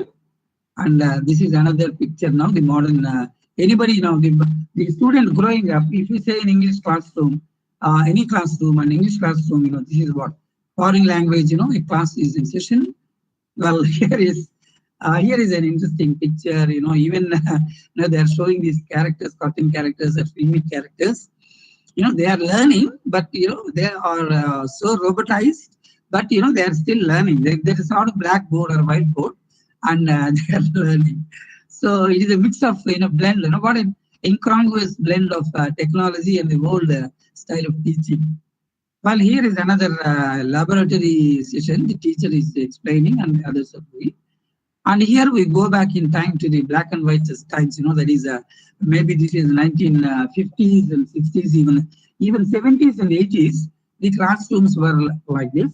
Only after 90, I think properly from 2000 onwards, the things have changed. Yeah. So this is the world in which I have grown in, and people of my generation are familiar with. This is what we think of a classroom. But we have talked so much, but let me put it in a brief, what's called succinct manner. Pedagogy is the driver and technology is the accelerator. So many people confuse technology for teaching. If there is a technology, I'm using technology, so I'm a very good teacher. But the students do not think so. They think that, you're overusing technology, underusing technology, misusing technology. So technology is not, you cannot substitute teacher, with just a machine. It's only a tool. So how to learn the tool, that is important. Now having a small car, having a Maruti 800 or having a bench car, there's a difference. But you must know how to use it, right? You simply say, I have a bench car, I'm a rich man, you look at my car. No, yours is Maruti 800, mine is a bench car, look at it. So if you say, you please drive it, sir, show me your bench car. No, I do not know driving. Then what is the fun of it? Is it not? So pedagogy is the driver, technology is accelerated. Then what is the teacher? Where is he? The teacher is the facilitator connecting these two. The student is somewhere, the teacher is somewhere, and now the technology is in between. It's a connecting link, and the teacher and the student must learn to use it very meaningfully. So technology integration is very critical. We entertain it in a way that produces maximum results. Simply asking the students to complete a separate internet activity will not involve him. No, he will be islanded, he will be marooned, he will be diverse from the pedagogic proceedings in the class. Or sending them to the technology session alone is inception. It is like in a 3D situation, he is caught in the 3D world. He is there alone. No, but it doesn't mean anything. Technology doesn't not only drive the curriculum, but it has many advantages. Now, what are all the tools that are available for pedagogic use by teachers? Well, we have tablets. Tablets means, I am reminded of a Hamlet's tablets, Meat it is that I set it down on my tablet. That was a stone tablet. But now we have these modern tablets, comic strip, projector, computers, laptops, blogs, Google Drive, digital board, Google Forms, BBC News, word processors, PowerPoint, YouTube, Kahoot, etc. Interactive game online, interactive whiteboard, quizzes online, clickers, digital textbooks, storytelling, OK, reading recording app, songs online dictionaries, and internet recording camera, and what have you. There are many more things that are not listed here, and they are very, very good. Now, benefits of using Facebook in the class. Now, when I say Facebook, I don't mean just going to the Facebook and looking at our contacts and looking at the pictures and comments, but using it pedagogically. What are the benefits? It creates a inviting atmosphere, and students are comfortable using the Facebook because already they are using the Facebook. So bringing it to the class is not a problem, and they feel at home and they're relaxed. So it brings an informal air to the class. So once the affective factor, the warning factor, the inhibiting factor is lowered by the use of a very familiar tool, the pedagogical tool, the smartphone in his hand becomes an informal pedagogic tool. The student will be relaxed and he will collaborate. He will be active. Facebook's design promotes social interchange because it enables some participation. Now keep schools current. Now students in universities must move on from a skill-centered approach to learning one of connectivity to stay relevant to the students. Now many of the schools, even now there are digi schools, there are tech schools. Everybody says, we'll prepare you for NEET and for IITs and all that. We are having tech schools and all that. And many schools are coming up with very modern technology. Classrooms are enabled with technology, or there are special laboratories for the students, but how they are used and how often they are used and whether they are tested in them or not, we do not know. That is to be seen yet. Students engaged outside of the class. When students are accessing this content, that means they will be thinking about and engaging the lesson. So he can still access the lesson and go on thinking about it. It's not like closing the textbook and it is off. So teach personal responsibility. Instructors can take this to show students how to responsibly use Facebook and avoid the misuse. Access to the guest speakers. You can invite old students and who have moved on to their careers and interact with the present students. Tips for educators for the actual use of Facebook, how to use it. Create a separate account just for your classes. So keep 2 accounts if you want, your own personal Facebook account and a pedagogic, an official, a formal one, an academic one. Yeah, right. So like having 2 Gmail accounts, one personal, one only for the office. Many people do now. We manage the privacy settings, to keep your personal and professional life separate. Here I have a comment to make. The present day generation students and some of the younger generation teachers are blurring the boundaries, and there is a kind of sometimes there is an unhealthy interaction between them. So it has to be carefully. Yeah, friends, students carefully. Now, friending students, like on the Facebook is one thing, but using it carefully. But one has to be very careful about it. It can easily result in some kind of undesirable mentions. So ask students to put you on a limited access to their pages. You don't have to see everything that they do, and nor you give them access. Create lists for each of your classes and publish notes for kids. If you want to highlight what a student has done, definitely you write a note indicating what you are recognizing and tag all the students involved. So what you are saying about one student, you can tag the others, everybody will come to know. Include your class now. You have it imported to Facebook so that it shows up there when you add a new blog post. Use as a course management system. Use in place of other systems, use such as Blackboard. Now you can use with Facebook. Stay active, keep posting messages as using as many Facebook apps and resources as possible. See that you are connected to the student. Get over the term friend. Many student professors are disturbed by the idea of making friends. Instead of adapting the Facebook term, try to think about the relationship as one of a mentor or in an Aristotelian version of a utilitarian friend. You are a friend, but for the good of the student in a limited way. Let us not cross the boundaries with them, particularly with the girl students. Yeah, this is happening. Unfortunately, one has to be careful. Facebook resources for students can use an app called We Read, can manage books on their reading list, connect with others in discussions about the books and more. They can use flashcards on any subject to help reinforce what you need to know. Study groups. If you don't want to create your group, use this app instead that allows for easy collaboration. Course feed, find online classes or follow your current class. When you find this app to your Facebook, add this Facebook to your Facebook app to your account. Campus Buddy. This app helps you connect with classmates on your campus. Some of these maybe do research for me. Some of these are very useful, but some of them may be European or American, and we may have Indian equivalents that are coming up now. Use this search engine to find online information instead of relying on Wikipedia. Wikipedia is a very general search engine, and this is very, very focused. Now, there are many other tools as well. I'm not, don't be limited to what I'm putting down here.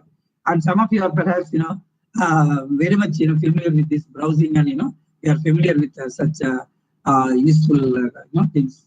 School Pool, when students use this app, they can research schools, find students, and make sure they are embarking on the best students. So you can search for your good institution. Note-centric, take notes during class, then post them for the other students with note-centric app. Class slide, class notes. Snap a photo of what the teacher wrote on the board or a copy of your class notes and post them here or everyone. So now everyone is using a camera phone, Now people are not writing down anything. In fact, writing has come down a lot. People are either texting, they are are using a computer or a laptop. Writing with a pen has come down a lot. Well, that's the way. Use textbooks. Students can buy and sell used textbooks to this group. We can help other students with lower resources, or a valuable book you can share. This group is a place for students to find and offer help with homework. Kite Me. I have seen some apps, where their team is on the internet, they say, we'll help you with your homework, for a fees. So this kind of commercializing has entered. Kite Me, get properly formatted citations according to APA, Chicago, or Turbial style with this app. Facebook applications for teachers. These Facebook apps can make your job easier and more engaging for the students. Use the calendar from 30 boxes to keep your class on track with upcoming assignments, due dates, etc. So, management. Courses, manage your courses with this app that allows you to create an instructor page as to manage assignments and more. So the academic work that we do, with files and papers and books, the technology can do for you. Webinaria, record your class lectures and post them for the class to review on Facebook. So once you give a lecture, it can be heard, for a long time by your students. Book tag books for a class reading list, and even create quizzes with this app. Language exchange. If you teach a foreign language, turn students to this app. That gives them a chance to practice what they learn in the class, so they can practice whatever bits of foreign language they have learned. Files, upload all the important files you want to share with students, and make it quiz. Easily make quizzes to test your students' knowledge. Facebook applications for both students and teachers. These apps are great for both students and teachers and include access to students' research material and presentations. Links, easily post links to interesting things found on the internet. Slide share, all of us use this app to create awesome slide presentations. To-do list, who could use a reminder list? We didn't need it. And just as such, you may need to access this through your library's proxy. Here, let me stop and share with you one experience. Now, slide share and PPTs are only tools. In our college, let me honestly tell you, such a big college like NIT, and we were all been using PPTs in the class since a long time. And recently, there is a system where, in all the 6 classes on the same floor or different floors, in one classroom, a teacher presents a slide or a PPT or a Word file, and the same slide is seen in all 6 classes. They are all learning the same course. Different teachers are in different classrooms, and one teacher runs the PPT and explains, and all the others listen. In each classroom, if there are doubts, they will ask the teacher in front of them. But this went on for some time. There were technical snacks, and after some time, students came and said, "Sir, you please do not overuse the PPT, sir. You can share them to us after the class, but we are happy with your teaching on the blackboard. You write and solve the sums actively, and then don't show us what is done on the screen, please." So there are 2 ways about it. WorldCat, search for material available at libraries with this app. Google Docs, PodClass, use your podcast. LibGuides, access content from your library with this app, from your room. Facebook groups for teachers or educators using Facebook. Facebook for educators, classroom section in Facebook. Actually, I went to these sites and tried to use them and see how they are useful. You can also try them. And I hope Professor Chitra will share this PPT with all of you, its contents, and you can use them. Benefits of technology integration in English class education: increase student engagement.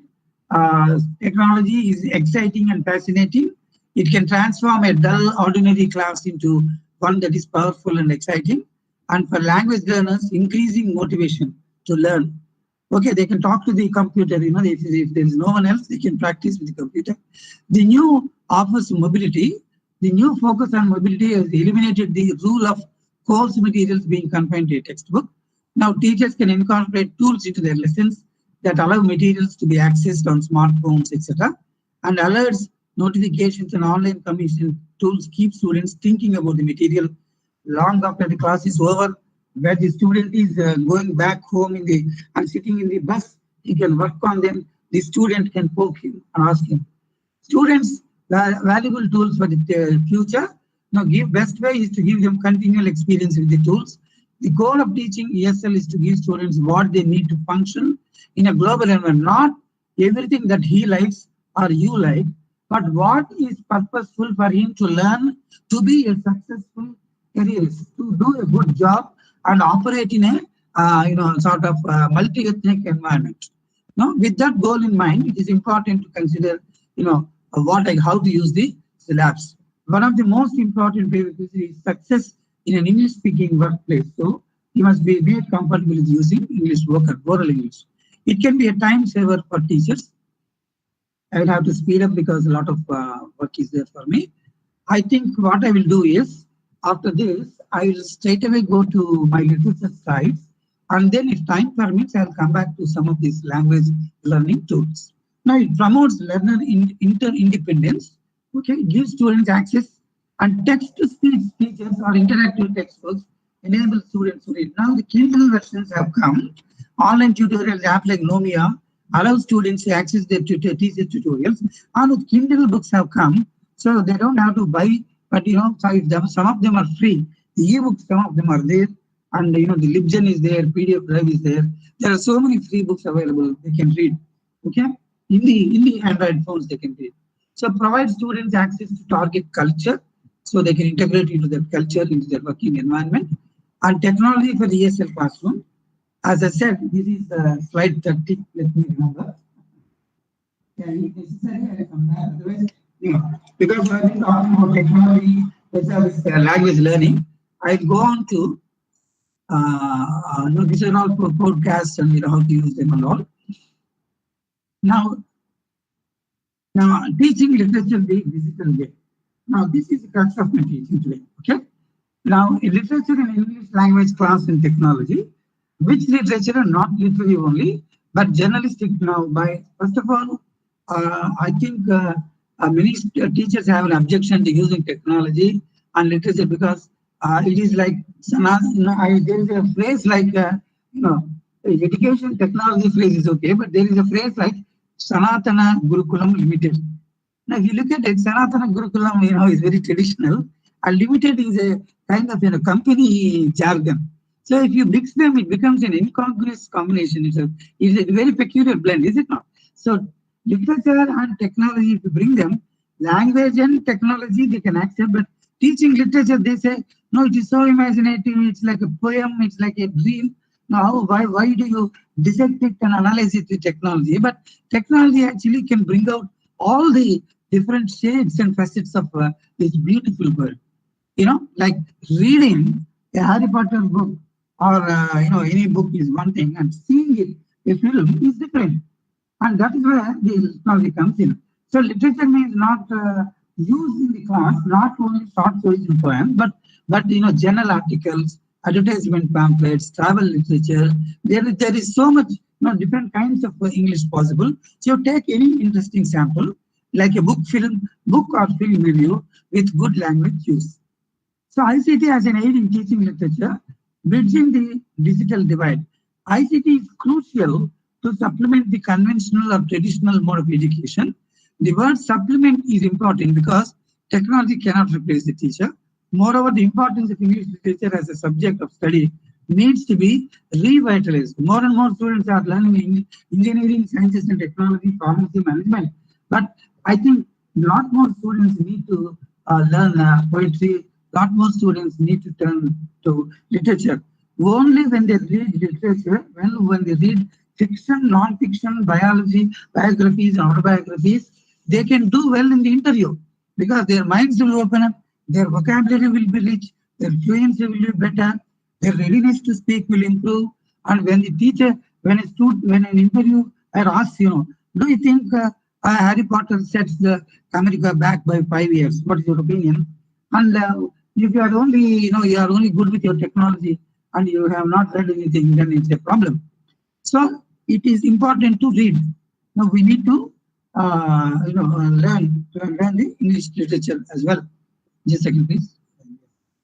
So, but English literature is a subject from which one cannot run away. It's a compulsory subject in most courses at secondary degree levels. Up to degree level, every student should be taught English literature. But let us teach literature in a very, very interesting way.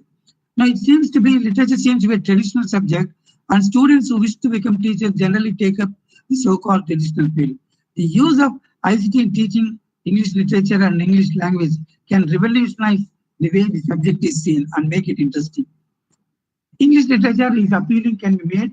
It can be appealing through the use of audiovisual devices, web resources, playing of movies or stage replays, online glossaries, dictionaries, thesaurus, etc. And the use of Clicker, the student response system, introduced under NMEICT in India, can enhance interaction in an English literature class or language class. Because the government under NMEICT is already up to polytechnic level. They have given access to remote states like even Assam, where this is used and the students are able to access technology. So let there be no reservations about using technology, even in teaching literature. Scenes from the movies can be shown and discussed. If I remember in my MA classroom days, one of my we used to have some slide projectors and small video clips, and we were shown by our teacher, late Professor Nageshwara, who was in charge of the audiovisual equipment. He showed us the scenes from Rob Roy, and all of us, were delighted to see these scenes. Now it has immediate, impact. We have seen Robert Frost's Beaches, and it was very, very useful.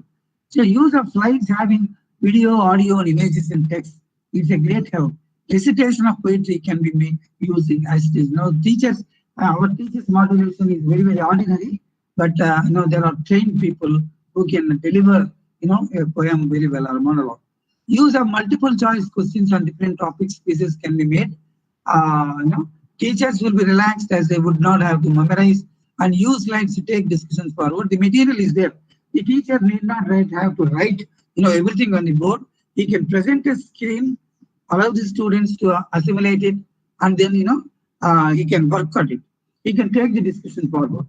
Using Blackboard would no longer be necessary. The effective integration of IC tools in the education system is a challenging task, and the success of NME depends on this. Now, how to rejuvenate a literature class? Just a minute. I'll just take a bit of water.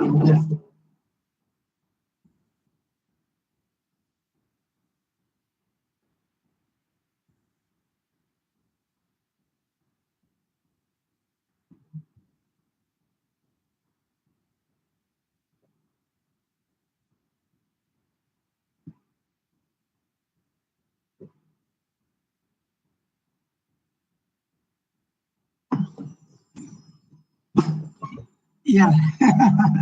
All right. Sorry for the break, but thank you for the break. How to rejuvenate a literature class? Poetry through slideshows. The teacher can put up the poetry on screen. The writer's events can be seen and audio can be played where the poetry is recited, and students may be interested in listening to the author's voice.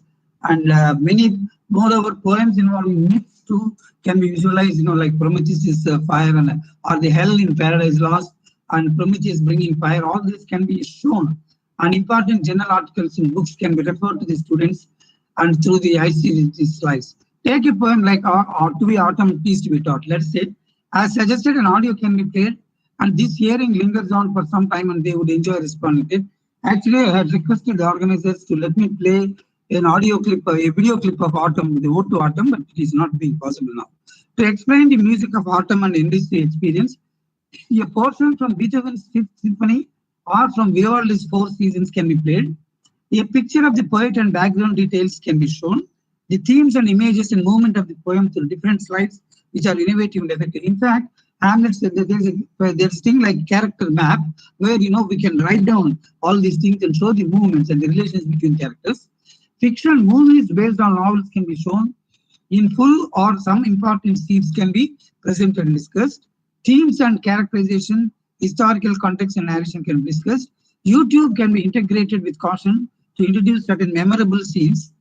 Drama, in addition to the techniques mentioned already, stage plays can be shown through ICT tools, and a minute intricacies of a play can be discussed.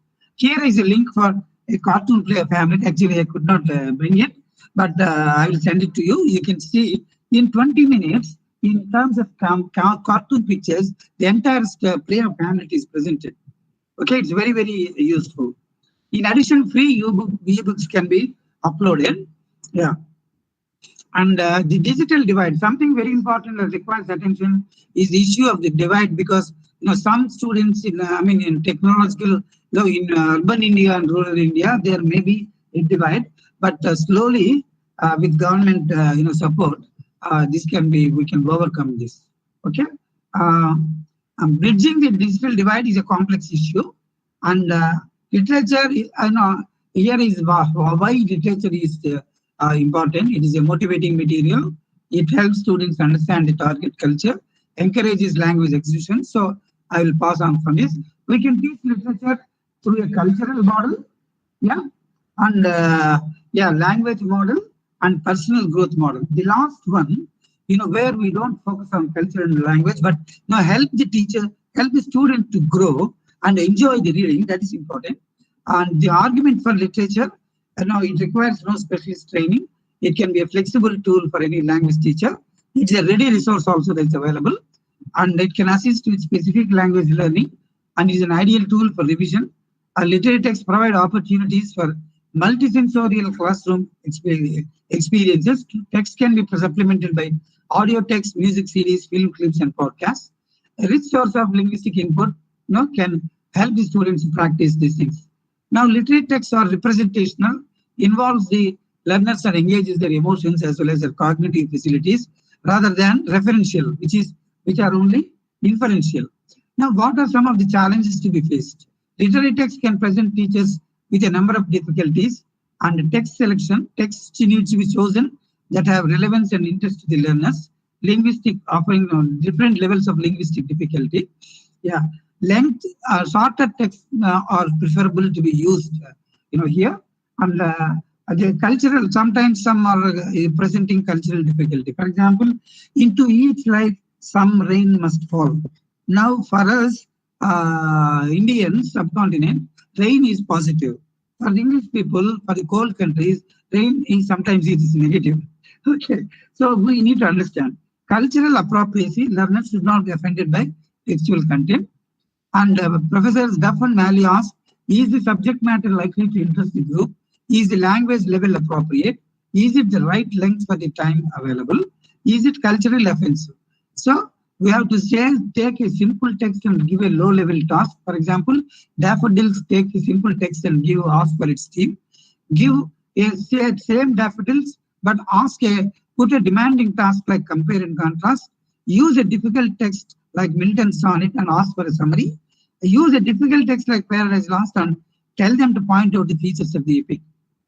So text can be, literate can text be used for, you can devise pre-reading tasks, interactive works on the text. And, Palvanas in his books, says, gives, a lot of useful advice on this. And minimize the extent to which the reader disturbs the student's reading. Draw attention to the stylistic peculiarity. This is how we focus using technology. Now, strategies for using literature in the 21st century have students now. Now, this is where the actual use of the technology comes into play.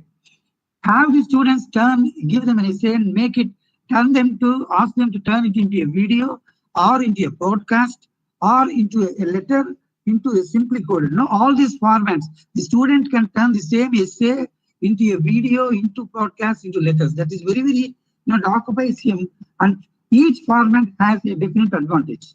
Use the RAP, role, audience, format, and topic theme, then have them revise media in response to new roles, audiences, and topics. For example, give Martin Luther King's I Have a Dream speech in a new format, in a video. So give them the text and tell them to devise a video, or to a new audience, perhaps, modern artists, or, very senior people, or people of different nationality, people of different psychology. So how do you present the same text? Using technology. Okay. Students experimenting here or experimenting with media design, which is exactly what authors do. So the students become participatory and they involve, by using their imagination. Use combinations of media, classic and modern together, playing one against the other. That is print and digital versions together to show the contrast. So you can show them the text, tell them to read it, and show the video clip the next day. Maybe a brief film also. But I have seen some teachers use technology very mindlessly. No, they play a film, and just ask a few questions, and that is that. No. One must have a pedagogic purpose clearly, have the objectives clear, and design the activities, and take the feedback, and test the students' reading. All this procedure must be applied to a video clip. It is not just like otherwise the students can go to a film and see it, in a multiplex. So the teacher's role is there. He insists that have students analyze diverse media forms for their strengths and weaknesses, and involve students to choose media. Now, use a thematic focus to design units and the project-based learning. The ability to text to name these conditions gives them the ability to endure. So teach to them. The author or the media form may not seem relevant to a student, and that's okay. The author chose that form based on prevailing local technology. For example, establish a hashtag that anchors year-long discussion of certain things. You can discuss the same things, with a hashtag for a long time. Have students create and produce an ongoing podcast or a YouTube channel. Connect old and the new in authentic ways to center the knowledge demands. Track the students' reading. This is very interesting. The Storia app is designed for the parents who can keep track how often the student is reading, how many pages. The teacher also can track how the student is reading. There is make-believe comics where you can create your own comic strip, choose a character and emotion, add talk or thought balloons, and start your character community. So the students with the several abilities there are, and you can use them. Mapskip is to create a weave of stories about the places in our lives. Now make maps actually. Yeah. Jntuacea. Now this is very, very interesting. The world's greatest books are retold through Twitter. If you would, Twitter has a what we call in Telugu katte kotte teche. The whole Ramayana is condensed into these words, 3 words, and like that. In a Twitter as a Twitter. Twitter as a tweet. Hamlet is condensed to what the Polonius is doing behind the curtain. That's all. From Dante's Inferno, I'm having a midlife crisis, lost in the woods. Should I have brought my iPhone? This is how a modern student condenses, Dante's Inferno. From Paradise Lost, he says, oh my God, I'm in hell. So the point is, some purists may say that you are downgrading literature, you are making it a cartoon, you are reducing its value. No. I'll show you a lot of things on Hamlet. I'll show you. For example, Sherlock Holmes stories in London, they provide the perfect set of text for digital humanities. Now, these humanities have become digital. We use visualization tools such as Voyant and Words trees to look for patterns in the words and a sentence structure within a story. Build a digital archive of Holmes artifacts. Create maps of where characters travel. And we now come to Dickens in London. Now show them a map of Dickens' London. Now the Covent Garden, Piccadilly Circus, Oxford Street, Regent's Park. These are all Westminster. We are all familiar with these St. Paul's. All these forms. How Oliver Twist moves like this. It can be taught. Here is a picture of Oliver Twist. Sir, I want more. So if you show the atmosphere of the Victorian England is brought here in terms of their dress and their poverty. Okay, the boy running and is being led. Okay, so if you go to New York Times, there is an interactive page on this. You will learn a lot more on this. Now analyze the home stories because the stories facilitate interdisciplinary approach. They touch on issues of gender, class, and etc. And but also through home solves this using Victorian technology like photograph railroad. Now we also can use technology and tell them how technology was used in creative. Writers use technology different formats.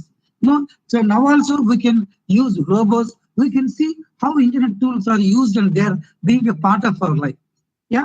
For example, we practice digital humanities methodology, so the students see firsthand how these maps and archives work. Now, for example, Hamlet, now here is, I think I will be closing with this. Here is, there are fine, Hamlet Facebook newsfeed. And, in newsfeed, people comment. So here is how an entire Hamlet story is commented on by the students. Horatio thinks he saw a ghost. Hamlet thinks it's annoying whether your uncle marries, when your uncle marries your mother, right after your dad dies. See the contemporary use of uncle and dad. The king thinks Hamlet is annoying. Lattes thinks Ophelia can do better. Hamlet's father is now a zombie. That means, he is dead. So this is internet language.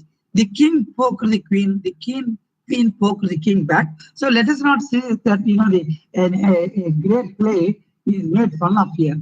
See, the point is, they cannot say the king poked the queen or Hamlet's father is now a zombie. To apply a word zombie or poke or these things, they must know the story and the context. Then apply this internet language to that appropriately. Then the understanding comes, even the fun comes here. See, Hamlet became a fan of daggers. Marcellus is pretty sure something is not in around here. Hamlet and the queen are no longer friends. See, Polonius says Hamlet is crazy in love. Rosencrantz, Guildenstern, and Hamlet are now friends. Hamlet wonders if he should continue to exist or not. So this is to be or not to be expressed in this. Hamlet thinks Ophelia might be happier in a convent. Hamlet removed moody princess from her interests. So Ophelia, divorces the idea of marrying Hamlet. So this is how it is put. Hamlet posted an event, a play that is totally fictional and in no way about my family. So this is play within the play. The king commented on Hamlet's play, "What is wrong with you?" Polonius thinks that this curtain looks like a good thing to hide behind. Polonius is no longer online, so he's dead for a decade. No, Hamlet added England to the places I have been application. He returns to England. The queen is worried about Ophelia. Ophelia loves flowers. Oh, look, a river. Ophelia joined the group, maidens who don't float. Lattice wonders what the hell happened while he was gone. Okay, so these are all this is a different approach to Hamlet, a great literary text. By using ICT tools and internet language, we are making the student connected. If you give a very clever, pedagogically designed assignment and ask him to send it to you through WhatsApp or Facebook, certainly you get a lot more responses from the students than if you ask them to submit in a hard copy. Now students don't want to write, so they can give very brief answers through WhatsApp. They will definitely respond. Professor Chitra, hello, sir. Yeah, Professor Chitra, I would like to conclude. I would like to conclude at this point. There are several slides about ICT tools in language, but I don't want to show them now. Okay, sir. So we can take questions or anything. I request the participants to ask any questions.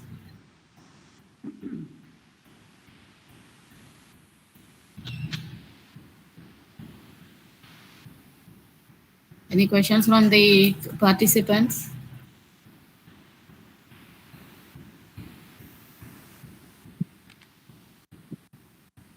Hello, sir.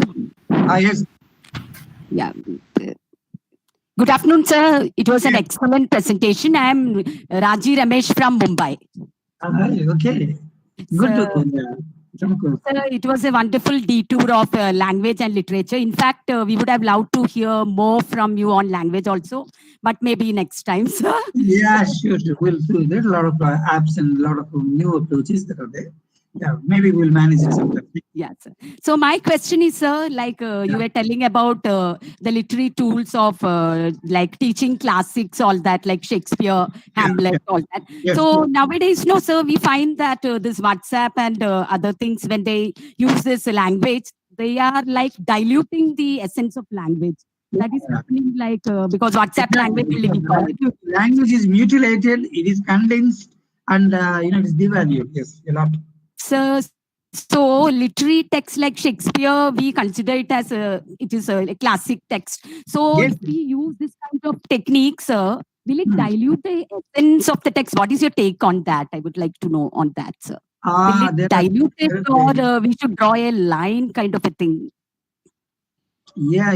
Now our focus is on getting the students to interact, and if you tell him to write and send and say, that is a different thing. But if he is texting with which he is happy, at least he is using the language. Yeah, you can always tell them. Yes, sir. By analyzing the responses of the students, you tell them that if you use this kind of language, you're bringing it down to your everyday parlance, in which you use a lot of slang and all that. That is the problem. Now that is the point for controversy, and it opens the door for discussion. There you say, if you use this language, literary language, academic language, this the value of what Shakespeare said, it will be maintained. So there are two questions here. You have understood. So my point is, he has to follow the story and then respond in his lingo, if I may. And then you can correct him and show the contrast. Okay. If he is using too much of slang, if he is going beyond words like so and so has unfriended so and so, or so and so has spoken so and so, and if he is using something else, you can tell him that's not proper. Okay, but then again, the question is whether this is being used in an official context like an examination where the use of such language and may not be allowed. But in a classroom, to get the shy students to get going, this may be a prodding tool. That's all. Okay, sir. Yeah, it thank you so depends much. on it's like a tool. It's like a steering wheel in the hands of the teacher. You can go anywhere. No, with it. It depends on where it is. As I said, technology is the driver. Yeah, I mean pedagogy is the driver, and you are the pedagogic master. So you can direct the movement. You can take the proper direction. Okay, sir. Thank you so much. Thank you. Welcome.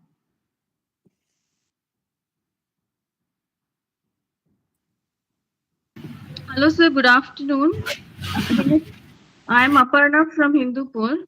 Okay. Sir, it was very enlightening, and it was very interesting that you gave me the examples, sir, because I was wondering how we can make literature interesting through technology. But my question is, sir, don't you think like earlier the teacher was the authority when there was no like multimedia or anything? Now with so much of information, and students are naturally like more tech-savvy than the teachers. So don't you think now the teacher's role is more challenging? Because in what way can we have an upper hand? Because these resources are available to students also, right? Yeah, I understand. Is it Aparna? Yeah, Aparna. I am Aparna, sir. Yeah. Yeah, Aparna. The point here is, it is hand only. There is no upper hand or lower hand now, because we are no longer, information givers, and it is not like a jug mug theory. We fill the empty jug of the student's mind with our knowledge and wisdom. Now we are much. Our role has changed, and probably it has become limited. We are facilitators only. The students have Google. If they don't know a word, they will just Google it, and they come to understand. But how to use that word, and how to organize discussions in the class and make the class engaging, that is where the teacher's challenge lies. Yeah, you can do it without technology, but we use proper tools of technology to encourage discussion, to encourage writing, to improve listening. This is where I honestly believe, Aparna, that this is where all the teachers need to organize very good. Teachers need to be trained. A lot of training in the use of technology, buying the technology tools and telling them, this is how to use. It's not enough. We should have model classes, by experts. There are a lot of senior teachers. Well, I'm a senior teacher myself.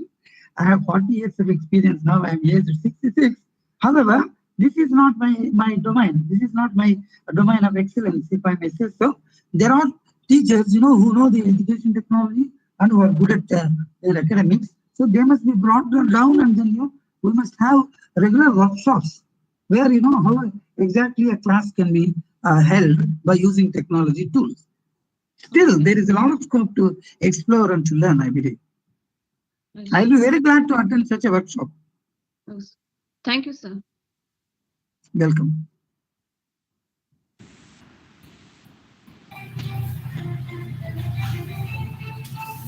Sir, any question? Participants? If no questions are there, so let us go to the feedback. I request Mr. Arvind Kumar to give feedback to such session. Sir, Keshara sir, thank you very much for taking post-lunch session and making it very interactive. Thank you, sir. Thank you. Welcome, ma'am. Mr. Arvind Kumar.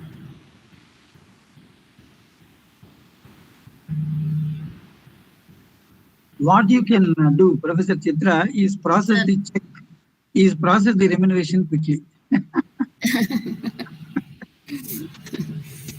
This is in right way. Arvind, are you there? Mr. Arvind. I request participant to get clarified for their doubts if they have any. Professor Chitra and Arvind are no longer friends.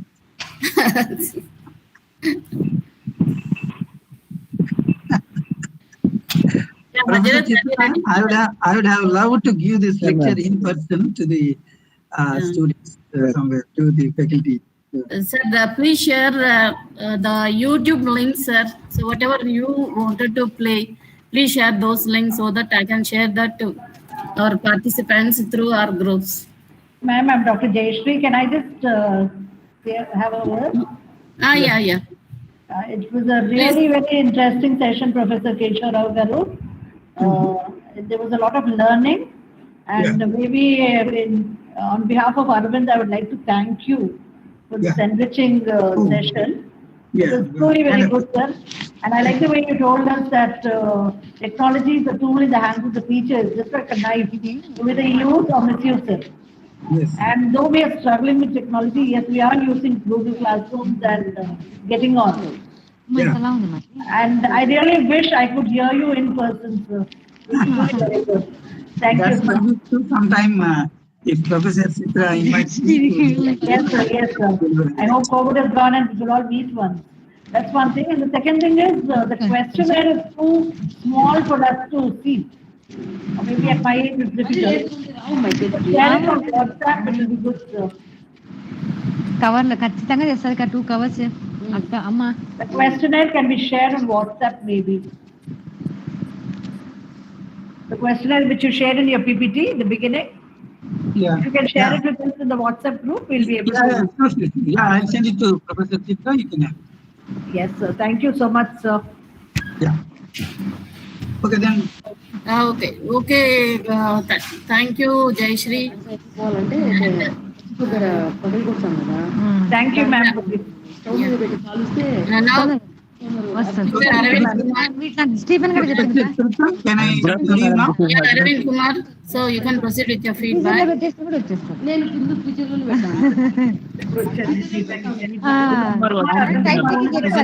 of Professor D. Keshav Rao, sir. Yes. So I repeat, I am happy to render feedback on the threefold presentation of Professor D. Keshav Rao, sir, a myriad-minded genius. Yes.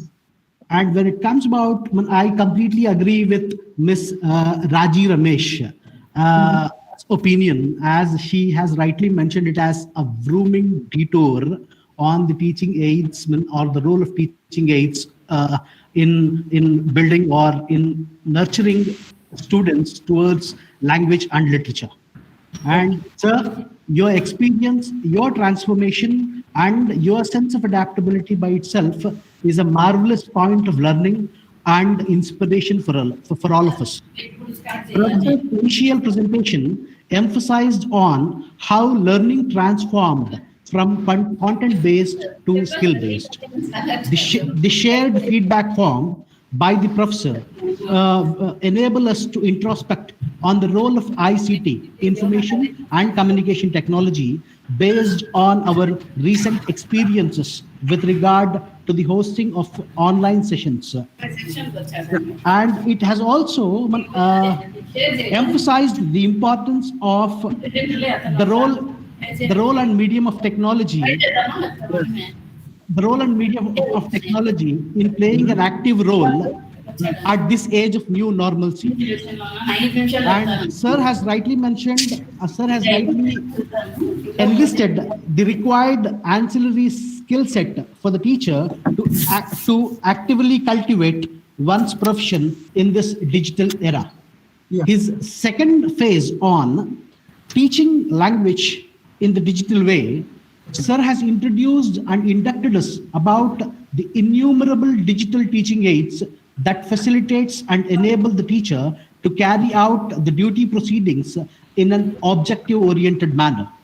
And when it comes about the third phase, teaching literature in the digital way, sir has rightly mentioned how literature intensifies one's imagination, which ultimately empowers the learner to emerge as a creative, innovative individual. Of course, which are the most buzzwords in every job description of today's job market. Usage of audiovisual medium to engross the interest of the learner was also being mentioned, and sir has educated us about the role of audio-visual medium assisting to attribute an at least tangibility to the author's enormous imagination. Sir has also introduced us various aids like Storia, Make-Believes, Mapscape, Twitterature, etc. See, it's all again how literature is taking new, refined and advanced manifolds, and how the favorites of students or individuals who pursue literature has been continuously trying to get more and more nearer to the individuals. Thank you very much for this enlightening presentation, sir. We look forward for many more of this kind. Thank you very much. Thank you, Arvind. Thank you, madam. Thank you very much, madam. Thank you. Sir, I think so two more participants want to ask some question. Yeah. Yeah, Mr. Hazrat. Yeah, good afternoon, ma'am. Good afternoon, sir. Yeah. Actually, I don't have any questions. All the doubts were clarified during the sessions, ma'am. All the three sessions were excellent. And even though they are, I mean, age, not old in age, even though they are elders, they have explained everything clearly regarding this technology. And even this generation people don't know such kind of implementations through technology, ma'am. Thank you very much, ma'am. It is very useful to me in further experimentations. Thank you very much, ma'am. Right. Thank you. Thank you, Hazrat. Sir, thank you very much. Okay. And so I'll talk to you afterwards, sir. Yeah, so now, yeah, we would like to begin the presentations of the candidates. Yeah. Please go on. Yeah. So we'd like to play. If I stay on, I will listen to them? Yes, sir. Yes, sir. Yeah. I will listen for a few minutes and then I will disconnect myself. Okay. Okay, sir. Thank you. Yeah. Okay. I will talk to you later on in the evening. Yeah. Let me listen to one or two. Yeah. Okay, sir. So actually, we have received many papers, sir, more than 60, and that is why. So we Very good. Yeah, good response. Excellent response. And so that's why we are not in a position to give opportunity to each and everyone. Yes, so yes. we have just selected a few audio clips. We invited, first of all, audios highlighting their important points in the paper. So that is why, based on the clarity of the audio and the video, we have selected some of the papers, the audios, I mean, and then we are going to play those audios now. So thank you very much. Thank you very much, sir. So you're welcome, Professor Chitra. I should also thank you really for putting me in touch with several young minds and young teachers who are very anxious, very eager to go on, in their careers. Thank you very much. Sir, thank you, sir.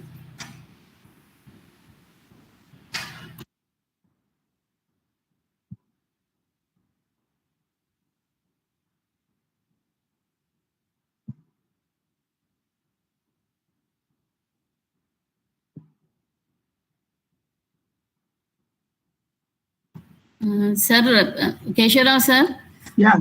I want to present my screen now, so that is why you have to minimize or go out. Go.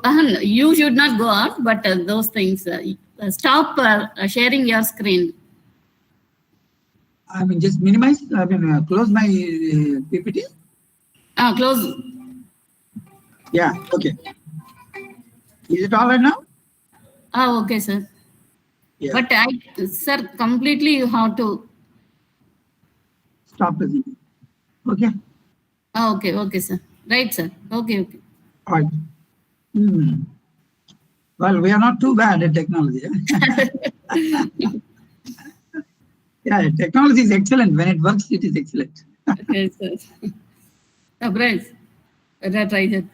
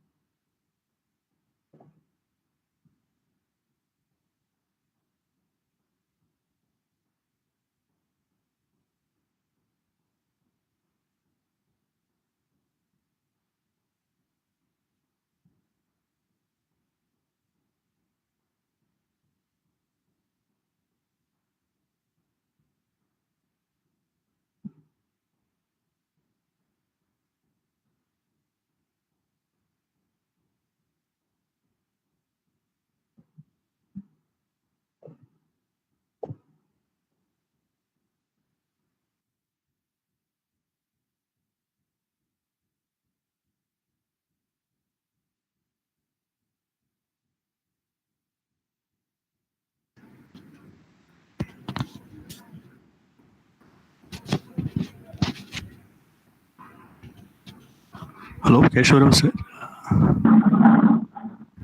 Hello. Keshwarao sir. Hello. Sir, it's happy to see you after so long time.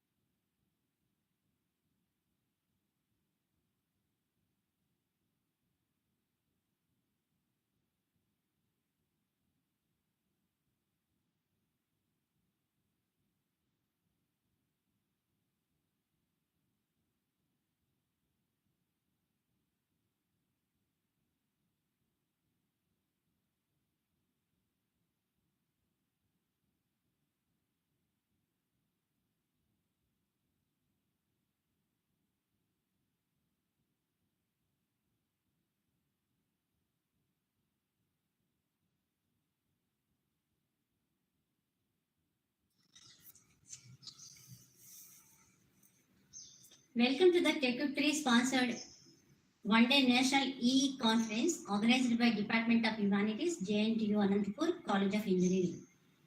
My greetings to the chief patron and the convener, Professor Chitra ma'am, and all the other dignitaries who are associated with this e-conference.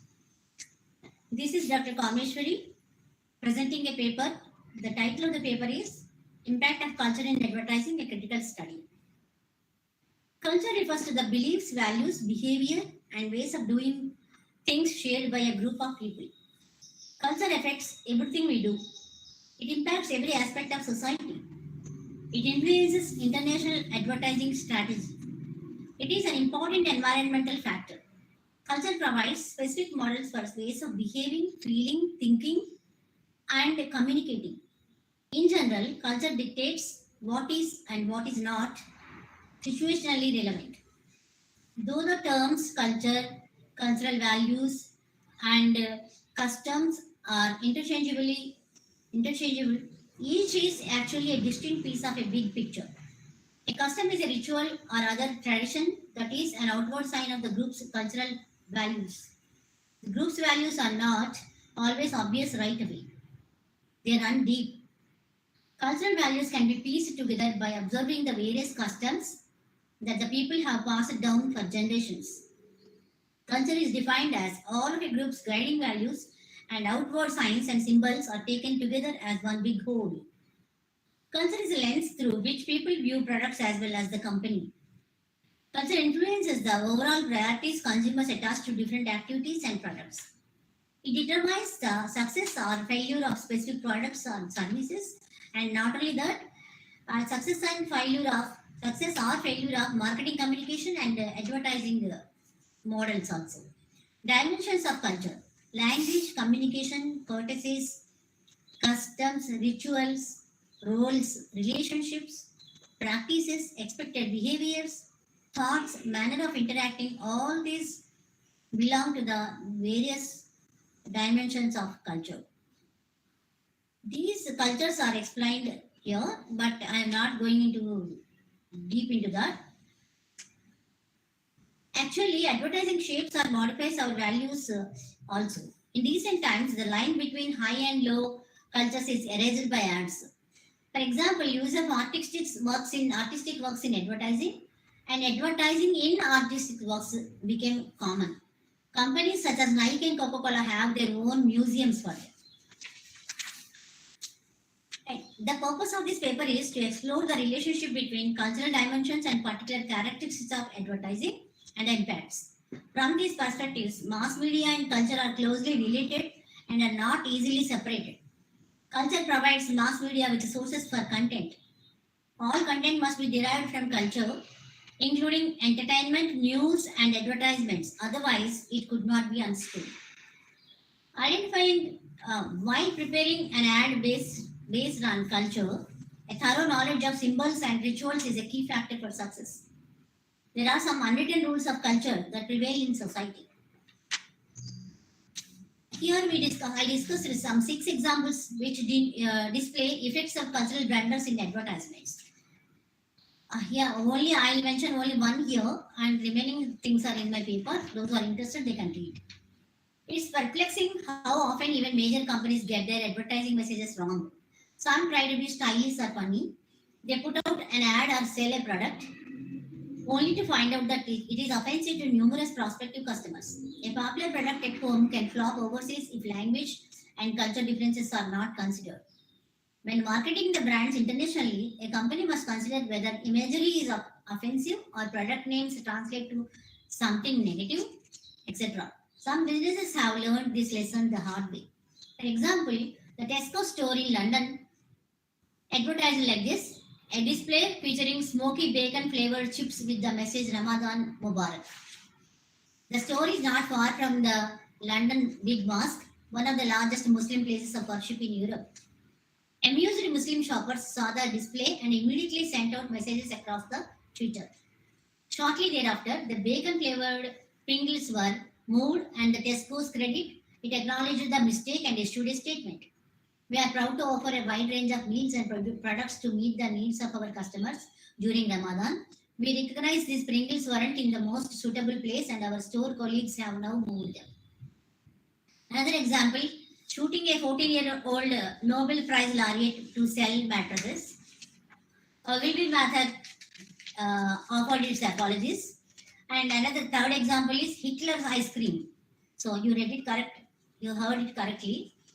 MVF products from Meerut-based MVF products, it named its ice cream as Hitler ice cream. And another food-based supplier, it advertised halal chicken and offered for Sikh community. And Pepsi and Coke in China, the advertisement slogan translated it like this: Pepsi will bring your ancestors back from the dead. It meant in China, in Chinese language, like that. And finally, recent advertisements by Tata Group. Less than a month after pulling down an ad for allegedly hurting religious sentiments, Tata Group's jewelry brand Kanishk on 9th November 2020 partially withdrew another ad following a backlash on social media. The very recent furor about Kanishk's Diwali promotion ad and the previous one indicate the necessity of precautions to take while dealing with culture in ads. All the above examples reiterate the importance of studying and understanding the target culture thoroughly before working on an advert aimed at the consumers of that country. Thank you, one and all.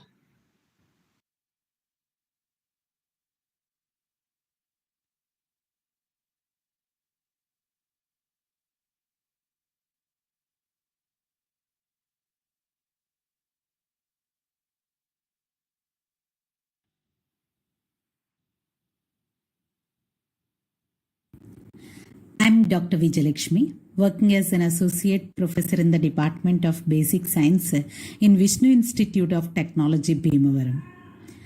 I would like to present my paper, Water as a Symbol in the Novels of Paulo Coelho, a Select Study. My abstract of this paper is, Paulo Coelho, a Brazilian writer, is a world's renowned novelist and lyricist. He was crowned with innumerable awards, including Guinness Book of World Records. His life and chanting novel, The Alchemist, has attracted readers throughout the globe.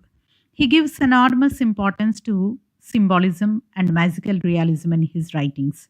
Ingrained with the mystical quest of Brazil, his themes focus on spiritual quest and self-discovery and often had therapeutic effect on readers. He deftly does his best in intervening these concepts with characters. This research was conducted in order to observe Paulo Coelho's use of water as a symbol in his novels, such as By the River Pydra I Sat Down and Wept, The Devil and Miss Priam, and The Witch of Portobello. This evocative research concludes by paving the way for young researchers to continue their research on different literary devices as well as various contemporary writers. Water is primarily a building block of life. It is one of the 5 elements of physical plane, such as earth, air, water, fire, and sky.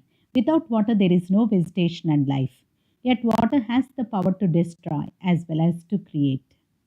Since the beginning of the human history, water has held a special place in the physical and spiritual lives of the people who represent a wide range of culture and civilization. Rituals, languages, and beliefs among all the cultures are greatly varied, but water is an intrinsic part of these spiritual beliefs. Paulo Coelho invokes the female face of God in his novels, especially in By the River Pydra, I Sat Down and Wept. In this novel, Coelho shows water as the symbol of purity. Water is the feminine symbol which refers to the creation and regeneration. The protagonist, Pilar's childhood friend, says that man is generated in water and lives in the maternal womb for 9 months. Water is the symbol of power of the women. The goddess uses water as the means to manifest herself.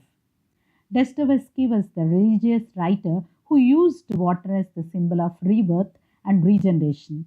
The use of water is a recurrent theme in Crime and Punishment, similar to this novel By the River Pydra, I Sat Down and Wept.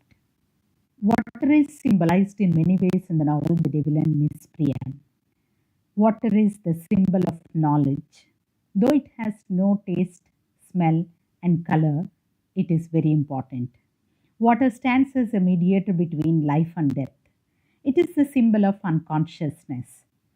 The fountain in the village, viscose, is the symbol of soul as the source of inner life of spiritual energy.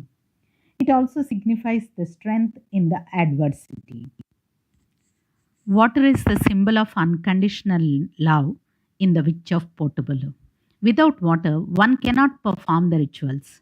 Paul Coelho says that if God is mother, then people adore her through rituals intended to satisfy the female soul.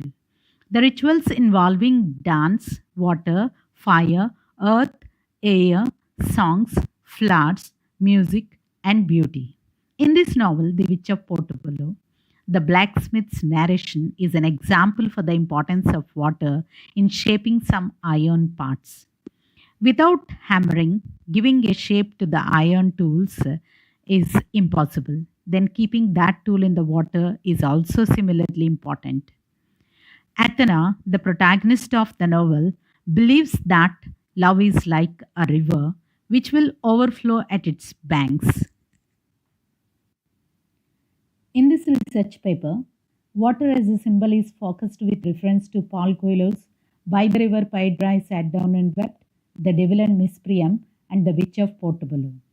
Water is strongly connected not only with the emergence of life, but also with the emergence of civilization.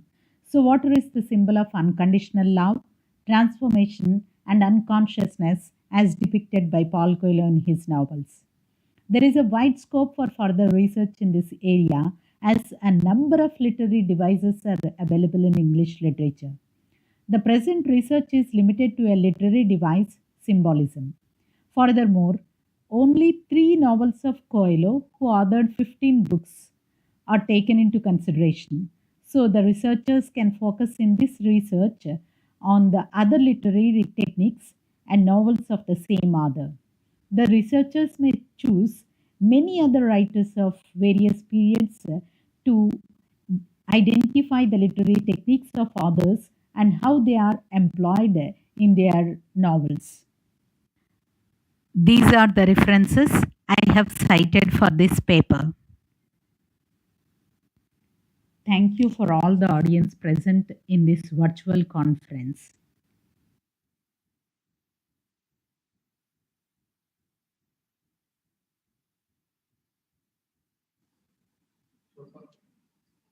Good morning. The topic I wish to present today is what you speak is what you are, using content rightly to succeed in a group discussion. The category under which it falls is language. I'm Dr. K. Jayashree Shetty, Senior Trainer, Employability Skills, Dr. Lakapalli Pullaya College of Engineering, Visakhapatnam. Here is my abstract. Group discussion is used as a tool by recruiters across the globe to assess potential candidates for a job.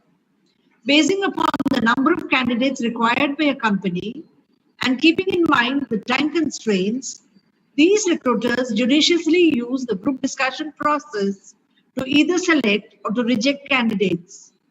It is observed that many students generally prepare all or most of the current topics before participating in a group discussion. They also learn all the required rules to be followed for participating in it. Sadly, when a topic is given for discussion, many students get totally caught up and involved with the exhibition and dispensation of their knowledge gathered from different sources of the content in the given topic, and thereby forget that the professional and personal traits that they exhibit through the discussion is more the focus of the recruiter in an interview than the content itself. They have no clue as to why they had been rejected by the recruiter despite excellent language skills and plenty of content. The writer will be using sample topics to substantiate her point and give tips on how to carry forward the discussion and arrive at a logical conclusion. Thank you.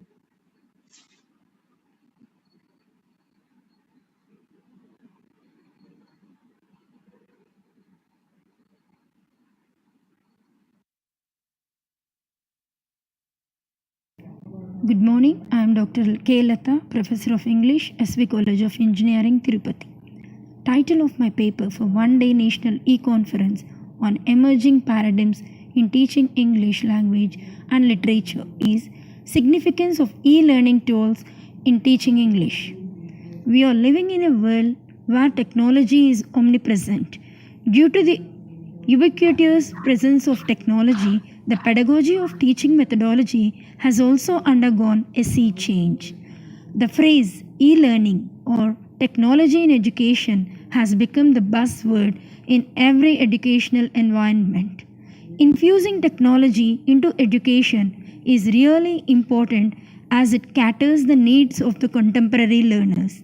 The classroom environment today is completely different from the traditional classroom. The traditional methods, which are mainly based on lecturing and role learning, reduce English language learning to mechanical memorization and miserably fail in developing English language as a skill among the learners. New technologies like Internet, YouTube, Skype, Twitter, blogs, mobile phones, interactive boards, and many more have added not only stimulus but also learners' engagement and true interactivity within the classroom. Teaching, especially in the humanities, should always strive to move beyond the simple divulging of facts and knowledge or even the training of certain skills. Learning is, of course, the main purpose of education. It is the goal of every student and the task of every teacher to increase knowledge and understanding in the classroom. The teachers can engage the learners become skilled at English language by using the innovative ELT techniques like English songs, movie clippings, dramatics, advertisements, sports commentaries, and many more. This paper stresses on the need to make English language lessons easy and enjoyable through innovative ELT methods. This is done first by giving a brief review about the traditional teaching methods in India, and further the focus will be on installing information and communications technologies, that is ICT tools in ELT. Thus, this paper discusses the availability of various tools of ICT and their practical uses.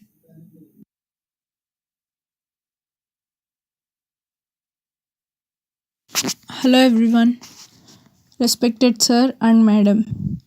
The paper I am presenting is Ecological Consciousness in the works of Amitav Ghosh, written by Bodavala Syamsundar Bhagwan, Assistant Professor in Department of English at Vikramasinghe University, Nellore. Since the professor is visually challenged, I, Rasagna Tummala, am recording this audio today. Ecological Consciousness in the works of Amitav Ghosh. Works by Raja Rao, R.K. Narayan, Babani Bhattacharya, Kamala Markandeya, Ruskin Bond, Anita Desai, Kiran Desai, and Amitav Ghosh began to reflect ecological problems in literature. In their works, these writers stressed the relation between man and nature. Significant works by these authors often dealt with the beauty and the strength of nature. In this genre, Amitav Ghosh is the most influential writer who has exhibited deep eco-consciousness. In the field of eco-criticism, he is the pioneer.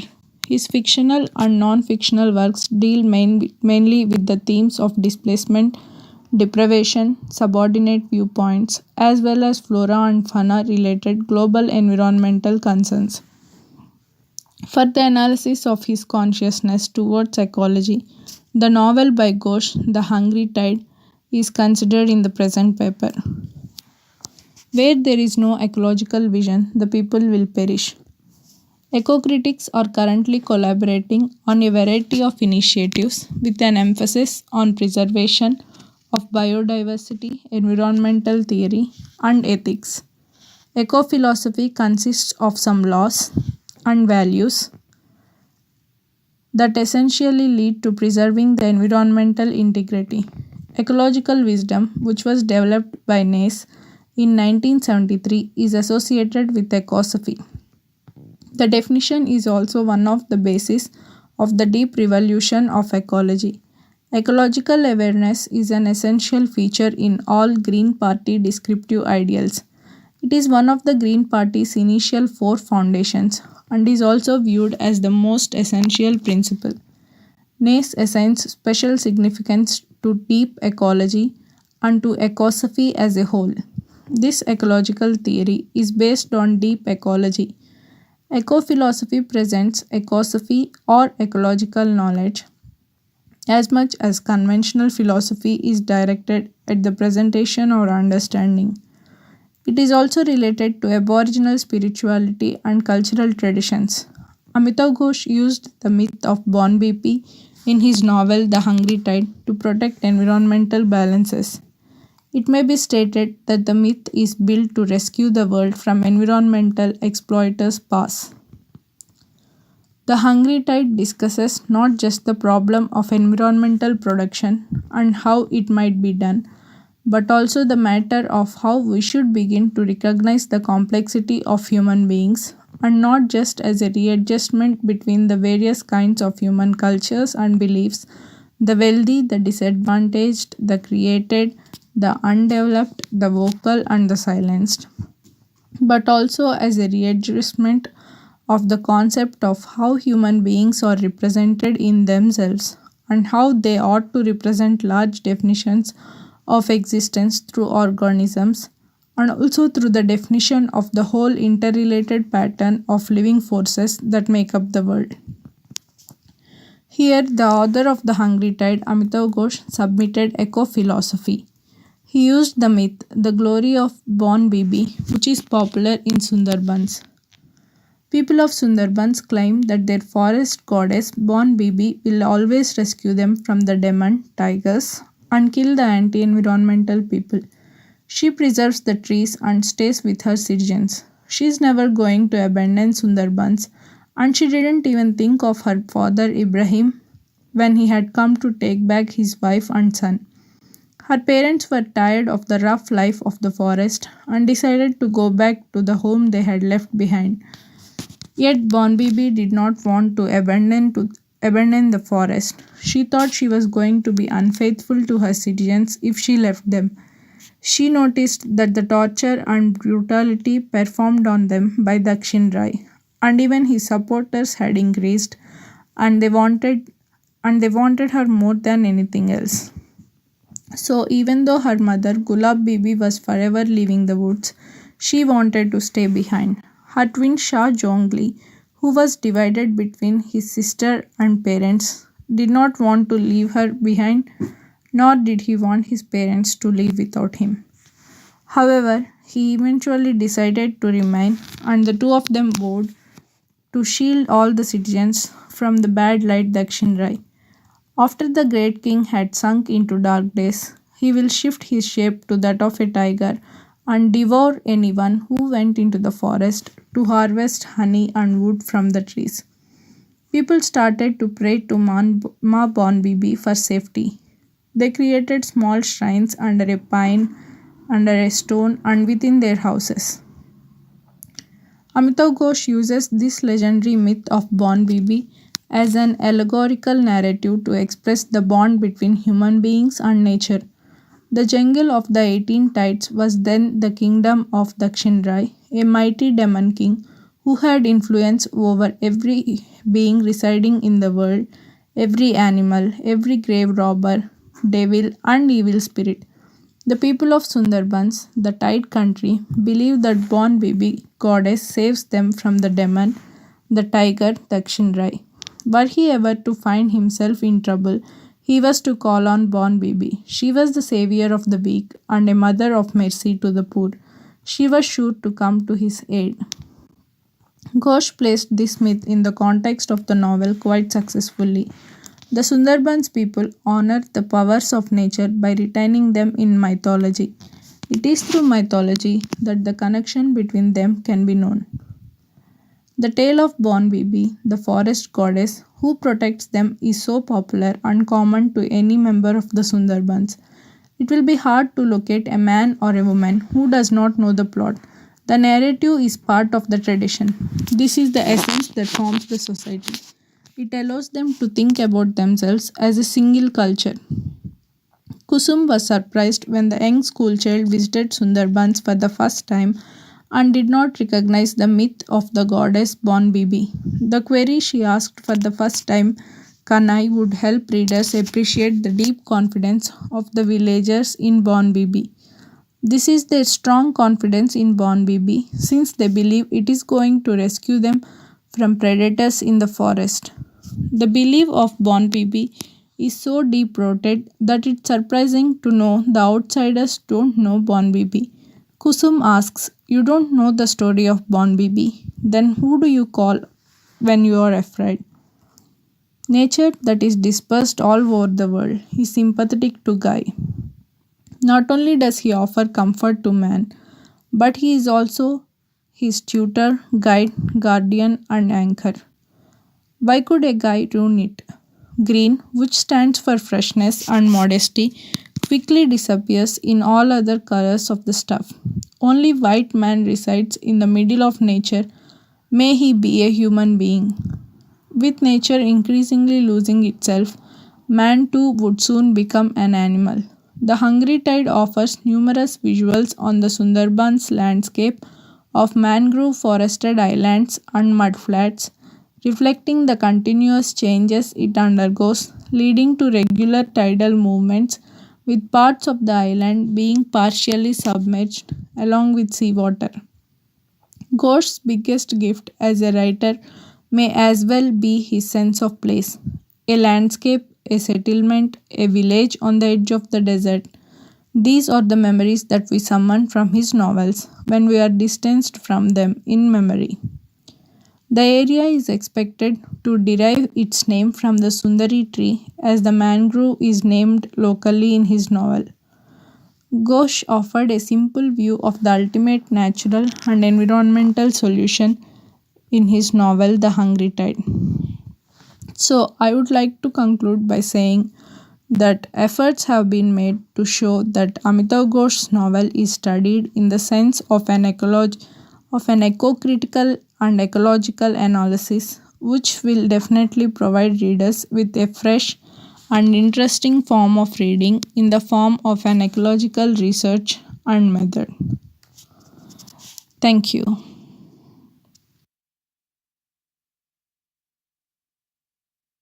Good morning, everybody. I am Dr. Afroz, Assistant Professor in English, SKU CET, Anantapur. I am going to discuss blended learning, redefining learning teaching with a twist of creativity. Blended learning channelizes the mode of learning in a better and creative way. The basic idea of such learning is to ignite the thoughts and ideas of a student with the help of e-learning technology in a classroom. Blended teaching has given a new concept of input and result as against conservative teaching in the present generation. The likelihood of acquiring knowledge in a traditional method, such as memorizing or any other such method that gives student a chance to absorb rather than understand, is futile these days. Some of the branches of e-learning concepts with an ubiquitous canopy of instructional design models are Gagne's 9 events of instruction model, ADDI model, and rapid prototyping. The present paper deals with some of the particular instructional design models mentioned here. Instructional design and content developing is a new enclave in teaching. Web-based technology and computer-based technology are the two tools that are redefining the orthodox way of giving instruction in the classroom. One-way teaching, also known as lecture method, is a misnomer in the present context of education system because one's shoe doesn't fit for all. As the Chinese saying goes, knowledge without wisdom is like a boat on a dry land is similar to our existing parameters of teaching know-how. I will put it in this way. Comprehension without passion is like a boat on a dry land. Therefore, what makes this passion come into force is a big question on the aspects of the teaching fraternity. Hence, the mother of all learning in the present scenario is not lecture method, memorizing, or simply dumping knowledge, but learning with a passion. The passion to connect, understand, and acquire. Always remember that lesson planning begins with an end in mind, and the simplest lesson plan is, where do you want to go? Why do you want to go there? How will you get there? And how will you know when you have arrived? However, learners should be made to think about three things before they start acquiring a concept in a classroom. What does the learner know? What does the learner want to know? And what the learner learned. This is perceived better by the teacher or a learner with 3-2-1 activity in the last 5 minutes of the class. What are the three things you remember, two things that you understood, and one thing that you are still unsure about? The reliability on technology in the classroom is a prerequisite in the present setup of modern learning. The teacher can avail himself of the technology in the classroom. Online courses and assessments, PowerPoint presentations, videos, and educational apps. This is the crossroads of technology with the physical presence of a teacher and a learner for a better management of learning by the learners. Robert Gagne's model of instruction is one of the most popular tools to be used in the classrooms.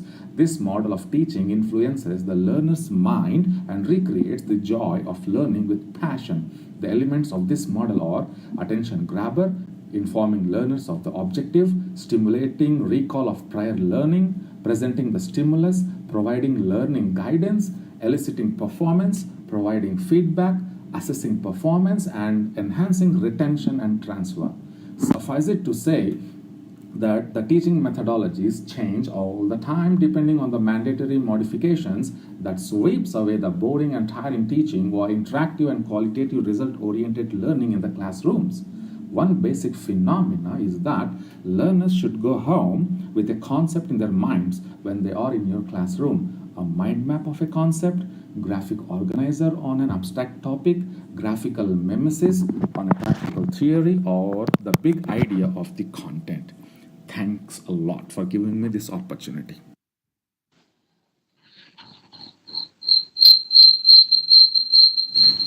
Hello everyone, I am Dr. Divya, working as an assistant professor in Department of English, YB Anna Government Degree College, Kaikaluru. My paper entitled Intercultural Dimensions in English Education, the Indian Context, discusses the importance of raising cultural knowledge in English language learners. English is a widely spoken language in today's world. It is often referred to as global language and the lingua franca of the modern era. It is taught as a second language in many countries. Therefore, English language education is becoming a major concern for non-native learners in countries like India. Teaching learning English cannot be confined to the teaching of its linguistic skills such as phonology, morphology, vocabulary, and syntax, but there is much more to learn which involves language acquisition with cultural knowledge. Communication without appropriate cultural content often leads to misinterpretation and misunderstanding. Many linguists, while speaking or writing about the importance of cultural knowledge in language education, are restricted to the culture of targeted language.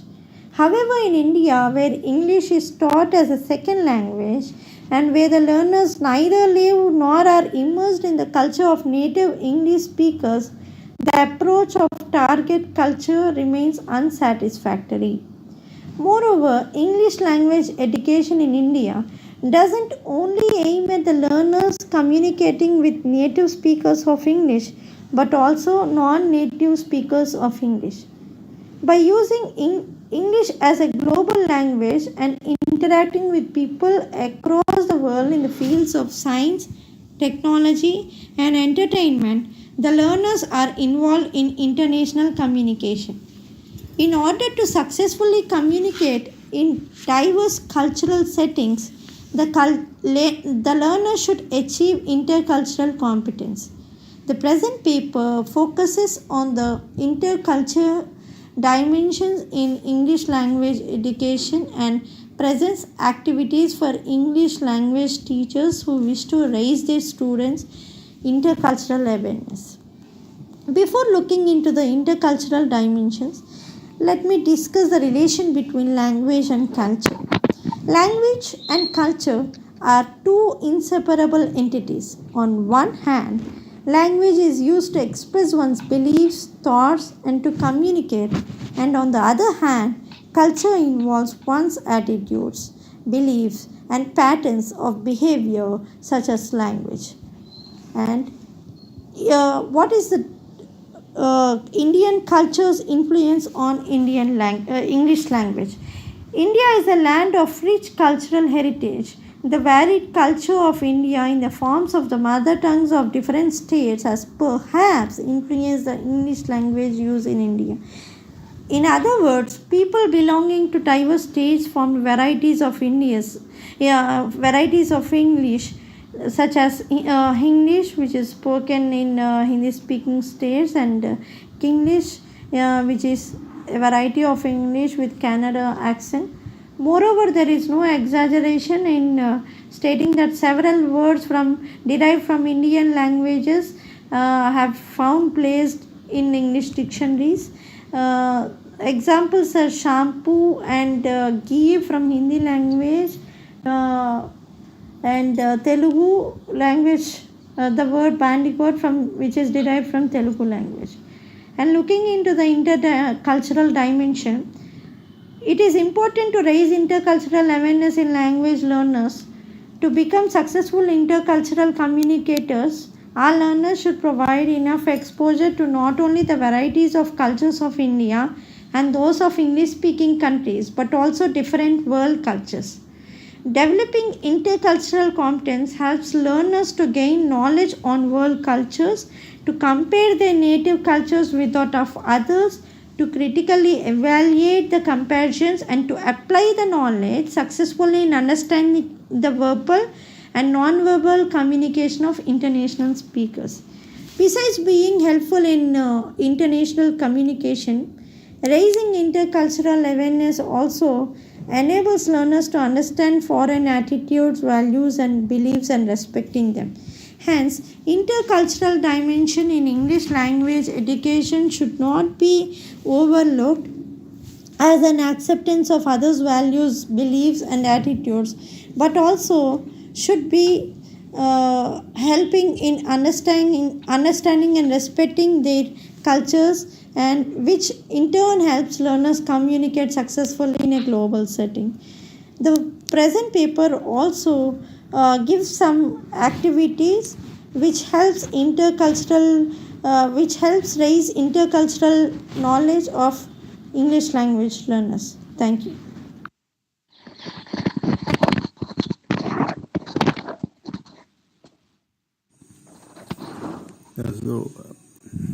Hello, good morning to all. This is Dr. B. Srikant Reddy, guest faculty from Indira College of Education, Markapur, Prakasam district. So it gives me immense pleasure to be before you for presenting my research article in this one-day national e-conference on emerging trends in teaching English language and literature, organized by Department of Humanities, JNTU College of Engineering, Anantapur. And I thank Dr. Professor Chitra Madam for organizing this e-conference. So this is my first presentation in an e-conference. So thank you, ma'am, for giving this opportunity. So with no delay, I present my paper. Is learning-centered strategies for the modern classroom. So, as you all know, nowadays the educational institutions are focusing more on learning outcomes rather than learning process. So, to enhance the learning outcomes, proper teaching styles must be adopted to facilitate this approach. So, in this paper, I have made an effort to present some of the strategies to build a student-focused classroom. So before we build a student-focused classroom, so let me introduce you to a new concept of servant leadership. So unless we adopt this servant leadership, we can't be able to serve the students better. So in order to serve the students better, so we have to understand this servant leadership concept and digest it and then apply it in our own classroom. So this concept of servant leadership was introduced by Robert Greenleaf in 1977. So according to this concept, servant leaders are driven to serve first rather than lead first. So they are always striving to meet the highest priority needs of others. By serving others, leaders lead other people to the point of self-actualization. This concept also asserts that by putting the needs and interests of others above their own, servant leaders make a clear choice to serve their followers. So the servant as a leader always empathizes, always accepts the person, but sometimes refuses to accept some of the person's effort or performance as good enough. So being a servant professor requires that the focus be shifted to the needs of the students rather than the opportunity for the professor to put him or herself on the stage. So the focus of teaching should be around students and the teaching materials be tailored to the present and future needs. As a teacher moves towards more learning-centered education, he must provide opportunities for self-direction, reshape the authority, relations in classrooms, implement experience-based learning activities, and foster lifelong activities. And so this is the concept of a servant professor. So this servant professor must inculcate some techniques to facilitate student learning outcomes.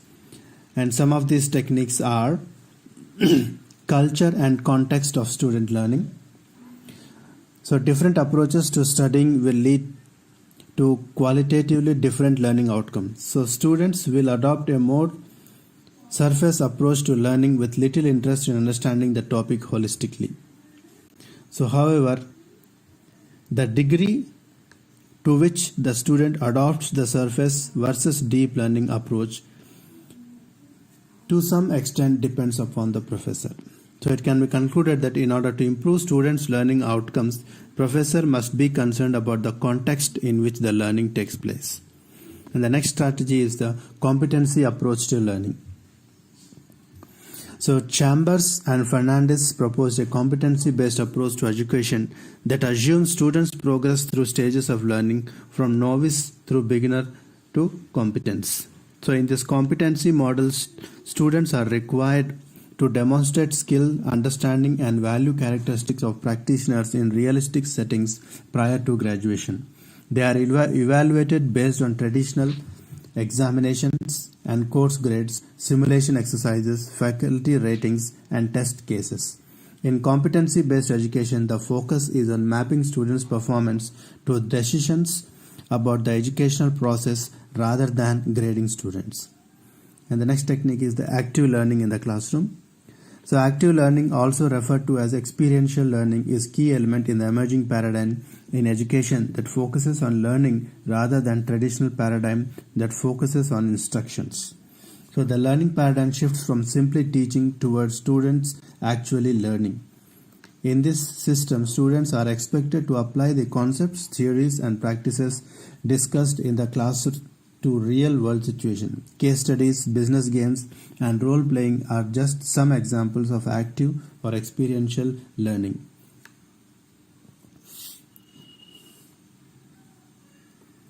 And other than that, there are active learning in the virtual classroom. As this is, I hope this is the apt necessity of this moment. According to the recent survey, nearly 3 million students are taking at least one online course during each term. A substantial increase over to 2.5 million reported the previous year. So this addition of more than 900,000 online students is more than twice the number added in any previous years. So many universities are now adopting new course designs that are focused on well-defined student learning objectives and constructing course delivery strategies around the student learning objectives. So these include conversion of print material to electronic versions, offering electronic support materials like lecture slides, chapter summaries, cases, self-grading homework, practice quizzes to print versions. A web-based individualized learning assistant incorporating a sophisticated artificial intelligence engine is to identify what students know and selection of the next body of material they should learn to meet learning objectives. So in this scenario, so let me conclude my research article. So as the process of evaluating the effectiveness of higher learning focuses more on outcomes of the education system rather than the process, we recognize that our teaching styles may also needed to change. So building a student-focused classroom can be a challenge and will compel professors to focus more on the needs of the students. While the traditional approach is professor and process-centered, the new approach is more student and learning-centered. So applying some of the student-focused principles of servant leadership, focusing on techniques to promote student learning, utilizing the principles of active learning, and applying the new learning systems and technology that are available, all provide a starting point for the development of a new paradigm of teaching that is very useful for the students. Thank you.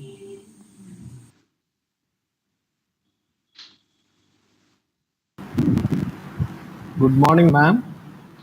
This is Dr. M. Suresh, Associate Professor, Department of English, KL University.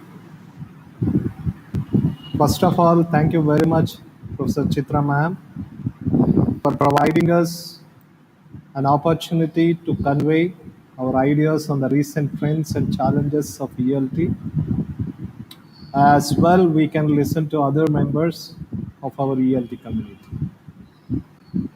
My paper, Teaching Business Vocabulary to Undergraduate Technical Students, a critical review, is going to highlight on the importance of business vocabulary to undergraduate technical students and in what way they can prepare for their future workplace challenges.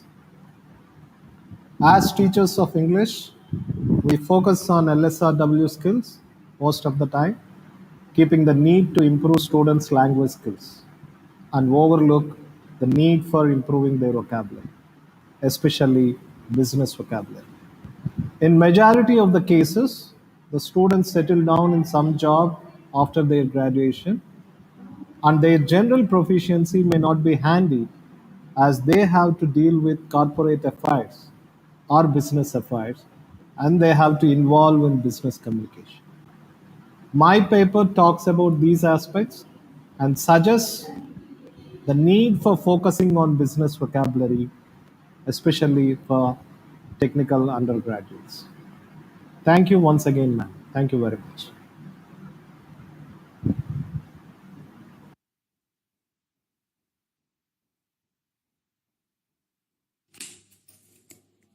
I'm Mrs. B.R. Lakshmi, Research Scholar, JNTUACE, Anantapur. Greetings of the day. My greetings to all the delegates and distinguished speakers and the organizers. I would like to present a paper titled Struggle for Individuality in the Light of Existentialism in Anita Rao Badami's Tamarind Mem and Hero's Walk.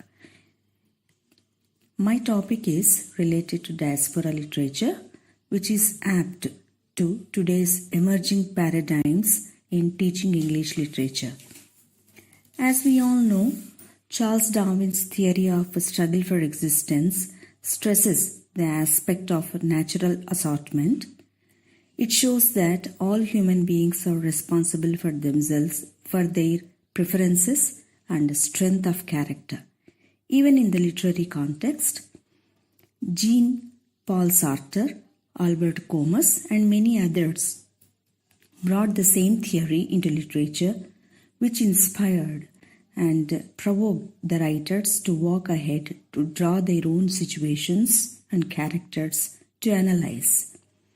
The post-colonial and diaspora writers worked in this direction and caught the attention of the readers with their fascinating works. Arun Joshi, Anita Desai, Jhumpa Lahiri, and others exhibited their interest in applying existential philosophy to their works. The present paper tries to focus on Anita Rao Badami's two novels, Tamarind Mem and Hero's Walk, in the light of how her characters struggled to endure and restore their individuality. The characters, Nandana in Hero's Walk and Kamini and Saroja in Tamarind Mem reflect their untiring efforts to find possible amiable solutions to their relationships, memories, culture, and generation gap. Their frustrations due to psychological turmoil and self-alienation are well portrayed by Anita Rao Badami in these two novels. Okay. The characters considered for the examination are Saroja, Kamini, and Nandana. Badami's novels exhibit a confidential strength of existential philosophy, whereas the other writers portray their characters assimilate to the newly created environment. This striking difference is very much found in particular in the novel Hero's Walk and Tamarind Mem. Kamini in Tamarind Mem and Nandana in Hero's Walk stand as the best examples for such kind of scrutiny. Nandana tries to find out a strong sense of disagreement with the first generation who migrated from their native place. Kamini tries to find out her roots of connection into her mother. The domination of these findings in the novels make an attempt to protect the native values in a foreign land and where they migrated to lead better life. The paper elaborately goes like this in studying Nandana's, Saroja and Kamini's character. I just come to the conclusion of the paper due to the time constraints and all. Badami's characters struggle with individual identity and with the problems of existence. Though they are very careful about their family and the other responsibilities, their liberty and individuality is crushed with different names at different levels. Saroja wants her daughter to take up social responsibilities. Nandana goes to an extent of psychological stress to accommodate herself in Indian practices. Thus, almost all the characters in these two novels lose their identity and existence with different reasons and on different occasions. Some of the characters struggle to protect their identity and a few compromise with the situations. There is no respect to the emotions and feelings and desires as every living being possesses. Badami explores various solutions through her characters and how women come over the hurdles in their lives. She chooses her characters face social criticism and make their social choices. And a few priorities are given to a few people to come out of their physical and psychological trauma. Badami's characters are appeared to be life submissive, but they are quite revolutionary and independent in their ways and attitudes. Thank you.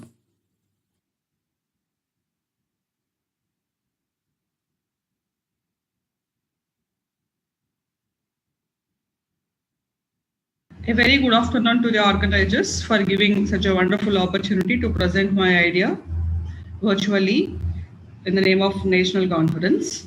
I am Dr. Jyoti, working as Assistant Professor in VFSTR Vadlamudi, which is situated near Guntur.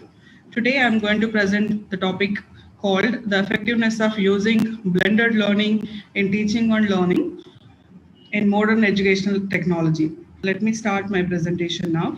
So let's start with what is a blended learning. Blended learning can be defined as the mixing of the face-to-face teaching and online learning.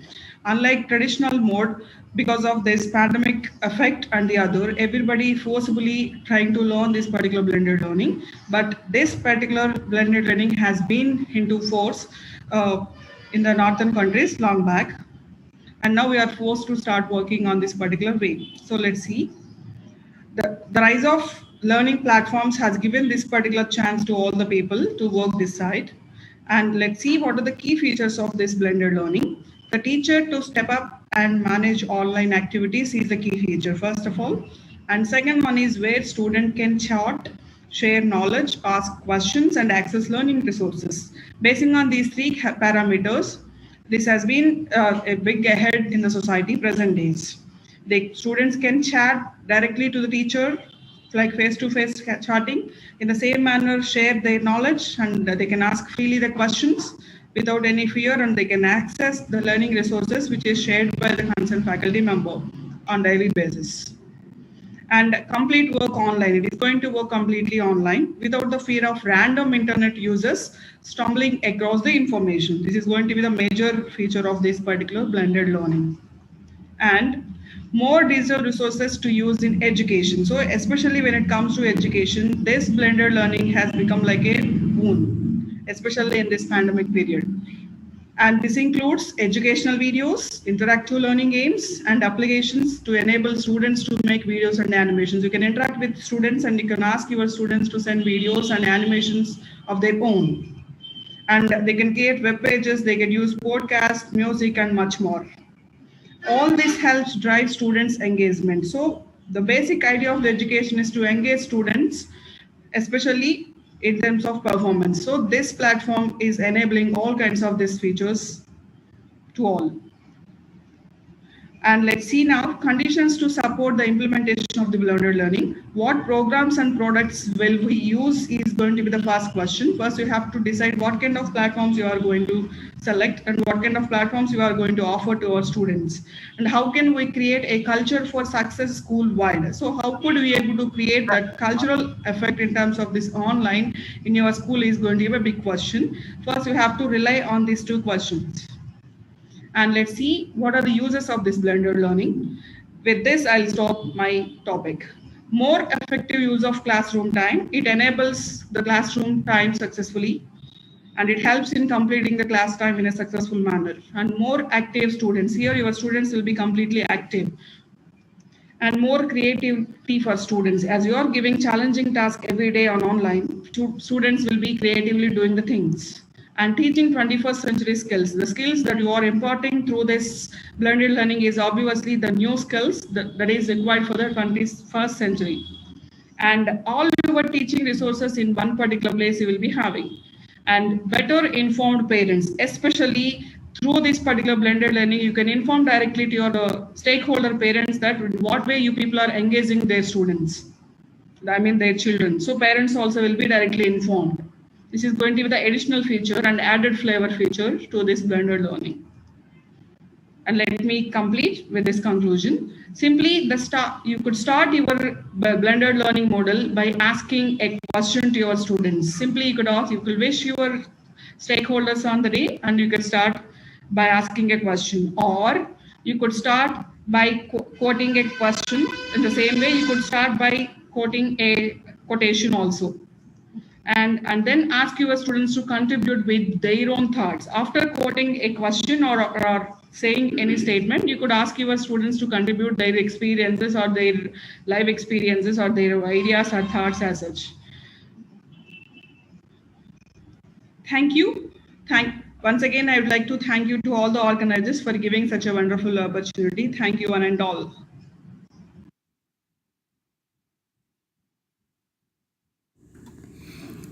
Good morning. This is Dr. R. Prabhakar, Assistant Professor, Department of English, Vikramasinghe University, Nellore. It gives me immense pleasure to submit my research article named Breaking the Shackles, an analysis of Shashi Deshpande's The Binding Vine. In one-day national conference on emerging paradigms in teaching English language and literature, organized by Department of Humanities, JNTUACE College of Engineering, Anantapur. The abstract of my paper is as follows. Shashi Deshpande is a towering figure who has highlighted the problems of women and their fettered identity in the patriarchal society.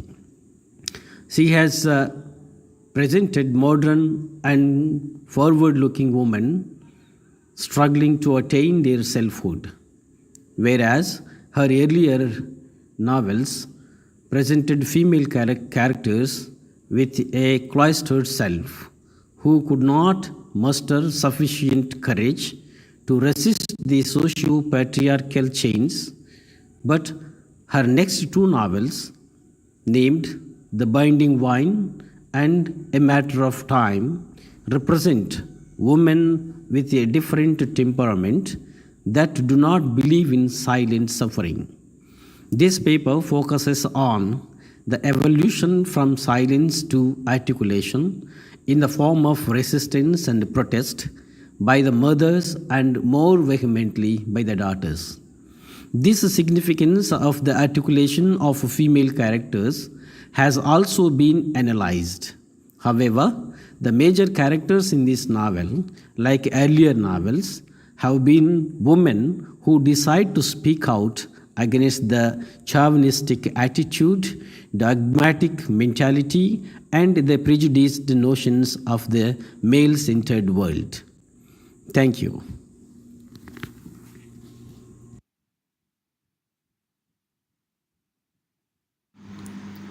Good morning, everyone. This is S. Saruna, Research Scholar, Department of Humanities, JNTU, Anantapur. The title of my article is Theme of Indianness, a comparative study of Amit Chaudhary and Rohinton Mistry. Amit Chaudhary is an Indian English novelist, poet, essayist, critic and musician. He was elected as a Fellow of Royal Society of Literature in 2009. He was born in Calcutta and brought up in Mumbai. He took his first degree in English literature from the University College London and wrote his doctoral dissertation on D.H. Lawrence poetry at Balliol College, Oxford. Currently, he is working as a professor of contemporary literature at the University of East Anglia, and he also teaches at Ashoka University, India, as professor of creative writing. He received Sahitya Akademi Award for his fourth novel, A New World. He was elected as a Fellow of Royal Society of Literature in 2009. And coming to Rohinton Mistry, is an Indian-born Canadian writer. Parsi by birth, he was awarded New Start International Prize for Literature in 2012. The article aims to explore the deep-rooted Indianness in the novels of Amit Chaudhary and Rohinton Mistry. There are similarities and dissimilarities with respect to the characters and themes that they have described in their novels. Though both the writers belong to same city, that is Bombay, their perspective differs from one another. Amit Chaudhary's themes have no inclination such as diasporic nationalism, feminism, etc. He writes about life. He makes unimportant things important. He uses the technique of defamiliarization. Amit Chaudhary very dexterously represents the Indian society, whether it is of Calcutta or Mumbai, in almost all of his novels and prose works, that too with very ease. He shows very much concern especially with the lives of middle-class Bengalis, popularly known as Bhadralok community, whose lives and culture predominantly occupies his literary canvas. He describes the locale of Bengali society, the roads, the streets, buildings, the architecture, the towns, and the countries, not only through his mind, but with his heart. Rohinton Mistry's novels preoccupies with his concern for Parsi community. Mistry seems to be deeply concerned about the marginalized Parsi existence, which is severely threatened under the impact of globalization and modernity, and the sharp decline in population made him frightened. The rising communal disharmony has intensified the community consciousness more than ever before. Thank you.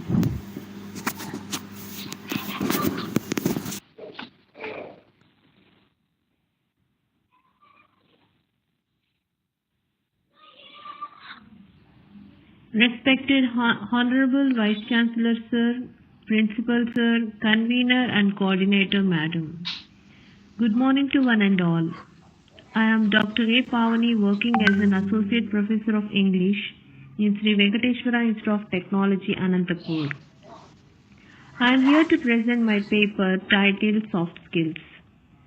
Technical and job-related soft skills are must, but they are not self-sufficient when it comes to finding a job or progressing up the ladder. Professional managers are expecting their employees to have something extra which call today soft skills. Importance of soft skills is highly competitive, cooperative world. Soft skills will help you to stand in a crowd of regular job seekers with ordinary skills and talent. Soft skills play an important part for the success of an organization. Main skills are interpersonal skills. These include the ability to lead, motivate, and delegate. This skill builds teamwork, communication skills, time management, and stress management. To enhance one's soft skills, the following points can be considered. Ask others for help.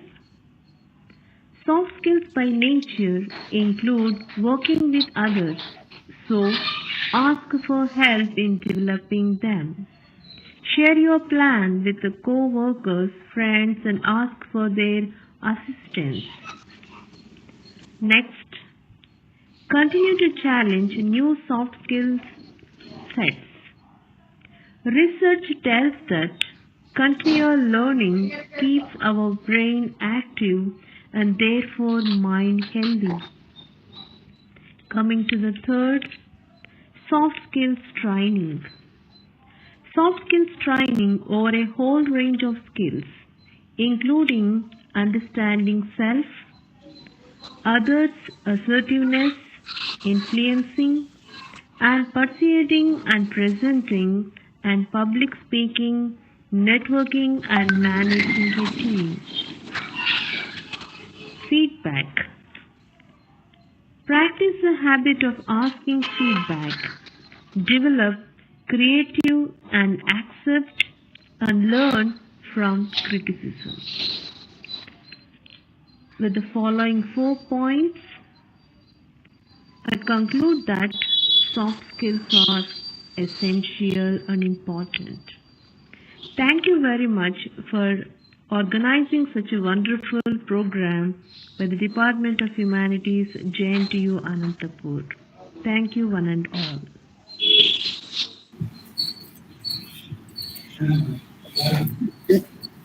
Yeah, now we come to the last minute. So already almost end of the program. I request the participants to also their feedback on this program.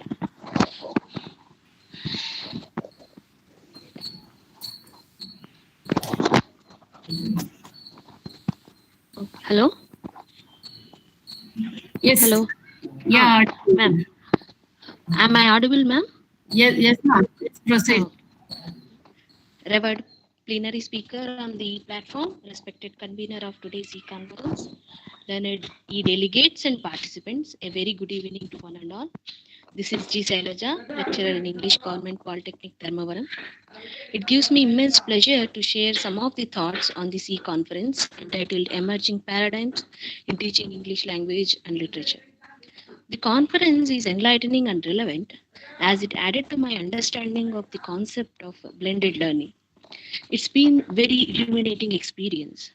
Professor Vishweshwar Rao sir, while talking about the technology-assisted learning, shed light on the drastic shift from blackboard to broadband of both teachers and learners and the hurdles faced during this transformation.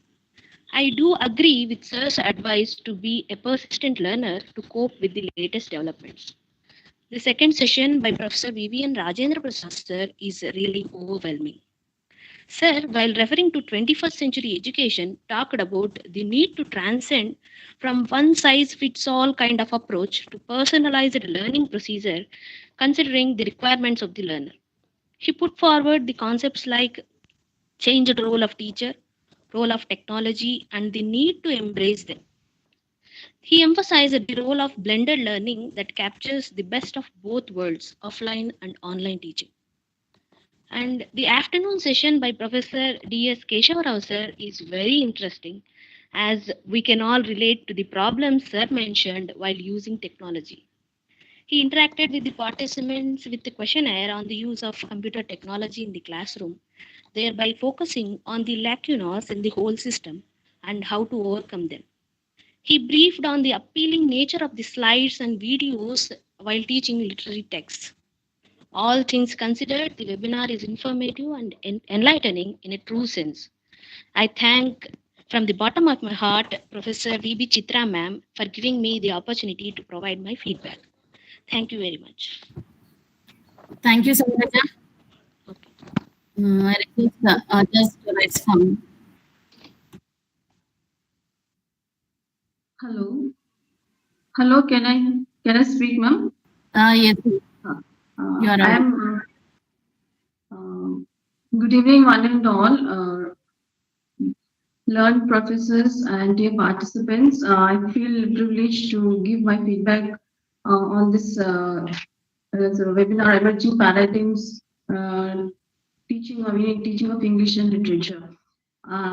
Actually, we're waiting for this webinar since a lot of time, and I'm so thankful. Like it was due in March, if I'm right, and it is very apt, post-COVID, after it was pre-COVID one, and after COVID, I think, or even in the middle of the COVID, this is very relevant because first time when we had they asked us to teach online.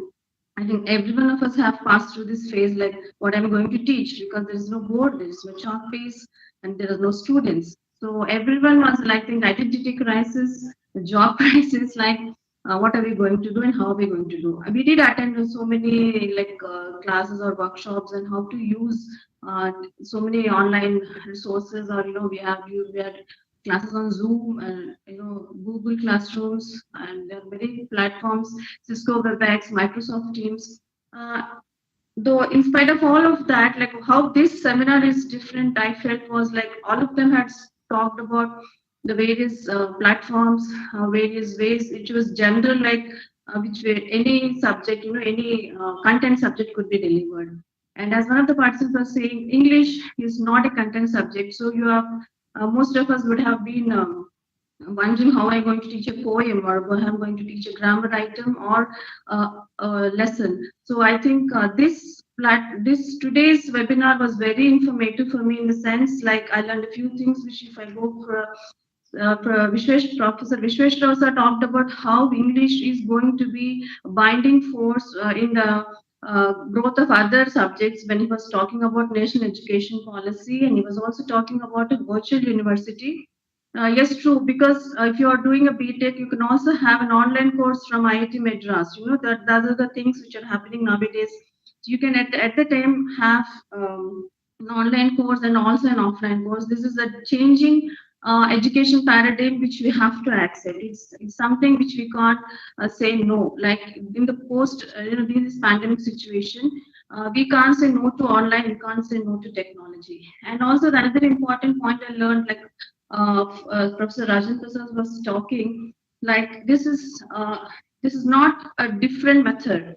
Technology is not a different method at all, but it is a way, a platform which we are using different methods to our best to deliver the best. Okay, and he also talked about how language, through language, we are also giving the culture, and this is the fifth dimension of thing, and how it should be personalized. And I think when compared to traditional classroom and online classroom, I really feel very nice about this. You have so many games or things which we can every student can do at the same time. And we can also judge them immediately. That thing, facilitation, like learning by doing, personalized instruction, all these are possible through the technology. And ICT is helping a lot to that, for that. And especially, I'm very thankful for Keshav Rao sir. Like he exactly hit the bullseye. Like exactly, he was giving practical tips on how to teach a poem. Definitely, when we were reading Waiting for Godot.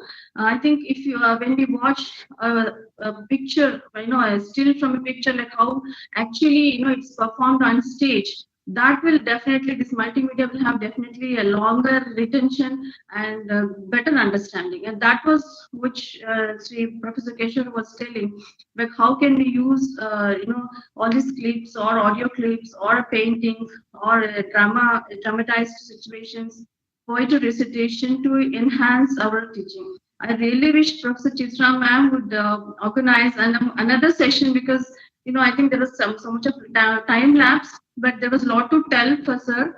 And if possible, like practical tips, he was actually giving a lot of practical tips for many of us, and I feel it was a wonderful session. And thank you so much. And the other major thing he touched upon is like how that all this Facebook, Twitter, nowadays what we all used to feel, they're the evil, you should be, oh God, the children should be kept away from them, a lot of bad things happening. But how sir has showed these can be used as platforms for teaching, that's a wonderful paradigm shift. I think as teachers we should accept that yes, we have to use the technology, like everything is at the fingertips of the children, and we can't do away with it. So we have to use Twitter, we have to use Facebook, we have to use all the modern things in order to deliver our thing. And how we use it is very important. The platform is not important. How we use this technology is very important. And I thank you one and all for giving me this wonderful opportunity to give my feedback. And I thank you so much.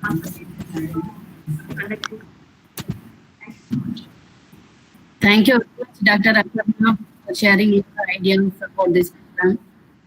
Anybody else wants to share? Otherwise, we conclude with a vote of thanks.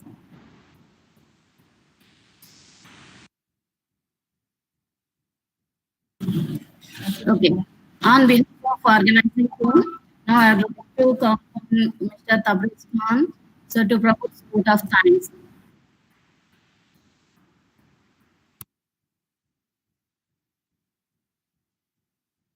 Hello?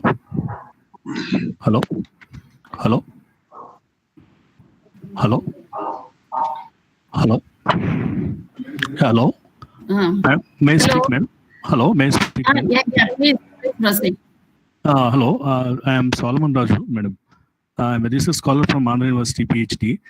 Today morning onwards, I participated in this e-conference. I am very grateful to convey my what we call my reflections on this workshop. Nice. Three resource persons have given good information about the present technologies which we are doing as a language teachers, whether it is blended learning and real-time experiences and everything they have mentioned. I feel very happy, and to the presentations made by each participants. They are very good, and they're all their personal experiences.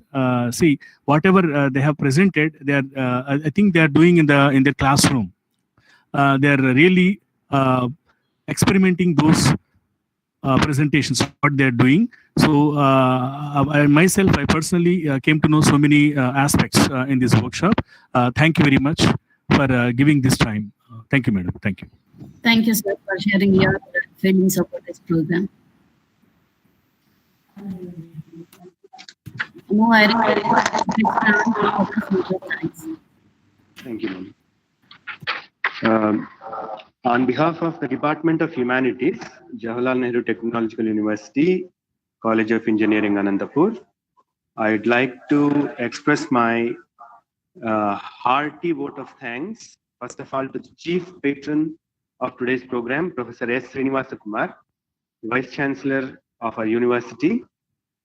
And I would like to express my gratitude to principal of JNTUACE College of Engineering, Anantapur.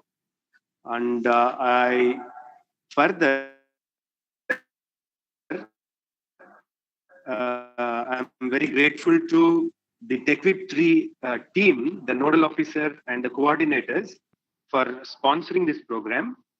And I also wish to express my gratitude to the resource persons, Professor C.R. Visveshwar Rao, for giving us addressing the keynote, and Professor Vivian Rajendra Prasad sir, and Professor D.S. Keshavarao sir for being present here as the resource persons. And we would like to acknowledge our gratitude to the paper presenters, the participants, and also to the JNTU scholars for making this program, for being present here and making this program a grand success. And we would like to acknowledge our gratitude to, last but not least, Dr. Ravi Shankar, lecturer in English, for providing us continuous support from the beginning to the end of this program. And also Mr. Prahlad, Assistant Professor Ad Hoc Department of ECE, JNTUA College of Engineering, for giving us the technical support without which this program would not have been possible. Thank you so much. Thank you. So now the feedback are being shared. So I request all of you to send the feedback form immediately.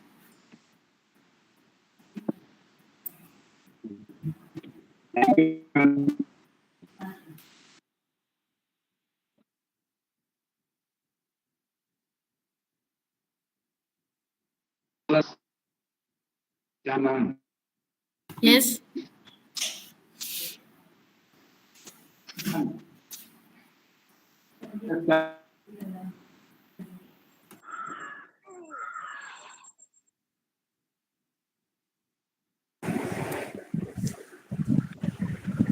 Thank you, Chitra ma'am. That was a wonderful organizing by you and your team, ma'am. Thank you very much. Thank you. So, without your active participation, this would not be possible. Thank you all. Yes, ma'am.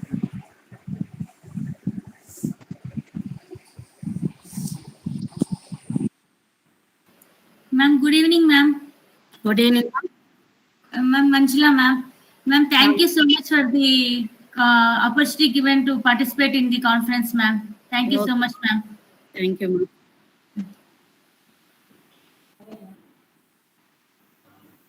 Good evening, madam. It gives me an immense pleasure, like for me to thank you because you have given me an opportunity to be a part of this program, and thank you so much for allowing me to send a paper. Always, I see like from the beginning to the end, you'll be at the same enthusiasm. Thank you, thanks a lot, madam. Thank you so much. Srilata from MBA Department, JNTUACE. Yeah, thank you, Lata. Thank you, madam.